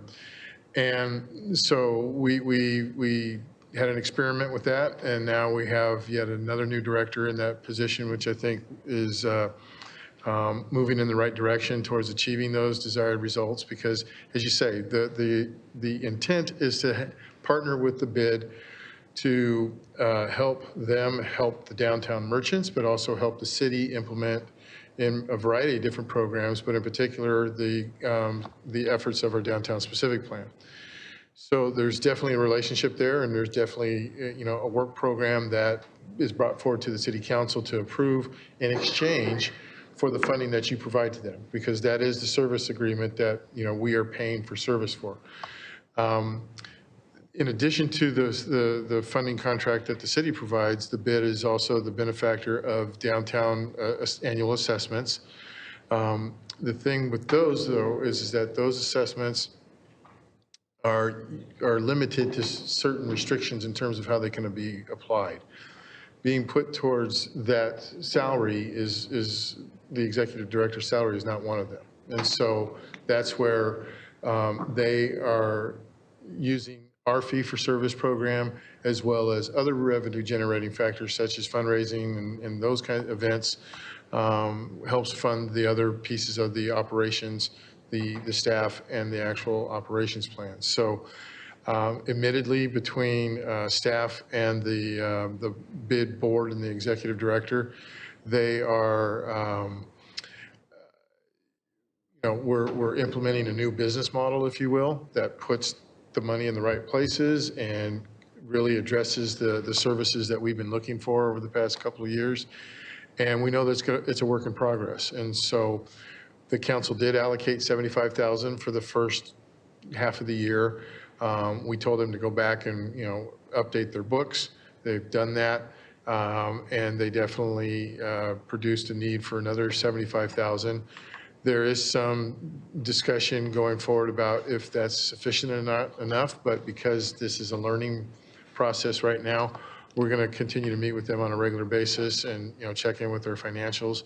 And, if there is an additional need because some of the events, fundraising events weren't as successful as anticipated, then we may have to come back to council at a future date. But right now, we're in agreement that we're all on the same page going forward with in terms of the services that are expected and the funding levels that we're proposing tonight for you. Thank you. Go ahead and open up to the public comment.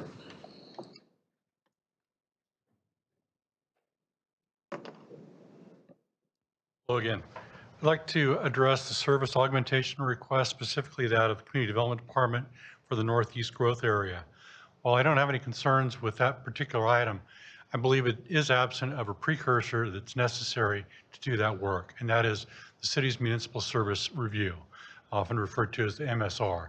The MSR establishes baseline for the city's utility and service capacities, so it determines whether or not you're maintaining the services to your existing population and accommodating future growth.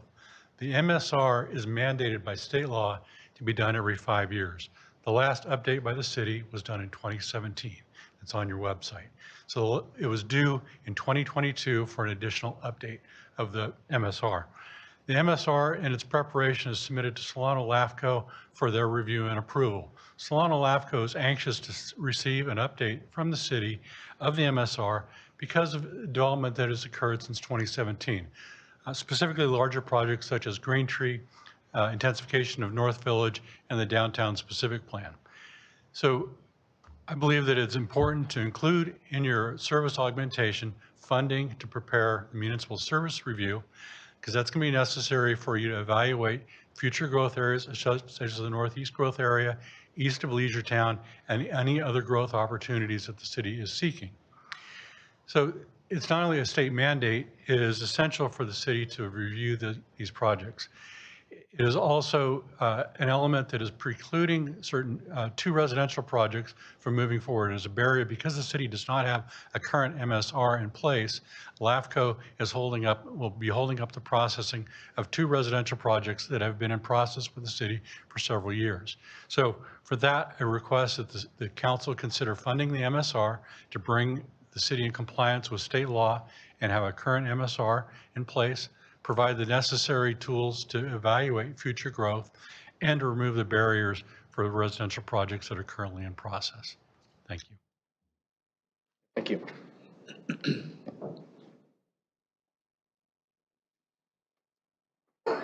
Seeing no others, I will go ahead and close the public comment on this and bring it back. Can staff actually answer that question? I actually don't have any information on the municipal service review. I'm not sure if our city manager. That would be something that I need to talk to our staff about and be able to come back with, an idea, and we can certainly do that between now and the next budget study session. Councilmember Stockton. Yes. The only great presentation. The only thing I wanted to bring up, you mentioned that we are going to bring back the $1.3 million for housing and homelessness regarding a shelter or a day center. I know that we have beds at Shelter Inc. I know that through the JPA we have additional beds at Shelter Inc. And I know that we have hotel rooms that we contract with here.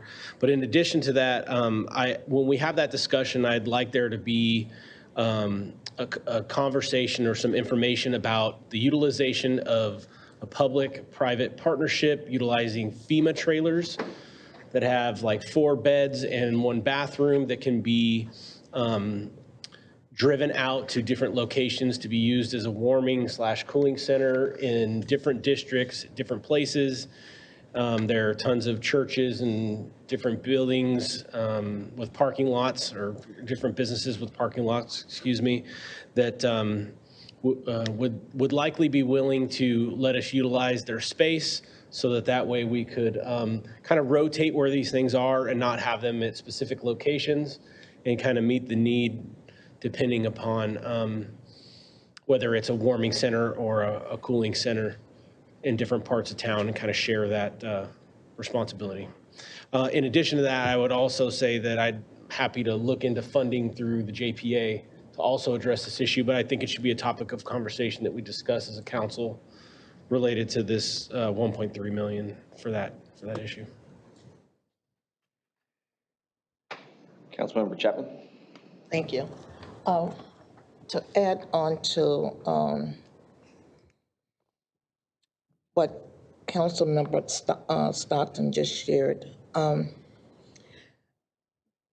the funds that are in the budget report for housing homeless, can you break down the funds to where they are being allocated, how they're being spent? I know we have bids that we pay, what, $500 for 5 bid? What is $2,500 a month to have 5 bids held at the shelter?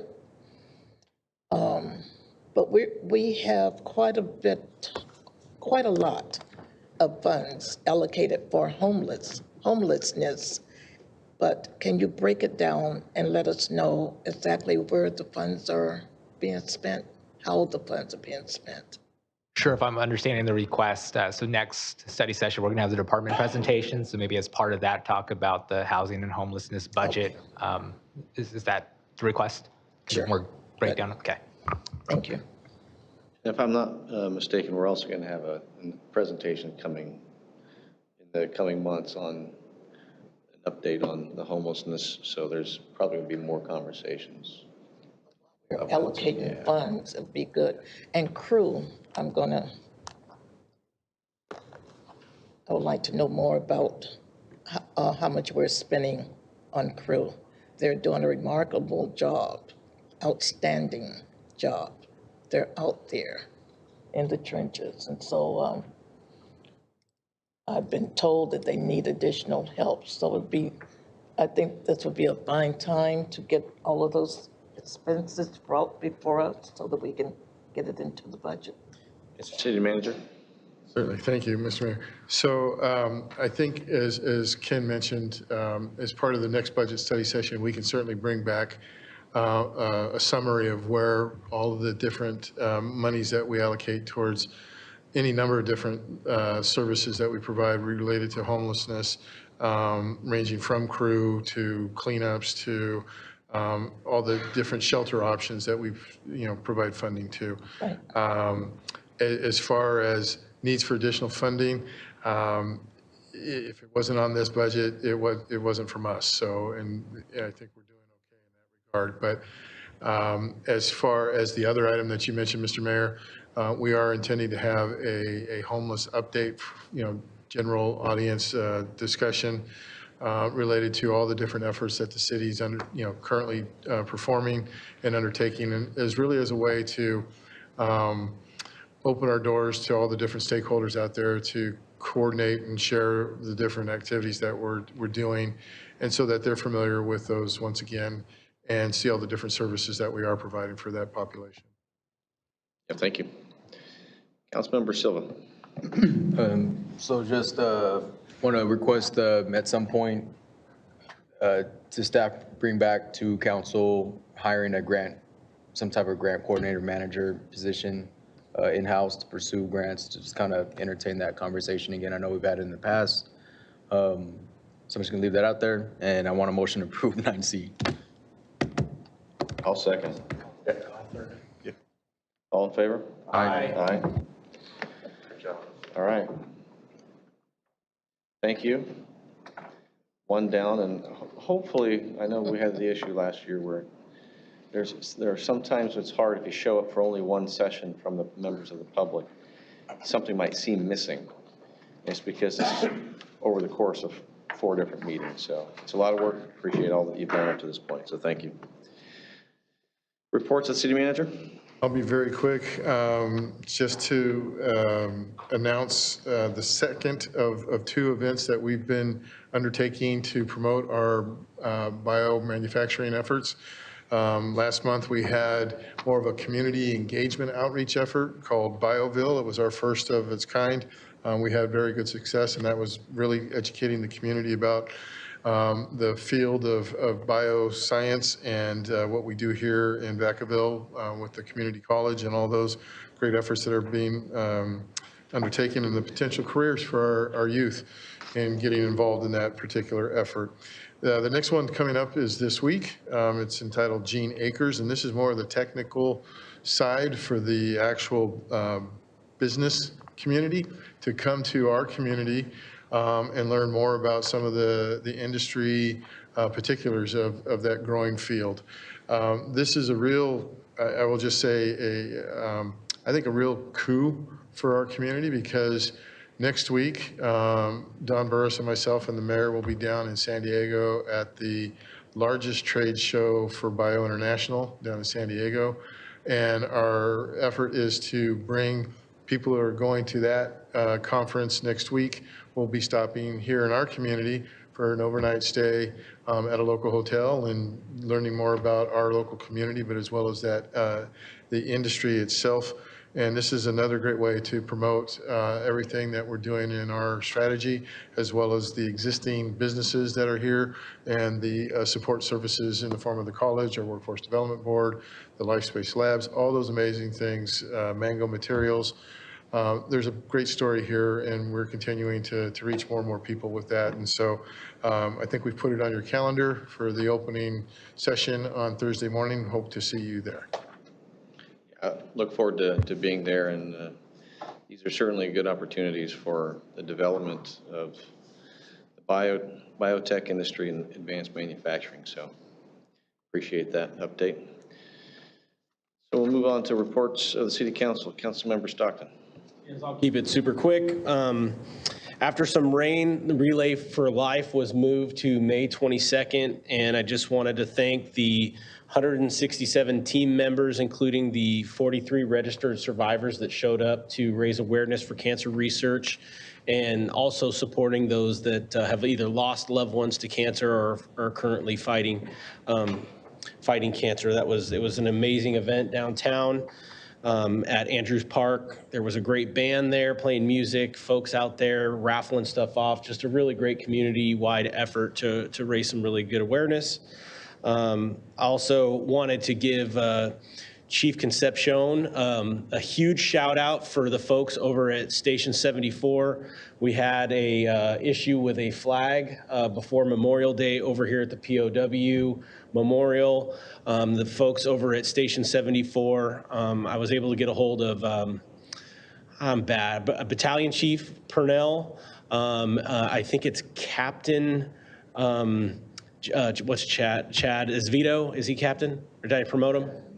Okay, I wasn't sure if I promoted them, but they were able to get a hold of the folks over at 74 that came out and addressed that so fast, and it was very appreciated by the veterans that were there.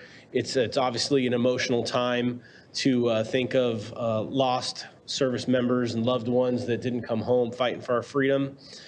And so the fact that they came out there and expedited their response and fixed that was very appreciated. Which leads me to Memorial Day. Monday, it's more than a 3-day weekend, right? Probably the most expensive one, a 3-day weekend that we get each year. Just wanted to thank all of the local veterans groups, the scouts that came out to Elmira Cemetery the local leaders that showed up, as well as just the community members that volunteered their time. Every year, that event continues to grow. So many people bring their kids, teach their kids just about the sacrifices that our service members make, and the families as well, and the fact that not all of them come home. So it was a really amazing and humbling experience. It marked the 20th anniversary that I lost my friend Casey Sheehan in Baghdad, Iraq. He was unfortunately didn't make it home, but lived a tremendous life, impacting the lives of the people that knew him, his community, his church and faith-based family, as well as his immediate family. So I just wanted to recognize him, his family, for their ability to move forward, honor his legacy, and also redirect their lives in service of continued service of veterans and the people that they impact. So just wanted to make sure I said that tonight before we went home. Yeah, thank you. Councilmember Silva. Yeah, completely agree with, or want to echo Councilmember Stockton's comments. If people haven't had an opportunity to attend one of the local events, it's 1 hour out of your day to really get to listen to different stories, different perspectives, different experiences, and ongoing impacts to our veterans who are around, and particularly those who aren't, and their families. So just we just want to extend our heartfelt gratitude to all those who have lost loved ones, including those who we lost, not just in our community, but throughout our country. This weekend is also, this past weekend is also another moment to celebrate our community and our founding through Fiesta Days. So, this doesn't go unnoticed, at least on my part, my family's part, that those freedoms and opportunities exist for a reason. So, kind of shifting it to Fiesta Days, really want to thank all the volunteers that help out. It's a small group. They do what they can. And how a lot of people can be very critical. So I look forward to all those folks stepping up and helping out. Meetings start next month. So looking forward to see everybody there on how we're going to improve and keep our traditions maintained, if not growing. And this past month, I know there's a large Asian Pacific Islander population within Vacaville. We have a history of Japanese, particularly, that really learn how to farm and cultivate the land and make the most of the opportunity here. My boy's great-grandfather actually came here from Japan, and just before World War II, got put into a camp, and then when released, decided to pursue other opportunities. It's there's a lot of different organizations that are out there that that not just focus on the negative, but again really strive to move forward and again pursue the American dream that so many sacrificed for. So just recognizing Asian Pacific Islander Awareness Month as well, and that's good. Thank you. Councilmember Wiley.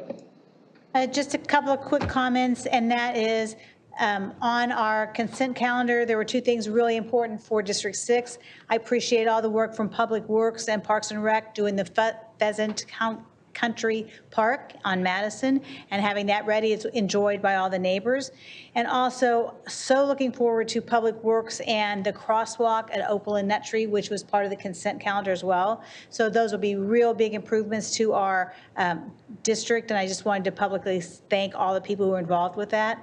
And at the Fiesta Days Parade and at the memorial at the cemetery, there was just a huge outpouring of community of Vacaville. I looked at all the people that were in the parade and just all the people lining the sides, and it was just amazing who all was out there. And so our float was on community neighborhoods and neighborhood associations. So I just encourage everyone to be involved in their neighborhood and in their city, and it was great to do that this weekend. Yeah, a lot of us saw each other over the weekend, and so I don't need to repeat all the kind words that were said, but it is special for Vacaville, and while it all happens and their Fiesta Days overlaps with it, they are two, but they are inseparable with so much of our community, and so appreciate the local support. There's always a discussion. I appreciate those who want to volunteer and also help fund costs because, yeah, there's a lot of people who would love to see the carnival back. But there's issues with why it wasn't there. But sometimes when something's missing, all of a sudden it causes people to say, well, what are we going to do about it? And so I think there's people need to step up. But it was good to see a lot of the different events and a community that does come together. And we talked about what community is. You saw it this weekend. So appreciate all the comments. With that, it says there's no closed session, and yet there is, because we're going to continue what we started at 5 o'clock. Our regular session is coming to an end, so we will adjourn our regular session and we will go into closed session. There will be nothing to report out tonight. Good night, Vacaville.